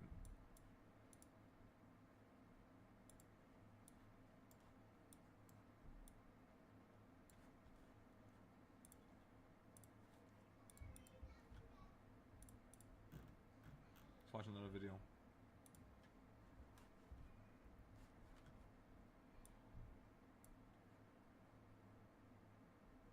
Everybody wants to win. Everybody wants to succeed, but almost no one's willing to do what it actually takes. They show up once, then disappear. They post once, then vanish. They train for a week, then quit. But success doesn't reward effort, it rewards consistency. Not who's loudest on day one, but who's still grinding when it's boring, still pushing when nobody's clapping, still locked in when motivation is gone. You don't need talent. You don't need perfect timing. You just need to keep showing up day after day, hour after hour. When it's hard, when it's uncomfortable, when nobody's watching, that's the difference. Not luck, not genius, discipline, grit, consistency. While they're chasing shortcuts, you're stacking wins. While they burn out, you're still in the fight. And in the end, it's not the most talented who win, it's the most consistent, the ones who show up every damn day. Everybody wants to win. Everybody wants the body, the money, the recognition, the results. But very few are willing to do the boring and lonely work that it takes, day after day after day. Because the truth is, consistency doesn't look cool. It doesn't feel epic. It isn't a highlight reel. You think getting up at 4:30 in the morning, lacing up your shoes, and walking into the cold without a soul in sight is fun? You think choosing grilled chicken over fast food, books over distractions, hard truth over easy lies is glamorous. Hell no, but it works. That's the difference between the ones who say they want it and the ones who go get it. It's not about one perfect day. It's not about one moment of hype. It's about what you do when the hype dies. When nobody's texting you, let's go. Again, everybody, we're when the $2 gym in is the money empty, at this point. when your body's tired and your mind whispers you've done enough. From You want to be 688. elite. You want to build a life you don't need We a sold some vacation contracts from? already, so we only you have want 2 to be left. the kind of man I'm just people waiting for can't this to drop down a ignore? little bit older, Then you better lower. get real If not, we're gonna comfortable sell with this if it doing the gets inside the things CS most zone above people us. avoid again For a and tiny little again loss. and again. Because consistency is not a burst, it's a code, it's a creed, it's a silent agreement you make with yourself that says, I don't care how I feel, I don't care who's watching, I don't care how slow it goes, I'm not quitting. People will call you obsessed. They'll say you're extreme. They'll laugh when you leave the party early. They'll joke when you carry your meal prep or decline the distractions. Let them laugh. Because while they laugh, you build. While they rest, you rise. While they wait for the right moment, you make every moment right. You don't owe anyone an explanation, but you owe your future self everything. And if you think consistency is boring, good. It's supposed to be. It's supposed to test your patience. It's supposed to break weak men. So only the committed remain standing. You know what's better than motivation? Discipline. That cold, quiet, steel-like focus that doesn't need noise, that doesn't need permission, that doesn't wait for January 1st or Monday morning.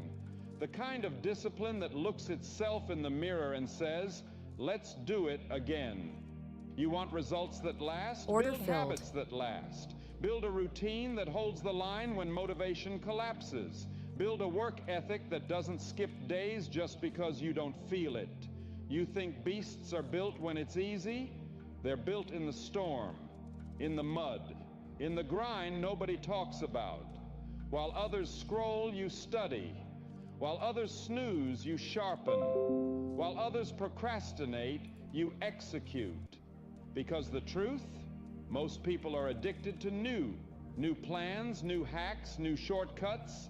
But success, it's addicted to repetition. It respects the man who shows up again and again and again, even when nothing seems to be changing. But here's the twist. It is changing. With every workout, you're building power. With every disciplined choice, you're stacking self-respect. With every early morning, you're creating separation. It's not about the weight you lift. It's about the weight you carry. On the mental paper weight. account. The responsibility, at the 60. relentless filled. pursuit of your Stop loss vision, was hit. no matter how slow it We got a little bit more. feels. Yeah, that's You really want to aggressive, lead, 1800 we got. you want to to my main dominate, account now. you want to own your name, then consistency must become your identity. It's not just what you do, it's who you are. You don't try to be disciplined. You are disciplined. You don't hope to succeed. You plan to, and back that plan up with savage effort. You don't need to feel motivated. You're already moving. Perfectly. Because motion creates motivation. And when the results finally come, when the respect rolls in, Wait for the next when the candle here. world starts noticing what you've built in silence, you won't be surprised. Because you'll remember every lonely rep, every early alarm, every sacrifice no one saw, and you'll stand tall. Not because the world praises you, but because you didn't fold. You kept the promise to yourself. That's what separates men from boys. That's what builds warriors. Okay, so I'm That's selling what the last builds two contracts of unshakable, spot here, the unstoppable, puts. real success. I'm selling them for 10%. So next time you think A little bit about less than last skipping time, the like work, $10 less, next but that's time you're okay. waiting for motivation, next everybody, time I'm your selling the brain last says, contracts here. just this once. Remember who the hell you are. You're not built to be average. You're not wired to coast. You're here to dominate. One brick at a time, 1 hour at a time, one lonely, boring, powerful, consistent day at a time. Because consistency might not look like much in the moment, but one day it'll look like everything they ever wanted, and only you will have it. 33. The world pays attention Looks like you to might the go down lower ones here. who don't quit. If you show up I'm waiting once, on the futures account. no one cares. Why I'm not gonna should trade they? the options right now. I'm gonna Everybody wait shows for up 3 once. o'clock. Everybody starts. Everybody says they're going to do something. But most people, they disappear Actually, just as fast. I mean, they we could talk scout big. off the futures with Then SPY. life gets Let's see something uncomfortable. real quick. I wanna Then the sell hype fades and they vanish, just like First, they we're gonna always wait for the next do. candle. But you, That's on the 1 you're minute. not This is on built the like 5. them. Yeah, I'm waiting You're for the not next here 5 minute for a candlestick here. spark. You're here to build a fire that never dies. Show up for a week. Now a few people look your way. All right, he's serious. For now. But they're still waiting for you to fold. Order filled. Waiting for the excuses. Bought into the trade right here on the 1 minute. Waiting for you to fade at the bottom out, of the just Bollinger like Band. all the others. Because that's the pattern they've seen their whole lives. People start, people Down quit. $3. But then something strange happens. You don't leave. Order filled. You keep I sold it for showing 30 up. right there. Not for days, not for weeks, but for months, for years. Holding on number and 2 that's now. when the world on the starts reversal paying points. attention. Okay, so I think I might hold for a little bit longer Consistency is here. a threat. It terrifies the average. Order filled. It Buying into this exposes trade the again. lazy. It makes I'm gonna the watch the comfortable Bollinger Bands. feel If it goes below it on the uncomfortable. 5 minute, It forces people to I'm just gonna confront see the how one much thing lower they it wants to avoid go. their entire lives. And then we might just sell out if it goes beneath See, when you're number consistent, 1.5. you don't just build a routine. It's about 50 cents away, so you build reputation, we're you only build gonna be down around like credibility, 50 to 70. you build power, and not the fake kind people post about online. I'm talking about the quiet, immovable, unstoppable power that's earned through we should get a blood, nice little touch sweat, of this and midpoint here. Let me see. repetition. Last Day time we after touched it day, set over after there. set, early mornings, late nights. Yeah, we no should be in the applause, process of no running up right now. cameras, So this is kind of like the just curving, work. the curving While of the others market, chase you could motivation, say, right? you build momentum. While they look for Down shortcuts, $10. you're building roots. While they complain about gonna how trade long options it's here. taking, I'm gonna you're hop into stacking calls. bricks. And those bricks, they turn into walls. They turn into fortresses. Let's make sure this They is on the 5 turn minute. into an empire built I know by this your could fall bare down straight to hands. here. And now, Number 1, they can't which is ignore like in you. the They feel your presence. right beneath the 200. You walk into the room, So that's like your main area and you the want to whole enter from. But I know it can also damn hold energy shifts. right You above don't the have 200. to say a word. Your discipline speaks before you do. Towards the end of the Because day, when you've just been do in like the a weird fire little and upside trend, stayed, and then after when hours you've been it at hits it war and with goes below it, yourself and you know what I kept mean? swinging, when you felt pain, You could also go doubt, below it, of course. exhaustion, and still kept walking, That's my main entry you're right no now. longer a contender. You're a problem. Okay, Your on name ES, you're at the carries 5 weight. minute on the 200. Your work becomes too loud to silence. Your results slap louder than their excuses. You're not chasing success you're about to hit it anymore. here. You're pulling it toward you with every action. You've made it inevitable. Yeah, And that's when the 1.5 world down. I'm starts gonna get asking, into where did he come from? How is spy he trade doing here. this? Yes. What's his secret? Order filled. But there is no secret. It was the lonely grind. Stop loss is at $100 The here. thankless hours. The mornings when you didn't want to get up, And then but take got up profit is anyway. going to be $100. The nights One when for your one. body said quit, but your soul said keep going. It was every rep you did when no one was clapping, every move you made when no one Moving believed, up higher. I'm already every up 100. sacrifice you made when no one even noticed. You stayed in the dirt, you bled in silence, and now you shine in front of everyone. They thought you were just another wannabe. They didn't know you were the last one standing because you didn't show up to try. You showed up to take over. They Come on, don't ladies and gentlemen. respect starters. Order they respect filled. finishers. Beautiful they little don't play right follow there. those who speak the loudest. I was down around they follow 60, the ones who and I never made back down. 70 so with keep showing up. ES. So when whatever I you're was down on tired, MES, I'm when already it's making that back. boring, when no one Now it's break even. notices, when it So now let's feels see what the like market it's does again. going nowhere. I haven't bought the options Because yet. every time you show up, you're proving something to the world. Okay, But so more I'm importantly, looking at you're proving something to yourself. You are not average. You are 685 not calls soft. right now. You are not part of the crowd. You're a warrior. You're the one who kept going when it wasn't convenient, when it wasn't fun, when the hype died. I bought into when 685 the lights calls went here. off. You kept going when every voice said, They only cost "You've 100 done each." enough," but you knew the truth. So again, Enough now is we're never up today enough when $600, greatness no is the losses. goal. You didn't want On trade 1 and attention, 2. you wanted transformation, and now the world is watching because they can't help it. The man who doesn't quit, he becomes a storm no one can stop. He becomes legend. So stay locked in, stay cold, stay focused, Order keep filled. swinging, keep showing up, because one day you'll look around and everyone who once doubted you, I'm they'll looking be for another silent $20 because play you've here. earned the one thing they never will. The 1 minute looks like it's respect. holding pretty and you nicely. earned it the hard way, the real way, the only way that lasts, through consistency, through grit, through showing up my every neck. damn day. You can't lose if you never leave. All right, let me post this. Everybody Here's give the me a few truth moments most here. people don't want to hear.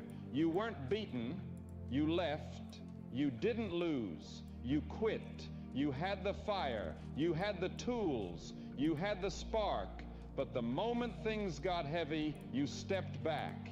You Order started filled. looking for shortcuts. You got tired. You wanted it easy. That's where most people fold.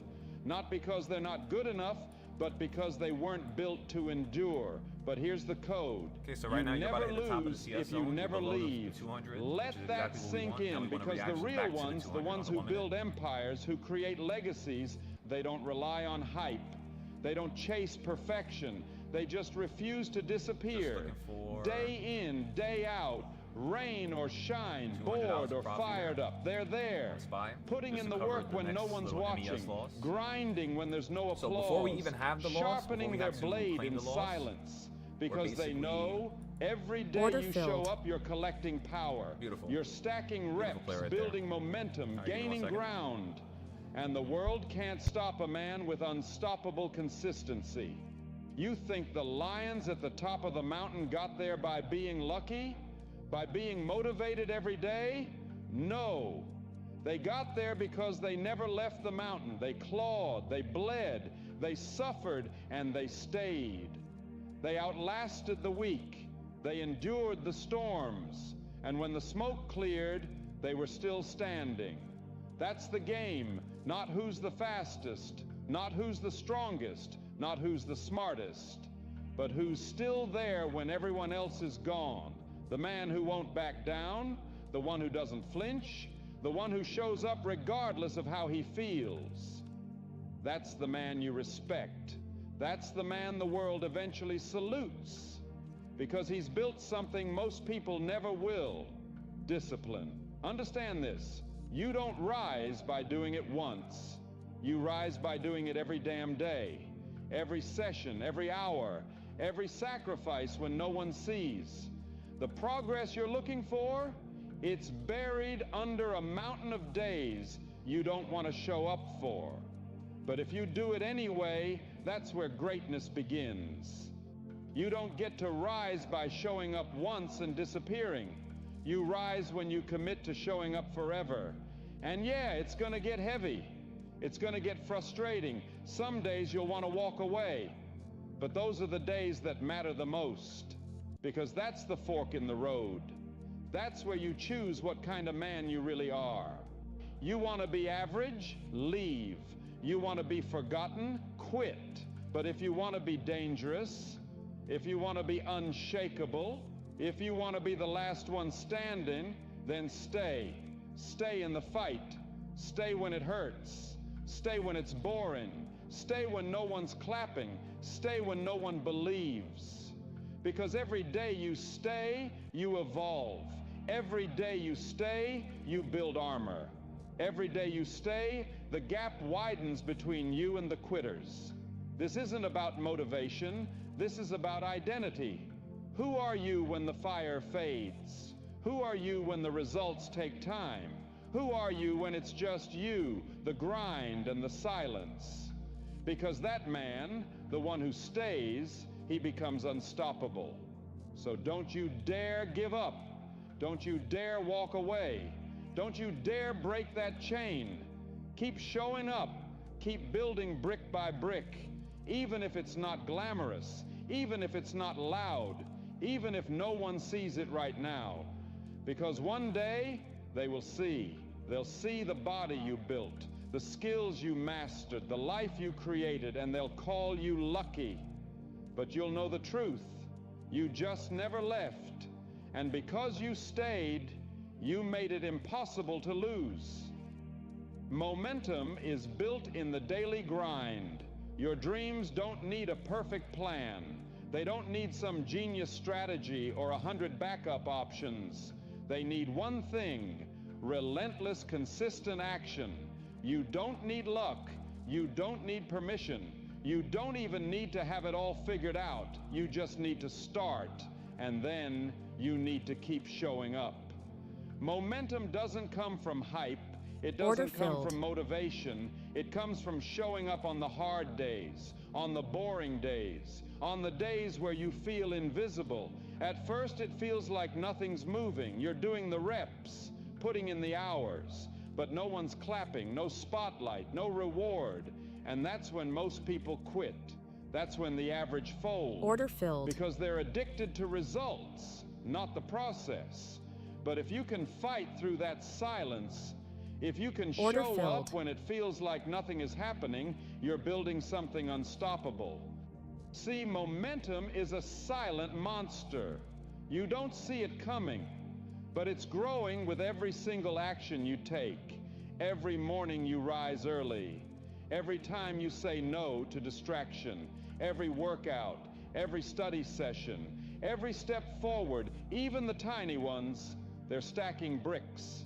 And then one day, boom, the wall cracks, the dam breaks, the results pour in. Order filled. And people say, damn, how did he blow up so fast? How did she make it overnight? They don't see the grind. They don't see the days you were dead tired but still showed up. They don't see the late nights, the early mornings, the tears behind the drive. But you'll know. You'll know it wasn't one giant leap. It was 1,000 tiny steps. It was the mornings where you didn't quit. The evenings where you stayed locked in. The decisions no one applauded but you made anyway. That's where momentum lives. Not in flashes, not in highlights, but in the gritty, repetitive, lonely work that no one else wants to do. That's the secret. It's not about doing something amazing once. It's about doing something meaningful every single day. The ones who win, they build that pressure, they stack that grind. They create so much forward force that eventually nothing can stop them. So if it's hard right now, good. That means you're in the right place. That means the wheels are turning, the machine is coming to life. Don't stop now. Don't look for shortcuts. Don't break the rhythm, because momentum is earned, and once you've got it, it's a weapon, it's power, it's the force that takes you from average to unstoppable. So lock in, grind harder, keep moving, and let the world feel the weight of your momentum. If you're still here, if you made it all the way to the end, you're built different. You're not just a dreamer, you're a doer. Type "I show up" in the comments to affirm that you watched this through. Let the world know you're locked in. And hey, if this message fired you up, like the video, subscribe for more raw motivation, and share this with someone who needs to hear it. I'll see you in the next one. Until then, keep showing up, keep grinding, and never back down. Granger knows that if you're a lineman in charge of keeping the lights on, you go to great lengths, and sometimes heights, to ensure the power is always flowing. Which is why you can count on Granger for professional-grade products and next-day delivery, so you have everything you need to get the job done. Call 1-800-GRANGER, click Granger.com, or just stop by. Granger, for the ones who get it done.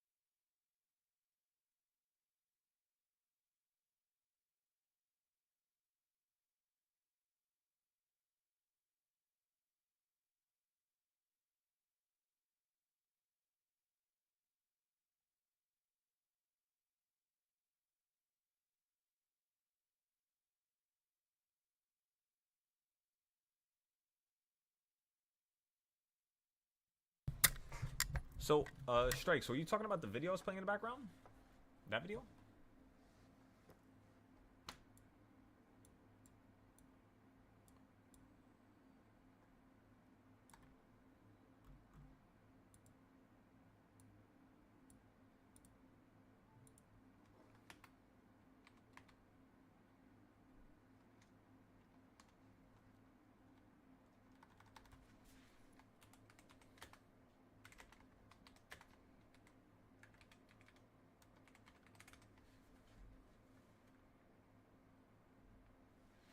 Three contracts.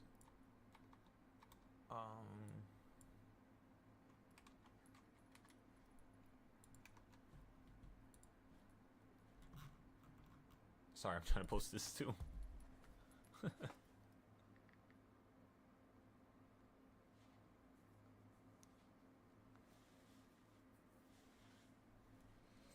Nine more minutes until 3 o'clock. Excellent, excellent. Not bad. Looks like you're going to fall potentially down to number 1 here, which is another $1. Meaning we might have to sell out the MES position and claim a new one.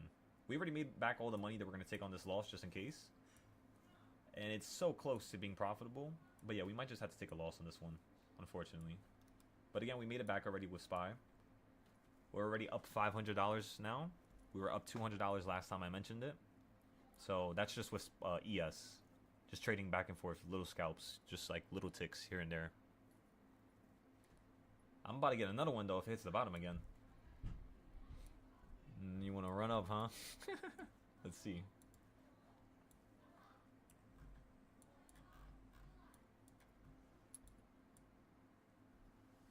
Yeah, it looks like you can go down right now. So I'm going to give it a moment. Give it a moment. I want to see it hit on top of the CS zone here, and then I'll buy. We do have a new CS zone, though, of course. These now. So, ladies and gentlemen, you actually do now have a CS zone in this area. I'm thinking you're going to fall to the bottom of it. That's kind of what I'm looking for right now.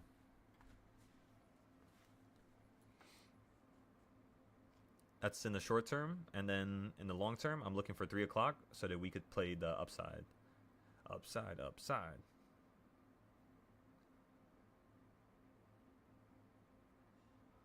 Calls are down just 10% here. We bought it for $100. Right now it's at 84, 83.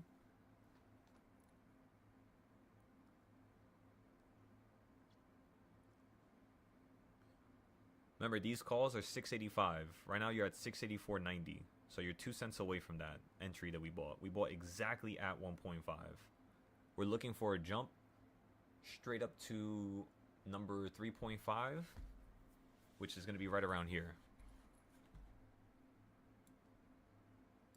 Right around this white zone here. Once it hits the bottom of this, we're going to sell out. Probably a little bit beneath it.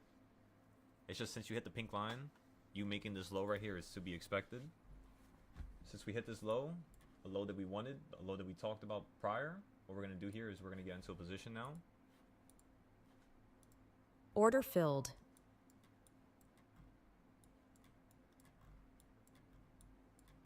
Add the stop loss, add the take profit, and then boom, we're good to go, everybody. This is the area that we wanted. You can still fall down a little bit lower, but again, I'm going to buy into it now.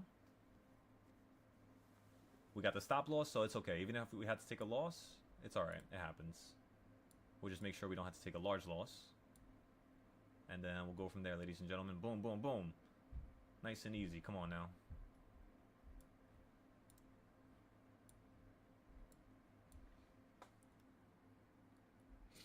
Alright, let's start taking this for real.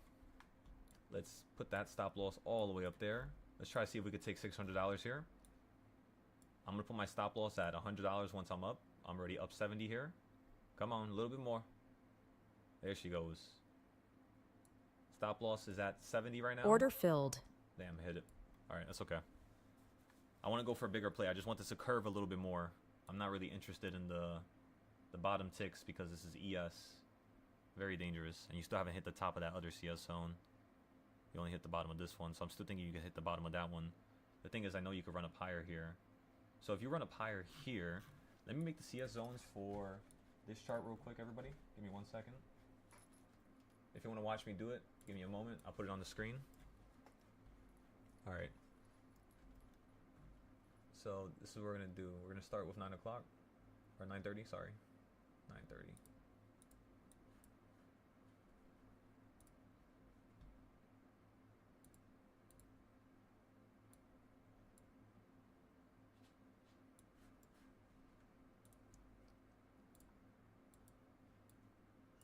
Red, green.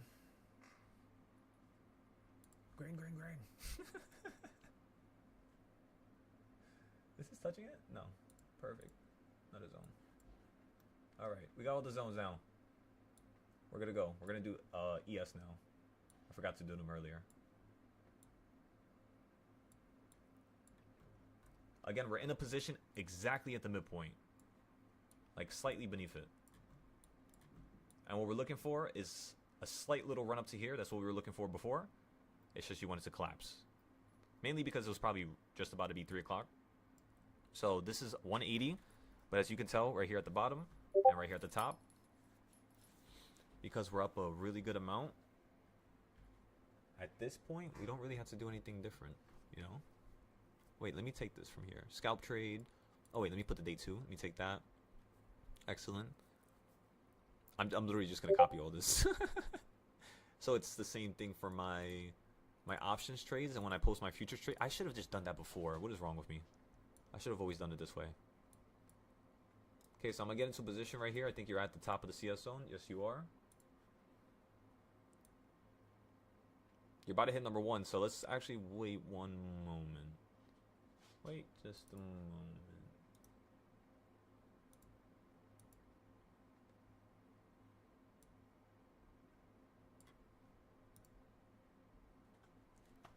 Okay, they hit our buy, but it didn't buy in. Order filled. They hit our buy again. Now we bought in. Okay, now we're into the calls. It might hit number 1. You're at number 1 now. You hit it. That was a nice buy right there. Not bad.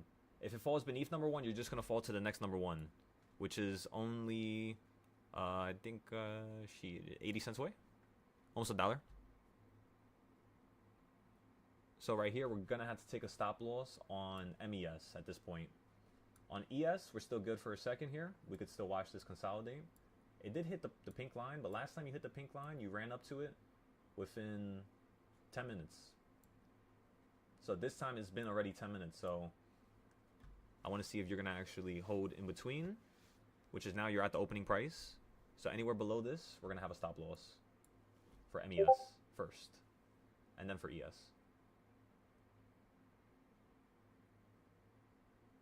Top of the CS zone, you're almost at the middle of it now. Middle of it would be right next to that first reversal point to the bottom side, the bearish one. Okay, and then for the calls, let's take a look at them. Down 50%. 3 o'clock. Let's give this another 2 minutes, and then we'll see if we want to average down. For now, we'll just hold it. The SPY position, not the SPY position, what am I saying? The ES position, sorry, on the other screen was down about, I think like $300 there. I was down. Right now I'm up 125.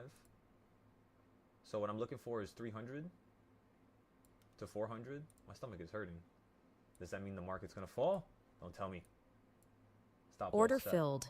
Stop loss was hit at $50. Beautiful. Now we're up another 50. So while the MES position is just basically taking a bigger loss, I'm keeping up with it, and I'm making more money than it is losing. So it can still work out in our favor. I just need to wait for 3 o'clock. Sometimes the market does this. It's a little annoying, but yeah, it's whatever. We could deal with it fine. Just fine. All right, let's make the MES position, not the MES, the ES zones, supply and demand zone. Oh, not the supply and demand zones, the damn, what you gonna call it? CS zones. Sorry, just had a little moment right there. Red, green. Green, green. Alright, so all the CS zones for ES and for MES are the same today. Holy shit, that scared the crap out of me. I was like, what the hell just happened to my chart? It was coming in from the other screen. That's why. Okay, so first things first. Spy's holding right on top of the CS zone. You hit number 1. You almost hit the other number 1. You might still fall down on top of it, so I'm a little worried. So I'm going to get my next futures trade at number 1 on the bottom side, if it ever hits it. If not, I just want to see this get above the 200, and boom, I'm profitable on MES now. I was just down 300, now I'm only down 100. So yeah, this trade looks like it might really work out. I might move this up higher. I'm going to move it up to 200 profit. We deserve it after taking that little beating right there. Because this could definitely run up into a new high. That's what I'm kind of thinking. But at the same time, I just want to see it hit the midpoint of where you're currently just falling from. So, for example, look at where you fell from over here, which was around number 4. So number 4 straight down to number 1. I now want to see you run up to number 3. Okay? So number 3, once you hit this area here, we're going to be out the contracts on SPY. Most likely, we're going to be out the contracts on the futures. And we're going to be sitting with some nice little profit. Potentially done with this account here, because again we're just structurally trading everything. So now I'm gonna go long on this other account too. Order filled. I'm playing the continuation going upwards here on SPY. I'm gonna sell for, so my last trade I sold for 1800. Trade before that I sold for 1200. So this trade, let's sell for 2000. We're up already 400 here. Up 800 now. Stop loss is set at 800. Up 1,000 now. Order Stop loss filled. Moved up to 750. Stop loss was hit at 750. Alright, I moved it down. Sorry. Kind of wicked down a little quick right there. We're up 4,100 now. So that was only 750 right there. Reason why I just sold it is I bought 10 contracts by an accident. I want to only play with 5 right now. Sometimes it doesn't switch it. Okay, so now we have 5 contracts. Let's watch this pink line here. How's the SPY options doing? They're already break even. How's the MES position on my other account? That one is almost break even as well. We're down $60. Hit the pink line again. Last time you got above it, you hit the green line. So I'm thinking you're going to go straight towards the green line right now. So let's go back to the practice account and play the continuation here. I'm putting my limit orders below.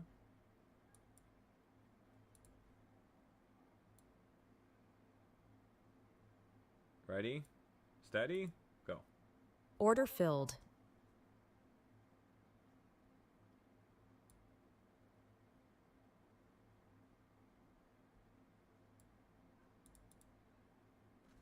Okay, so now, since I'm in the futures position, since I'm in an options position, now what I'm going to do is trade with my bigger account.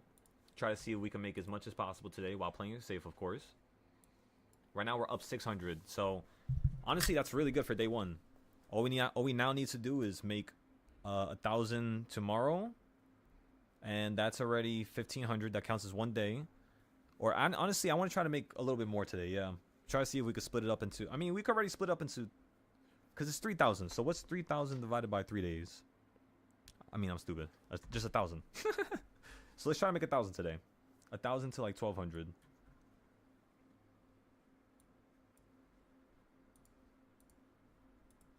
On the futures position, I'm already up another 800, another $1,000. I'm going to put my stop loss at the pink line the second it gets above it. If everybody's watching that. Nah, yeah, Don. I got a little lost in the futures trade right now because I'm trying to pass this account. So I'm just trying to kind of like prioritize my own little trades going on here. But we did sell the other trades, as you could tell. The market fell out the sky. Absolutely beautiful. But what we're focused on right now is... Ah, my arm. I just snapped it. It's trying to pass this futures account. So first, let me see if I posted it on the Discord. I think I did. No, I did not. I'm sorry, everybody. I'm very sorry.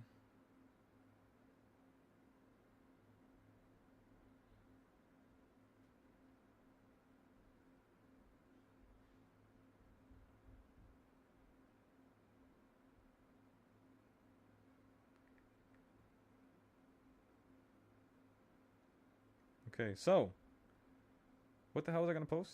The second trade. I didn't even post the second trade.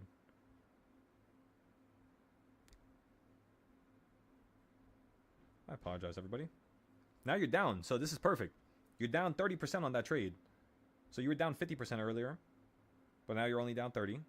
So I'm gonna take a picture and I'm gonna send it to you guys. Again, the calls that I got are down right now. If you guys want to hop in, not a bad time, honestly. This is basically a continuation play. So this is what you do. If this thing drops below the top of that white box, you got to sell out. Okay? If you're gonna buy right now calls, the same 685 calls that I have that are 0 days, which cost around $70 right now. If it falls below the top of that line, which is around $50, you're gonna have to sell out. So you're gonna lose around $20 per contract. So if you get 10 of them, you're gonna lose 200. Yo. Yo. I can always count on you to let your phone die. Oh no, yeah, bro. I don't know what's wrong with this iPhone, bro. Like my battery's at 50% right now. Like what the fuck? My stop loss was almost hit for 1,000 on the paper trade account. And on my MES account, we were down a few dollars there.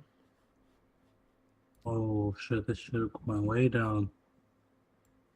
Yeah, so it literally did what we said it was going to do at the top of number 5 and 6. It just took all day to do it.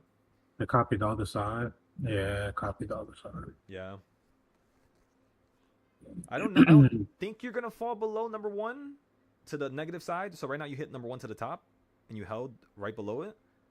I don't know if you're going to fall to the bearish one, which is kind of like, it's basically where you hit the low of this morning at 9:30. So at 9:30, if you look at it, that same low, it looks like we might be traveling down to it. Or at least one of it. Because you could still, you know what I mean, fall down a little bit lower, which is why I'm not holding an ES position too long right now. I'm just selling out for 50 to 100. How did you ever figure out how you flipped the shit upside down by accident?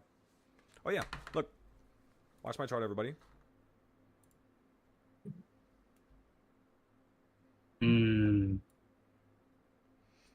So this is the SPY inverted. So as you could tell, what I'm basically saying is that invert scale. It looks like you could run up a little bit higher because you hit this level here, you hit this level here, and you had that higher high here. So now it looks like you're gonna break up to a higher high over here, somewhere at number 2. And if it does that, that's kind of where I want to focus on my futures trades. I don't know if it's gonna do it. I don't think so. But yeah, I mean, if it doesn't do it, guess what? I have a call right around here. Let me circle it for you guys. I have a call right here. Because remember, this is inverted, so this is upside down right now. Kind of like how it looks upside down. It does, because remember, like your body's gonna have a bullish thought process, because once you look at SPY, it's been up since 1990s, since 1960s, and when you actually pay attention to what it's been doing the last couple years, yeah, bro, you're mostly bullish. You're mostly green. So, yeah. Inverted scale actually is the recipe. It's just, remember, you had to play differently. So right now, if you're trying to play puts, you would have to play calls. Because this is inverted. So I always have 2 charts just in case my brain just sometimes forgets. Because sometimes you literally like... What's it called? You talking about because it's upside down? Yeah, sometimes I be fucking up. I be getting to the wrong side. I be like, fuck. It still says the same thing. When you right click, it says sell. To go up. Oh, so maybe okay. Now that makes sense. I don't know, maybe on Top Step it's a little different. Maybe that's what it was. Oh, are you on something else? I was on TradingView. Oh yeah. Yeah, on Top Step, when I right click, it's inverted. It still says limit sell, go up. I actually didn't test that yet. So right now on ES, you're falling towards the low. You're inside that white box. So if you bought the calls, everybody, you know what that means. You might have to sell out. I'm still holding. You know how I roll, everybody. We took no losses today, and I don't plan on taking any. We bought at the complete bottom. We sold out right in the middle. It gave us plenty of time to switch into the futures and make $400. So now we're already at $600 in total. I want to make at least another. Honestly, I'm gonna try to see if I can hit 1,500. We still have another hour, pretty much. We could literally do this if we prioritize the calls now. It's just I don't know if the market wants to shut down. I don't think it will. But let me invert the scale again. I had to look at the chart this. Actually, it's kind of cool looking at it like this, but it's pretty much the same shit. That's the beauty of the reversal chart that I created. Both sides are pretty much the same thing. Just you got to pay attention to where it's hitting. So right now it's holding on number 1. This looks like you're going to hold here. What time is it? It is 3:10. I'm going to switch into my other account, and I'm going to get a call here for SPY. Order filled. I got a call here. Not a bad entry. I'm looking for a tiny little $50 play.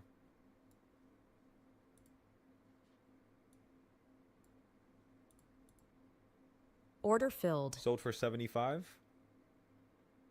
We're almost at 700 now. Keep it going. Keep it going. Let's keep penny pinching. Penny pinching. I need it all.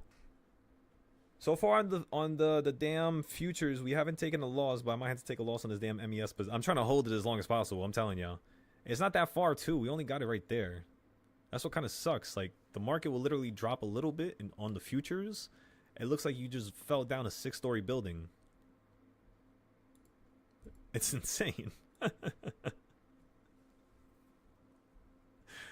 But that's what makes it awesome, because literally with quick little moves you can make a shit ton of money. Am I in a position on my practice account? I don't want to lose it. I am in a position. Shit. I didn't sell out for 1,000. It literally wicked off of my selling point and fell. See, that's why you never do that. I'm still doing it on the practice account because I want to see if what I'm doing is correct on my real account. And it still is correct. Literally, my real account is beating my practice account. It's the funniest thing in the world. The practice account is only getting lucky because it has a shit ton of margin. I could just hold it and wait. So it's kind of like unrealistic in a certain sense because, you know, I don't have a 150K account right now. I have a 50K account, so I have even less margin. But I'm acknowledging that, and even with that thought, I'm acknowledging that I'm not going to make as much, but what I'm prioritizing is the actual fact of what's it called, the charting. So it's kind of like this. I'm actually just focusing on the technicals and focusing on what's occurring. How is the market moving? What if the market, what is the market doing at exactly this right point right now? And what do I think is going to happen right now? To the call side, to the put side, and what direction would I really choose if I had to have a gun pointed to my head right now? What direction would I choose if my life rests on the line? And whenever I think like that, so first I think of upside, then I think of downside. I make myself unbiased. And then I come in at the end and I choose a direction. And to be realistic with you guys, truthfully, from the bottom of my heart, my win rate depends on how I'm feeling that day. So if I'm feeling down, like I'm unmotivated and shit like that, usually my win rate is, you know, like 2 to 6 I'll lose, 3 to 6 I'll lose that day. If I'm feeling really hyper and really active, like today, usually we don't take losses.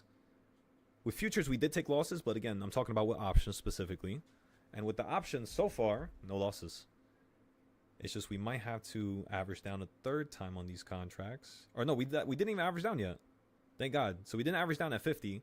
So now if this drops, oh, this is way lower than 50. Now you're down 60% at $39. So at this point, ladies and gentlemen, what I'm going to do is I'm going to put a limit order to buy more at $30 flat.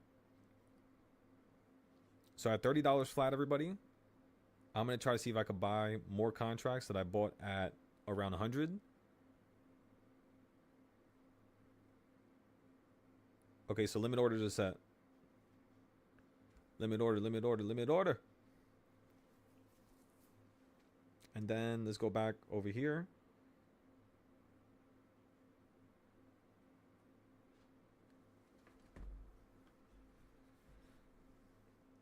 All right, so how's the futures doing?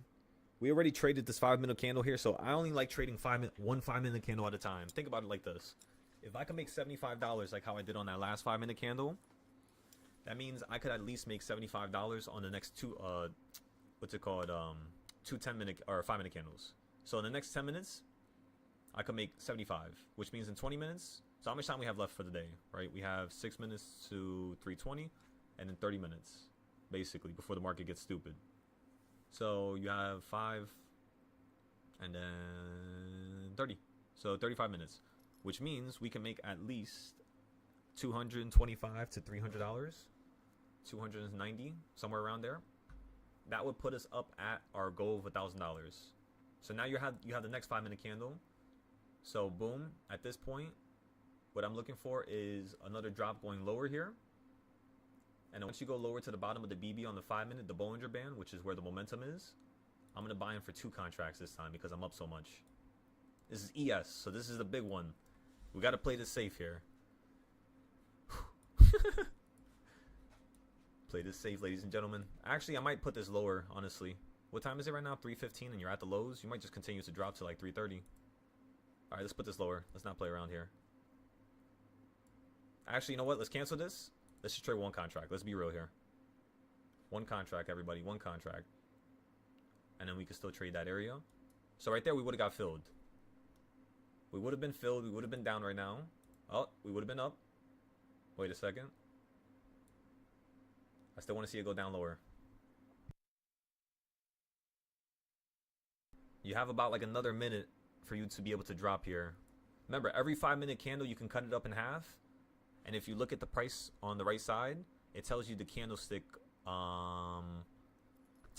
So if you right click your chart here and you go to settings, it tells you, where is it? Candlestick, symbol, session, candlestick, where is it? Session and lines, status lines, value, change value, canvas. Is it here? What the fuck? No. Trading.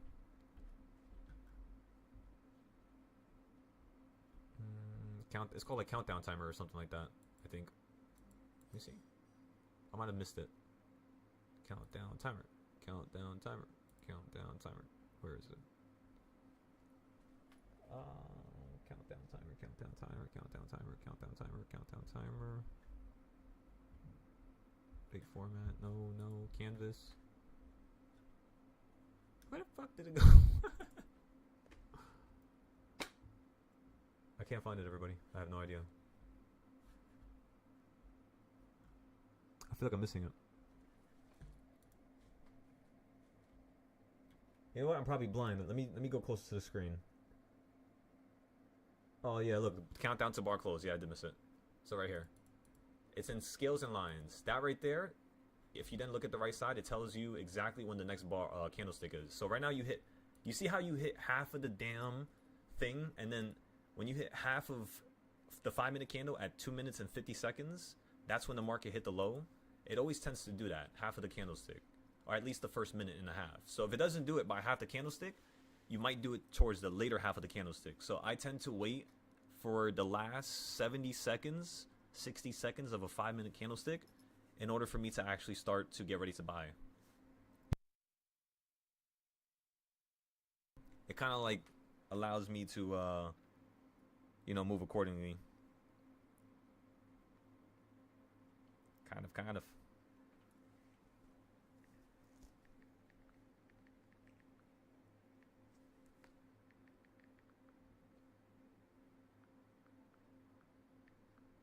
That was trade number 2.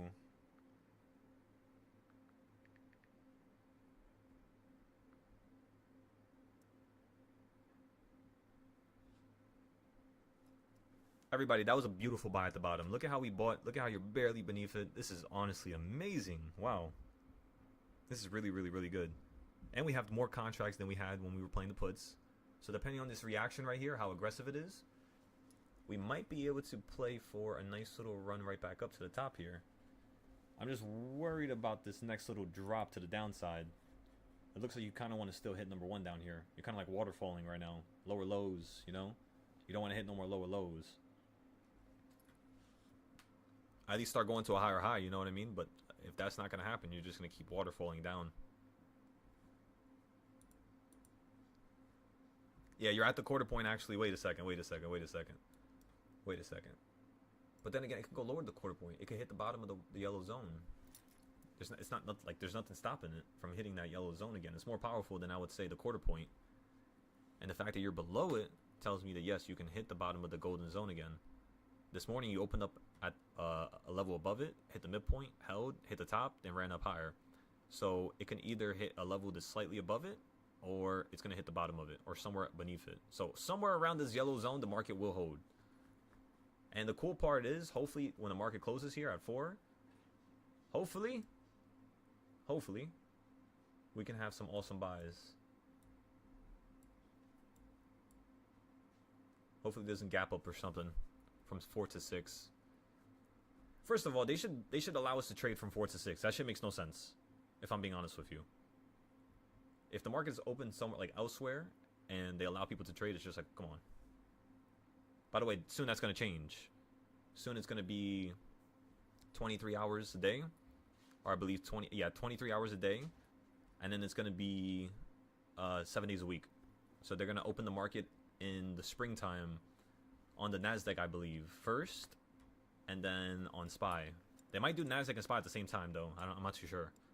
I got to research it. But let me show you guys so you guys can actually read up on the article. NASDAQ switching to 24/7, 24-hour trading. So look at this. This is from the official NASDAQ website.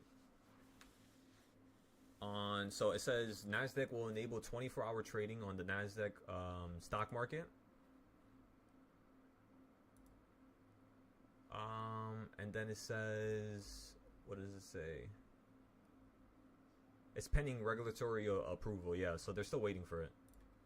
But yeah, everybody's talking about this, even CNBC. Even though, you know, it's another player. But it's another story. But it's moving closer to around-the-clock trading, or stock trading. Which, you know, once they do it for stocks, they're going to do it for futures. Pretty much the same shit. So think about it. If the stock market is 24/7, I'm almost 1,000% sure they're going to change futures and options as well, but not right away. So we might have to wait a little bit of time here before things actually change up in a different manner. It's going to be different. I'm letting y'all know. Honestly, that's kind of why I'm waiting before I create the reversal points on futures, because when the market opens up at different times and you have different closes, it's going to react differently.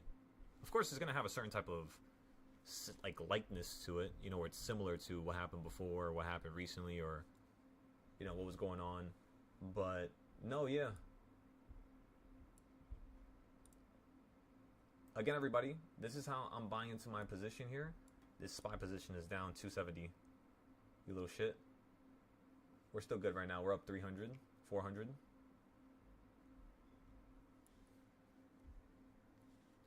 The entry we got was at the 200 moving average, slightly beneath it. So I'm waiting for this to potentially run up to this top level here. It's just right now it's 320, so we only have 30 minutes left. So we got to somehow micromanage with ES. Micromanage, ladies and gentlemen. Let's get this done.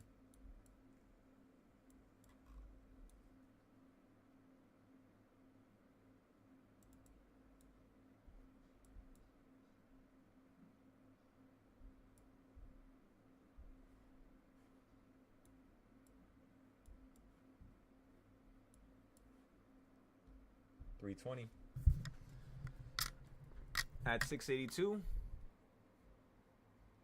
I'm looking for like 683.40, like somewhere around there, I think. Let me see. I'm looking for 683.60. 683.60, ladies and gentlemen. 683.60. Anything below that, you're most likely gonna fall straight out the sky to 682, and then to 680. So first 683.50. Anywhere below that, 682, then 680. 3 points, 3 levels, and that's it. Just remember that. I'll put some bigger circles at it. I'll color them orange.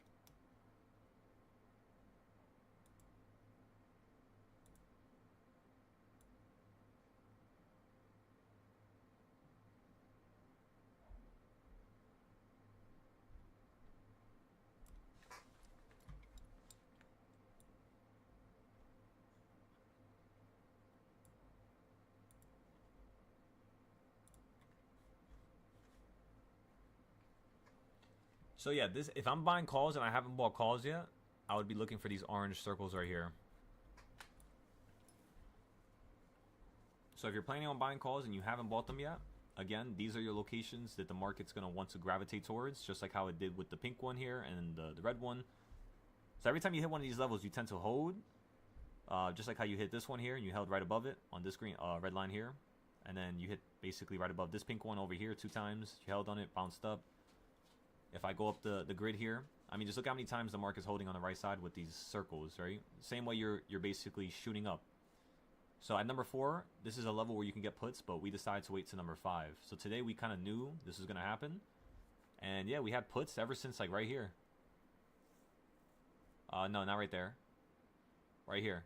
We got the puts right here on top of this candle. 688.13. Right now you're at 684.33. So we timed the perfect $4 drop, everybody. Congratulations to those of you who had some profit here. Absolutely amazing. Come on now. You said, Silo, are you doing calls? Yes. So yeah, we're in the calls right now. We're down, I think, like 50%. We put a limit order to buy some at $30, which I believe it bought for 30. So now our average is going to drop down from $100 to $67. And right now you ran from $30 straight up to 50. So we're already up and profitable. Oh no, sorry. My bad. It wasn't loading. You're down to 27. So you're right beneath where I bought those other contracts. I'm actually going to buy 5 more here. So I have 25 contracts in total now. It's $30 each. So in total, that's just another 150. Which again, everybody, it's about how much we made on the last trade. In total, we only have $1,400 inside this trade right now. Currently today, we're up around $700. We made a little bit more with those 2 contracts when the market dropped. And with the 685 calls, we're just down 40% here. So we bought 5 more for 30. Our average is now at 58. So our average is at 58. You were just at 50 before you fell right now. Right now you're at 35, 33. We bought in for 30 again.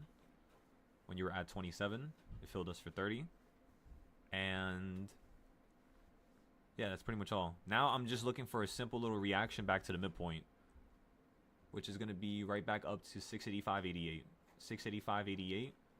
That's why I'm not worried about the SPY trade. I think that it's going to come in clutch here and help us out with extra profit. But I'm just worried about the short-term nonsense. You know what I mean? Because I know it looks like it wants to hold here. It definitely wants to go up. It just might wait until, you know, 4:30 or 4:50 when the market's closed, unfortunately. Sometimes that's the one thing I hate about zero-day trades, by the way. So at the end of the day, it sends like some days out the year. Not every day, of course. But when you get those random days, it's the worst. It's so unforgiving. Towards the end of the day, it's just like very dramatic on one side, and it ends up doing your idea every single time. But because of the market closing, it's like, damn. That's why I always tell you guys, always buy 5-day contracts when you have a really good idea. It always ends up working out really well. Remember, I'm still holding the 690s. I still haven't got rid of them because I still have 5 days. I'm going to add more to them, but tomorrow, not right now. Patience, everybody. Patience. You don't always got to just throw your money into something. You know what I mean? You still got time. If you got time, don't worry about it. Don't stress it. Just little by little, micromanage. And that literally removes any noise that your brain has. Like, I kid you guys not, there's so many times where I'm going through so many different things outside of trading, and you got to turn that shit off, because in order for you to be a consistent trader, the trick is not understanding how to trade. It has nothing to do with understanding how to learn how to trade, honestly. It has everything to do with understanding how to learn how to deal with your emotion. Your emotions, the way you react as a person, who you are, your personality. That's what really matters here in terms of trading. There's certain characteristics that one needs to be able to actually achieve success. That's all it is. It's simple characteristics as well. It's nothing too deep. It's just having some, devotion, having some grit, not giving up. That's it. That's all it is.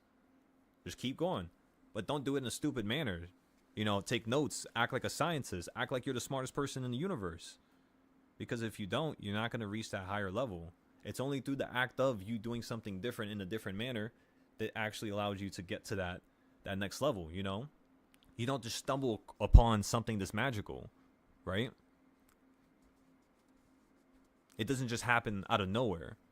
You were doing something beforehand that let you stumble upon it, And that's what I'm talking about. Is just allowing oneself to establish a perspective and a viewpoint of this market, which allows them to establish, again, a structural basis which they can follow, So everything is real understandable. It's real easy. It's real simple. Like my reversal points, you know? You hit number 5, we bought puts. We waited, no averaging down because you didn't hit 7 or 8, which is the rule. And then you fall back down to number 1. Then we sold. Right? Now we're playing calls at number 1 at the bottom. And now we're looking for upside.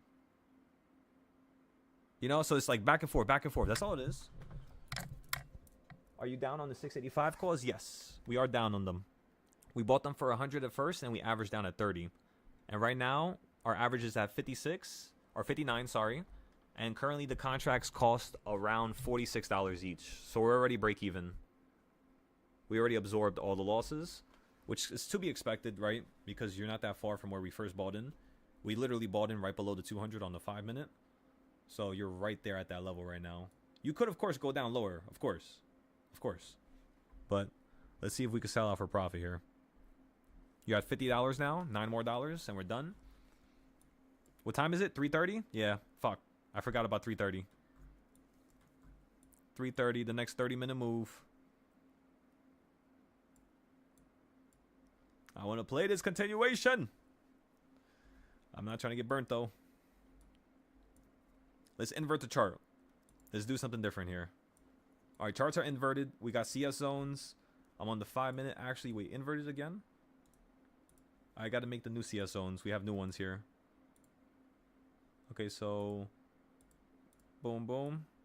Excellent. That one's done. So you're at the bottom of one right now. No wonder. Okay. And then what else? I think that's it. That's all I want to add. What about DARP? Should I fix the boxes? How much boxes do we have? What boxes are these even? These boxes are from where?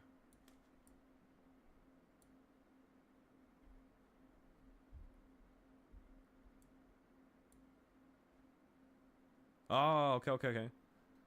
Okay, so those are previous boxes. And right now you fell to this point, you hit it, you fell down to the bottom. Now you're at that point, which is the 1/8 point. So I actually don't have this done, but that's fine. Let me actually just draw it here. All right, now it's done. Okay, so the dark boxes, we have them. Those are good. Now let's just wait, let's make it it's pretty good. It doesn't need to be more perfect than that.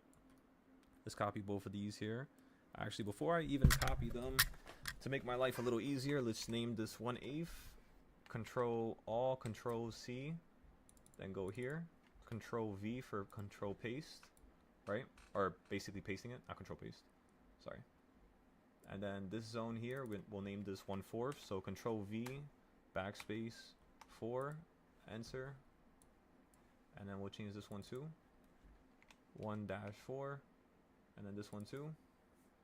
1-4, not 45, 4, and then this one as well, just in case the market does something stupid to the top side. We're prepared for it.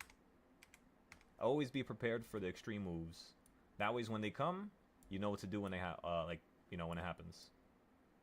That's why we don't really worry about crazy moves like this, because we already know. We already know the deal. You said yes, you need to master the motion part. I mean, honestly, what happened to me when I mastered it was I got so... Again, this sounds very dramatic, but I hope you hear it in my voice. I'm okay. At least I think. No, but let me tell ya, the reason why I'm like this, why am I so composed, is because there was moments where everything depended on my trades. Everything. The whole world. My whole world depended on that trade that day. And I went ahead and did something stupid. Every single time I used to use more money than I should have, I used to take losses. Every single time I used to use less money, I used to always have wins. So I started recognizing, why am I trading so aggressively all the time? Yes, it's to make sure I feel like I'm really learning, because if I don't feel like I'm trading aggressive, then I don't feel like I actually tried. I don't believe in my entry. If I have the full faith, like I have faith in this universe, faith in God, right? Then it should be able to happen. It should be able to, complete itself. If my faith is that strong, of course, right? It should be able to work out. At least that's what I was thinking. And I was getting the faith part mixed up with, getting into a ridiculous entry that has no type of risk management to it.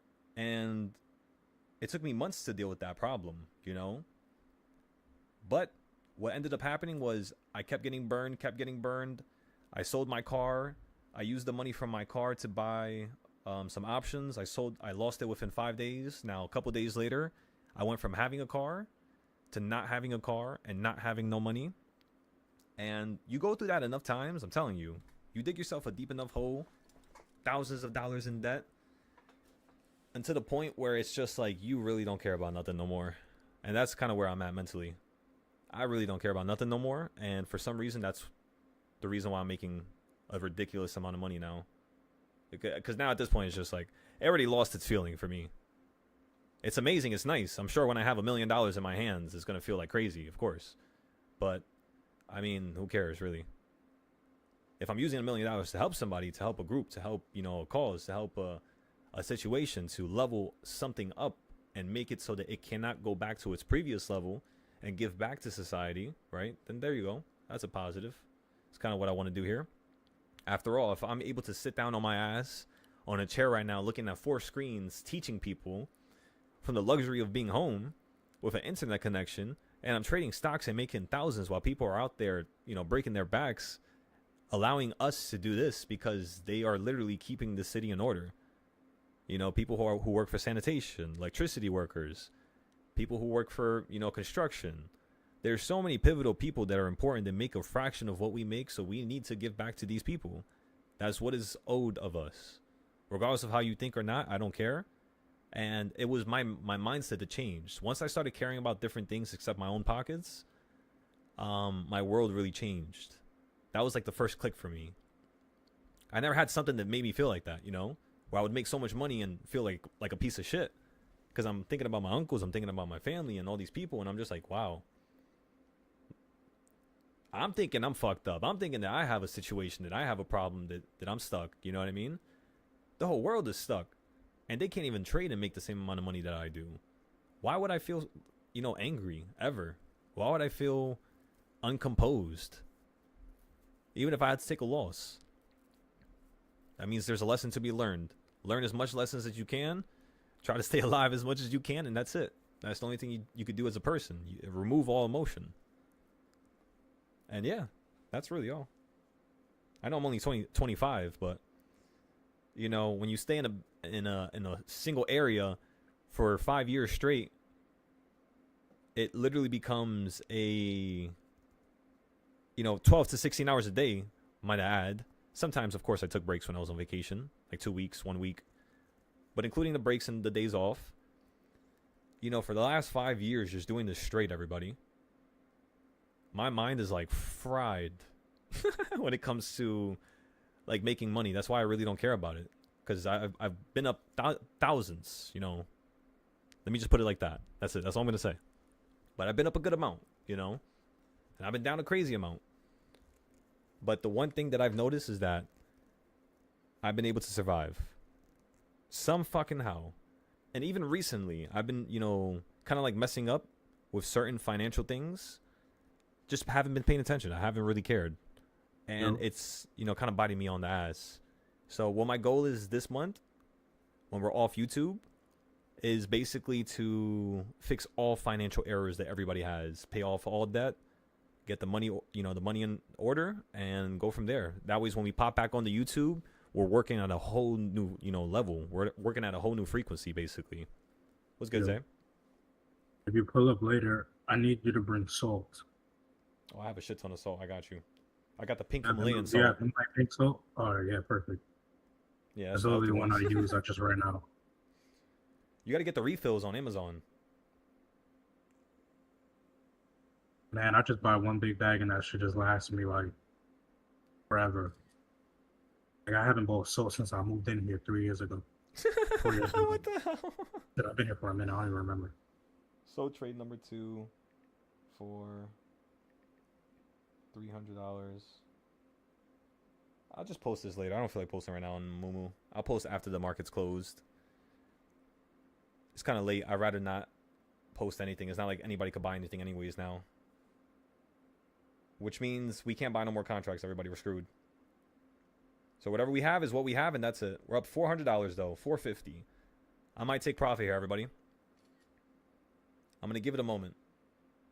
Why? Because I'm also holding my futures position because I believe this market wants to head up higher here. So worst comes to worst, I'm just going to take a little loss with the options, a little loss with the futures, and that's it. Call it a day. And then at 6 o'clock, we'll make whatever we have to make back. Think about it. We're only down $70. I'm up $621 right now. So at this point, I need to hit 1,500, right? But I'm trying to do this realistically. When I take profit, I can't take profit more than $75. So I can only take up to $75 if I'm trading ES. The only ticker that I could trade and I could take more profit on is MES. So it's a personal handicap. Why? Because you have to be able to realistically, I mean, let's be honest here. Is a person going to realistically buy SPY at the same level that I'm buying and be able to profit the same way I'm profiting? The answer is no. They don't have the experience. Not yet, at least. After about a week to 2 weeks of hyperfixation, or you could say a month, I would say yes. You can understand everything I'm saying, everything I'm doing, and you can fruitfully trade and make your money. The first couple days is going to be a little chaotic because I'm basically making you relearn everything. And at the same time, I'm allowing you to trade off of where I personally trade, which is why I call them out loud. Of course, not financial advice. So that each of you could profit in the same way I'm profiting. Well, remember, my account is a small account. When this account is at 10,000, 20,000, expect me to be playing with 5 contracts of gold or MES at a time. So right now, you guys can catch up to me because I'm only up 600. That's the reason why I'm going so slow, because there's no reason to rush this. Why rush it? We rushed it before, and we passed 17 other accounts. This is the 18th account. So at this point, let's do it in style.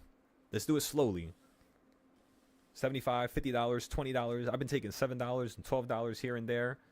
My last loss I took was only $12. The one before that was $30. The one before that was $110. So it's getting smaller on the losses, which is excellent. That means we are choosing the right direction. We are playing the trend. And then on the options, it's working out as well. We decided to hold it right there. And look at that. The market flipped up again. We're probably up like $500-600 now. Yeah, literally $600. $600, everybody. 40%, 40.68%. I'm going to sell it all here. Up $700. 49%.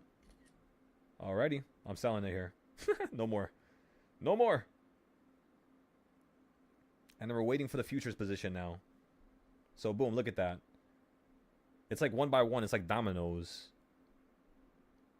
Excellent, excellent, excellent. Okay, so trade number 1.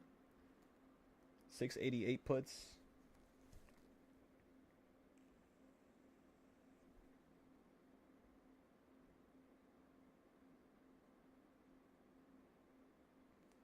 Isn't that a sight to see? Isn't that a sight to behold? 5 hours ago, we posted new options trade number 1, 0-day puts at 688. That's at 10:05 or some shit like that. And then we told everybody, this is what we told you. We said the only time we plan on averaging down is at 7 or number 8.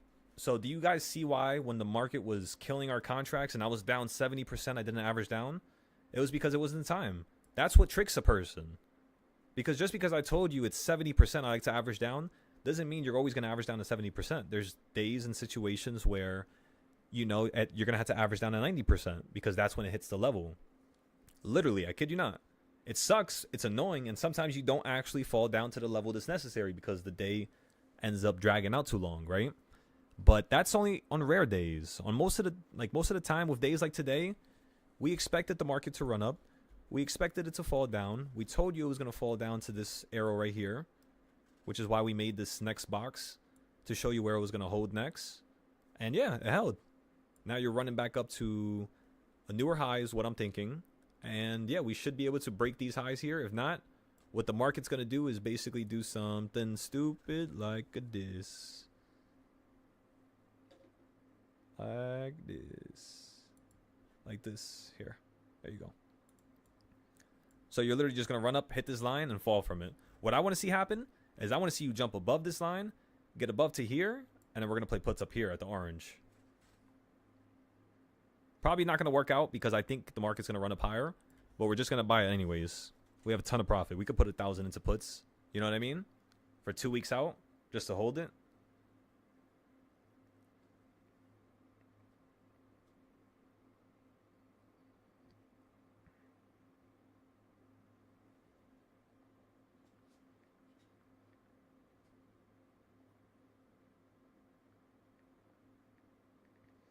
Wait, did I post this shit in the Discord? I don't remember.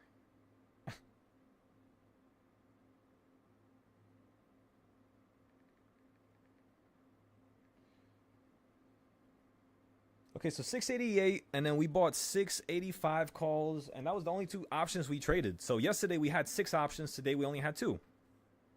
I thought it was... Didn't we make $400 earlier? Oh, that was a trade I didn't post. Never mind. 680... Wait, I did post that one. I'm so fucking... Oh, I didn't... Okay, so I didn't title it correctly. That's number 2. So that's trade number 2. So this is trade number 3. Yeah, yeah. So the first trade... That confused the shit out of me right there. The first trade was 440.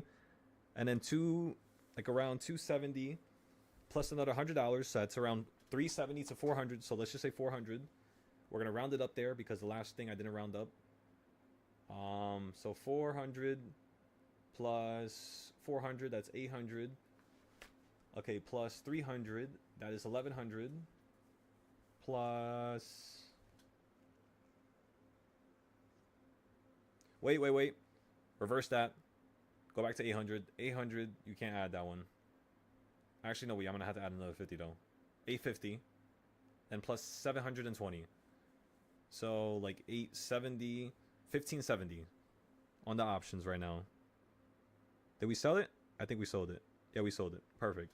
On my futures position, I'm now up $60 after I was just down, what, like 300? I'm moving my stop loss above 50. Remember, 50 at a time, 50 at a time. I could take a higher gain here, but it has to happen Order now. filled. It did not happen, everybody. Alrighty. So look at that. No losses. Come on, everybody.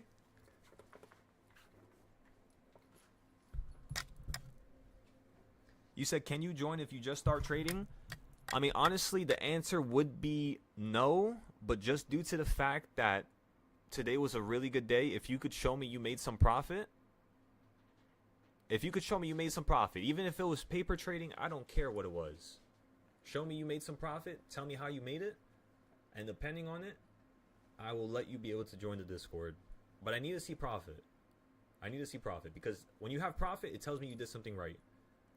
Next up is how do we break down what you did. So we'll look at what you did, where you bought, why you bought. We'll break down your perspective, your ideas. I'll have you write notes as to how I do them so that you can consistently grow every single day. Because that's how I do my notes. I have a certain element to my notes that allows me to grow every day. Even if I'm being a little lazy, you know, whatever you want to call me. So some days I'm lazy, obviously. I'm a human, just like everybody. And on those days, I tend to just result into like default mode. But default mode has to be a certain thing. It can't just be anything. You can't just, you know, do whatever you want. The market doesn't listen to that. The market doesn't yield to those that are mildly interested. Come on now. That was from the damn video that we watched the other day. Okay, so again, on the practice account, let's see what's going on here. I sold for another $1,000, I believe. I don't remember. Yeah, we just sold for another $1,000 right there, everybody. So where are we now on the reversal points? I need to pay attention to this. So right now, we're at the level that I knew you were going. Go. Puts. Fuck. I was a little late there. Order filled. All right, we got it. Ladies and gentlemen, we got him. And then on my actual account, that was on the paper account. Remember, you had to get into the trade with the paper account first. And then we can get into the trade with the real account.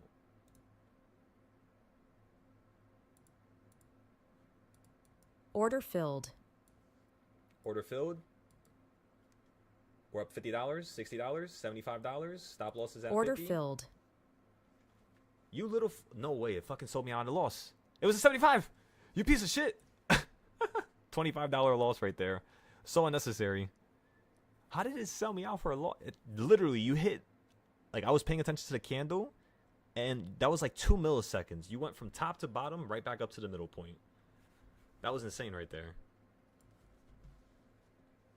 So sometimes that happens when the market gets really quick. What time is it? Yeah, 3:50, literally. Of course. No wonder. So we got to pay attention to the timing. That's one of the things that we can improve for tomorrow. We messed up with 3 o'clock. We forgot that it was about to be 3:30, I think. And then the market bottomed, right? Yeah, literally. And then you started running right into the sky. So we know that's the case. So as soon as we saw it run above the pink line, we should have played to the green, stop loss at the pink, and just keep playing for a higher high. And it would have just kept running up. So for tomorrow, we're going to improve that as well. The time, ladies and gentlemen, the time. We're almost at the top of the BB on the 5-minute, finally. I'm going to get some puts up here at the top for ES. We're still up $660 right now. We just had to take a $25 loss right there, unfortunately. But that's okay. It happens. It happens. It happens. Come on now. It's double the last loss, so I don't like how the losses are going up now. Even though it should have been a profitable... You know what? We'll just stop talking about it. Unfortunately, my brain doesn't like computing things that happen unnecessarily. Just like the market selling you out for a loss when you have the stop loss at 50 to 70. But that's just... You just got to get used to it. You know, Top Step, these prop firms, which is what I'm trading on right now, just due to the fact that I want to be able to have a step-by-step guide for all students to join. So I'm kind of like going through the process of it, going through it quickly, going through it slowly. I went through it with gold. I went through it with silver. Gold is my favorite. Silver is my second favorite. SPY is my third favorite. But right now we're doing SPY. Once I pass with just SPY, we're going to work on the NASDAQ. Then we're going to do a count with the NASDAQ, Dow, maybe oil, maybe one other name. And at that level, at that point, we don't really have to do any more prop firms. Because I'm going to test a couple more names, not just Top Step. And I'll give you guys my best opinion as to all prop firms. And as well as I want you guys to understand that I'm opening up a prop firm, but not right now. I want to have at least 20 to 50 million. And I'm only going to allow a certain amount of traders in at a time because I want to pay people. I want to give them actually easier goals. But the way that they had to go about taking these goals is a way where it can help change a person's life. You know what I mean? It's not just going to be $1,000 you could take out. At first I'm probably going to do like 1,500 to like 2,000. I would allow a person to take out after 2 days of trading. 1 day on the combine is all I care about. 2 days on the combine is annoying as shit. Because listen to me, ladies and gentlemen. Sometimes, you know what the market decides to do? The market decides to be a little piece of shit. And the market, for some reason, decides to do something more aggressive. So when it does that, you have to pay attention to that. I'm in a put right now. Order filled. I sold it already. I made back my 25. Fuck you, SPY. That's what you get. I bought the put right there because of the CS zone on the futures, which is different from SPY's CS zones. SPY CS zones are higher. The future CS zone is literally exactly where the market just wicked right there. That's why I love the futures. It's amazing. What did you sell your 65.80 at? You really got that? You got a lot of discipline went down? Honestly, I have no idea. I think it was like $700, $800, somewhere around there. I'm not looking for the money. I'm just looking for the actual percentage. So that was a 50% trade, which is pretty good. The first trade was around 100. And then the second trade was around 50. So my third trade, I want it to be around... Actually, no. That's wrong. Fuck, I forgot the first trade. How much did we make the first time, everybody? $400. How much did we use? See, this is the problem when you have a lot of trades. You don't really remember stuff unless you write it down. But at the end of the day today, what I'm going to do is go back and look at all my trades and write stuff down. I'd rather do my notes at the end of the day because I trade so much. So... we missed out on that contract. We remember that. And we bought those. That's 440. That was trade number 1. The 685 calls in the morning, right? And then boom, the market just launched up into the sky. And then when the market was in the sky, we were like, all right, boom, puts right in the sky. And then we bought those puts in the sky. You basically fell out the sky, right back to the floor. And that's where we're at now, pretty much. Ladies and gentlemen.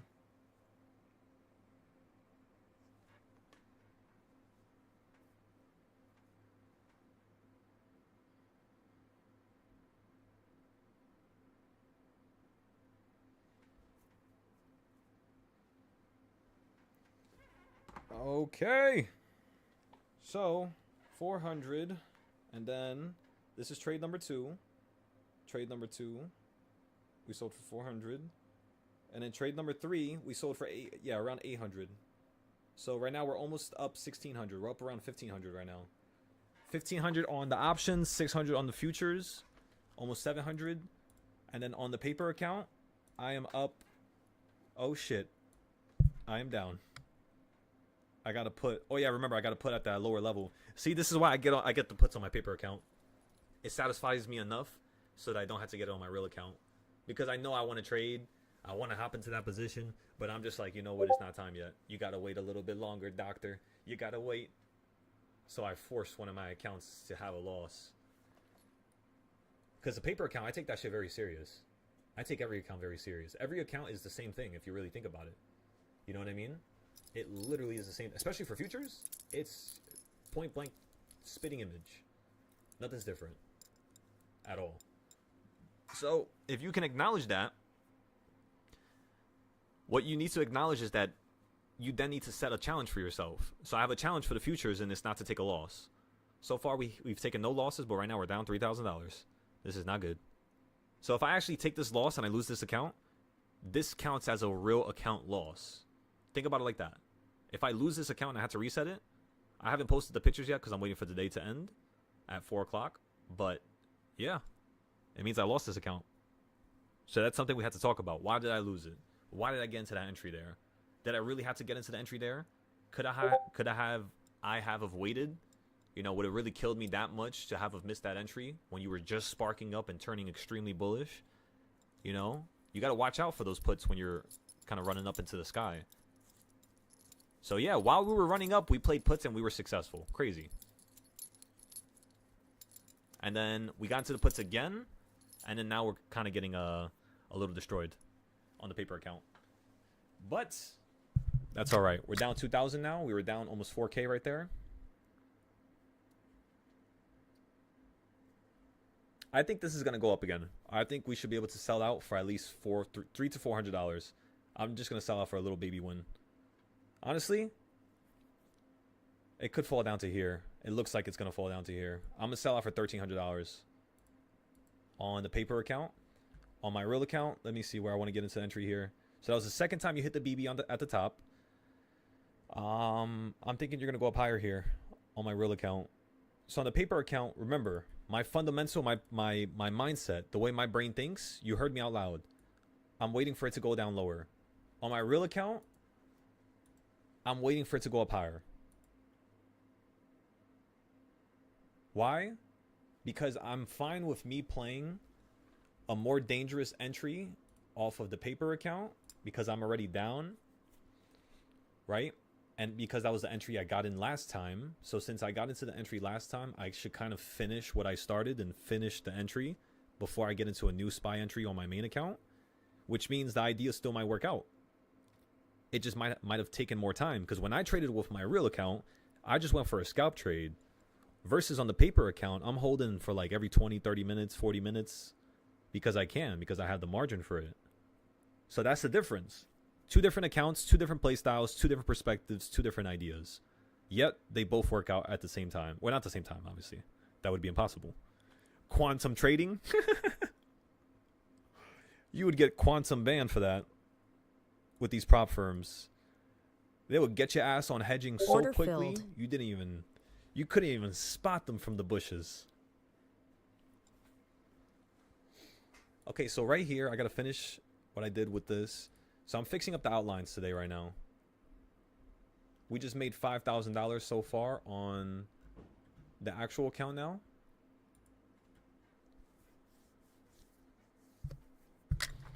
Okay, so you said, Tyler, what did you sell your... So yeah, like $800, something like that. Are you guys making money over there on the YouTube? What's going on over there? Everybody's quiet. I don't like this, this quietness. It's a little eerie.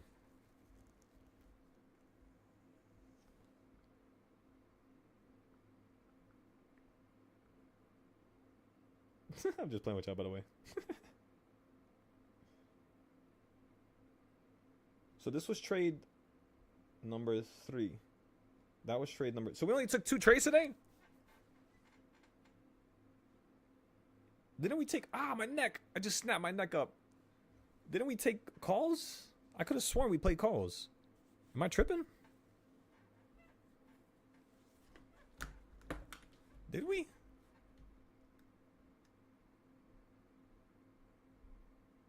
Let me look through all my accounts real quick. Just to double check something. Why do I feel like I'm holding something somewhere? I hope to God I'm not holding calls. Let me check all my accounts. Go, go, go, go. Well, we still have time before the market closes. Yeah, we're doing pretty good. All the accounts are good.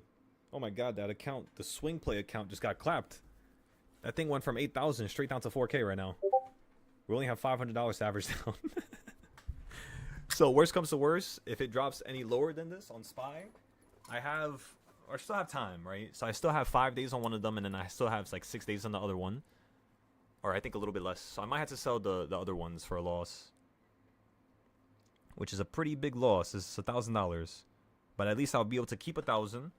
And then right now the 690s, I have 4,000 inside of those currently. And that's down almost 3K. So actually I'm only down like, oh no, yeah. It's down like 3K and then the other one's 1K. So it's 4K in total. A few $100, like give or take. And then... yeah, we have 15 contracts of 690 for February 23rd, and then 10 contracts of 700 for February 27th. I'm expecting a giant rally here. The only thing that's going to separate us from this is if you hit this line and you just want to collapse out the sky, right?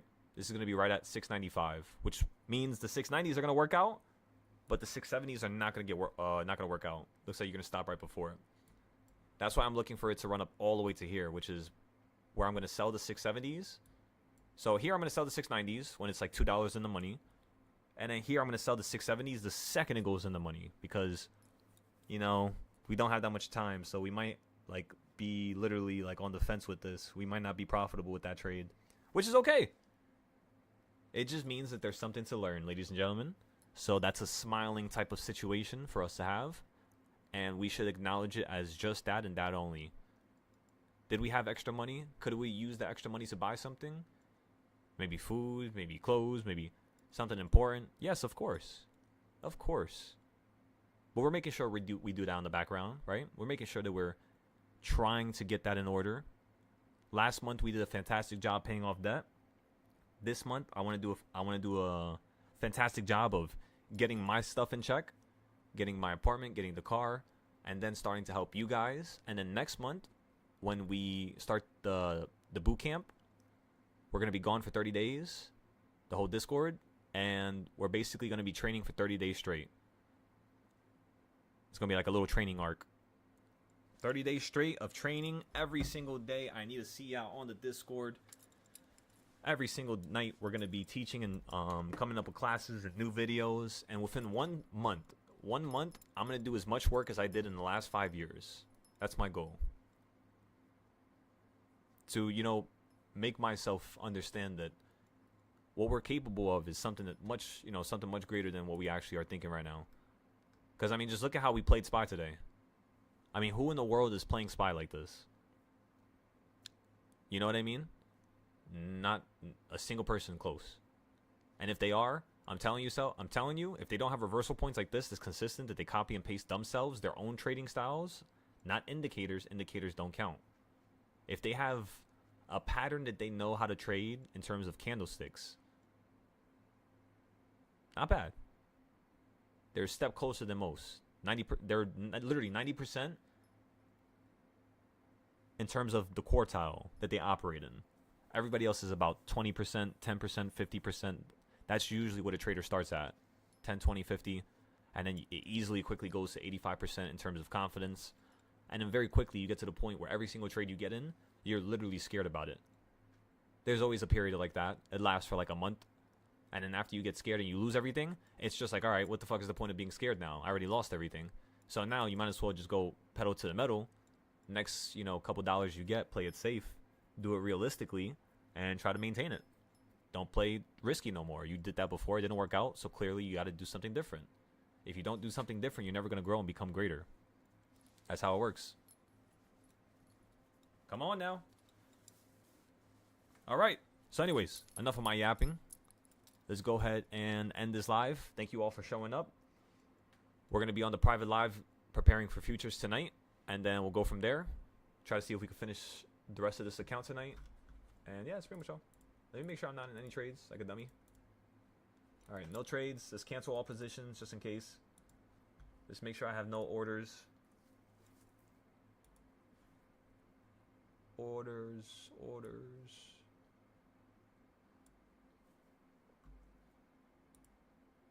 Okay, so we have no orders. Everything is filled or canceled. All right, we're good. We're up $671, ladies and gentlemen. Our win rate so far is 85%, which is, again, exactly what I told you guys. My trading styles yield 80 to 100% win rate, and right now we're using the ones that are newer, the ones that are more aggressive, so they're not as good as the other ones yet, but sooner or later. So we traded 28 times today, and we had 4 losses and 24 wins. In terms of the losses, our best trade is $84 and our worst trade is $118. So relatively close, right? Not too far off. That's kind of like high, but you're going to see once we have a bigger buffer, once I keep getting 30 and 30 and 30 and 30, that's why my average winning trade is $30. Just keep stacking it up. $30, $30, $30. Before you even know it, you're up 3,000. Now I can start making my best trade a higher goal, where it could be 300, 400, 600, you know what I mean? You don't have to worry about that off the rip. For now, just worry about your win rate. Worry about buying off of the best location, because your win rate is an exact depiction as to what you're doing. You know, if it's low, that means you're not doing something correct. For example, look at this trade. Look at this account. This is normally what my account looks like if we're trading gold and we only get into 4 or 5 trades. I just wait every 4 hours, every 2 hours, and I get into a gold trade. And this is literally what my account would look like every single combine.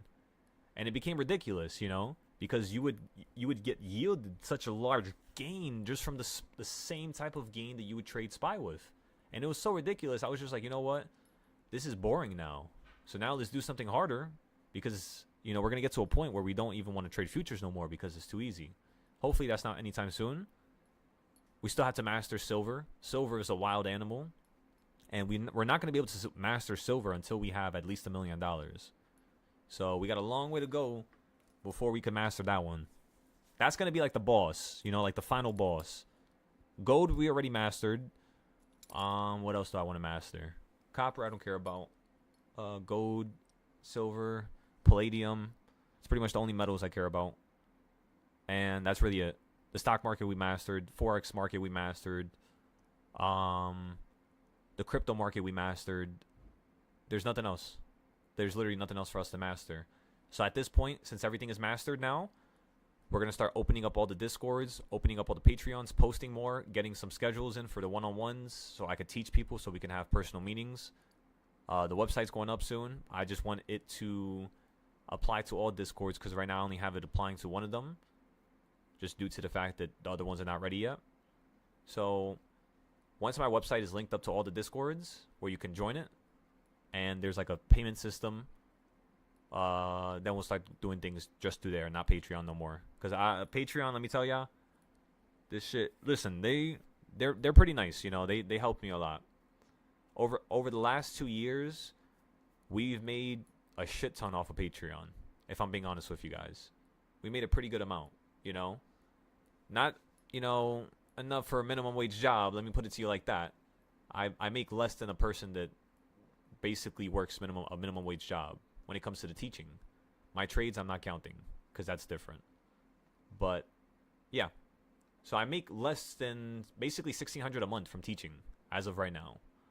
And it was $4,000 last month, but I basically removed everybody who had to be removed, just due to the fact they weren't doing things right.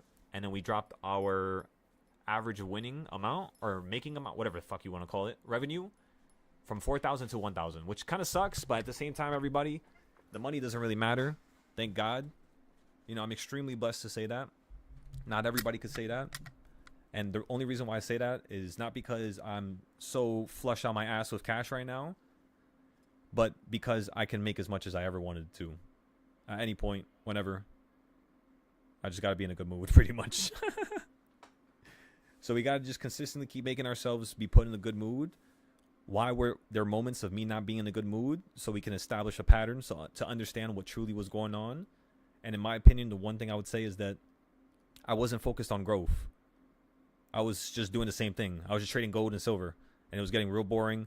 I wasn't having fun no more, and it wasn't giving me a reason to be happy, you know? Now this gives me a reason, because now I know there's something I have to learn. In order for me to pass it with just trading SPY, I know there's something we had to learn here. Last time we passed with SPY with just one trade, we had 5 contracts, and we made $1,500. That's what we did the first time, but that was like on account number 7 or 8. This is number 18, and my idea is to go as slow as possible. So small trades, low losses, high win rate, stack it up all the way to the goal, turn this into an express account, small goals, and then get that damn payout. Once we get that payout, it's over from there. It's like all systems are on go. Get ready for takeoff. Because this time I'm fucking taking off. Last time, we didn't take off. I'm just purposely using this money specifically, not the options money. Because think about it like this. Does a person have my experience with options? No. Does a person have my experience with futures? No. So what is the quickest way a person can start with $100 and take it to $5,000, let's just say? And the one thing I'm going to tell you is futures. That's the quickest way.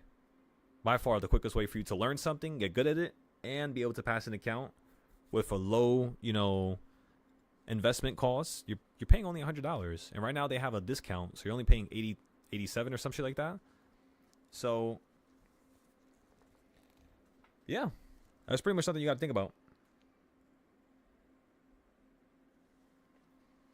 Just think about it like that.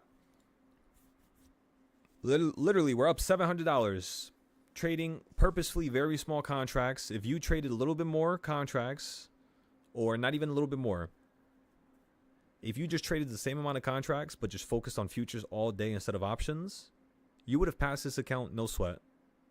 You would have been at $1,500, and then day 2, $1,500, and then boom, you pass the combine. Now you can move on to the express account.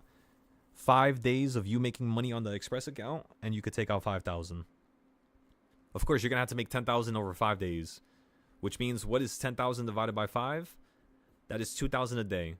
So, ladies and gentlemen, your goal when you have your express account is to make at least $2,000 to $500 a day, like $500 to $2,000. But let's say you have a stupid day where the market's doing something ridiculous and you don't have your charts ready and you just want to get this $150 before the market closes. You were sleeping all day, something happened, it was personal, some big family, chaos or something happened, right? And you only have 30 minutes to trade before the market closes. Just make $150, and that counts as 1 day green. You just need at least $150.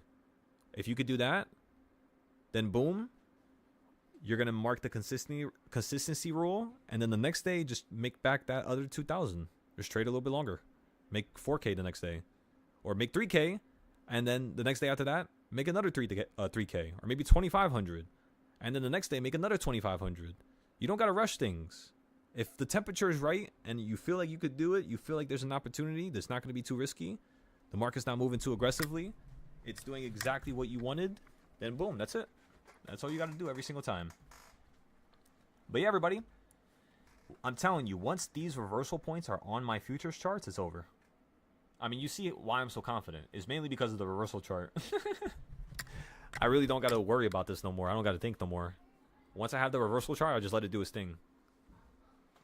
If it goes against number 6, average down to number 7 or 8, play calls above number 6 to 7, sell out for 20%. Make back a little bit of what I lost from playing the puts at number 5. At number 8, average down on any puts I bought at number 7. Get a drop back down to number 7. Sell out for a 30% win. That's 2 30% wins in a row. That's going to add up to maybe half of what I lost from number 5, which should keep up exactly with how much I'm losing when you hit number 7 or 8. So I should be still break even when you actually hit number 8. The next thing is making sure I'm profitable now. So now I got to make back the other half, which means I got to do it in 2 more trades, 3 more trades, or 1 more trade. What do I choose? What's the temperature? Is it at number 8? It falls from it, and I miss my location. I miss my buy for the puts. I'll buy below it. But then that means I'm going to use 1 contract. I'm going to use a lower amount. Why? Or, you know, less money, 30%, 20%. It's because I missed the perfect entry. Now, if this thing wants to go up higher, I'm literally just signing myself, you know, a big-ass loss for no reason. I'm not going to miss out. I don't care about missing out. You know, I cared about missing out in the beginning, but that was when I was, you know, I didn't lose that much. When I started losing everything, shit, you stop caring about missing out, let me tell ya. You just focus on what's good, what you know, what's normal, what's repetitive, what's consistent, and that's it. Not saying that's bad, it's good, but that's like the start to greatness. The next level is going to be kind of getting used to being uncomfortable. You know what I mean? That's why off screen I'm trading with different trading styles. I'm trading with different ideas. And I got a bunch of other things going on in the background because I have to test everything at the same time. That's the only way that I could do this all by the time I turn 30 and have a new perception of the stock market, which potentially, you know, I mean, you guys see. Let me not say nothing now, but you guys see. You'll see what I'm going to do to this market. You'll see what the plan is. There's always a plan. For now, enjoy the process. I'll see you guys.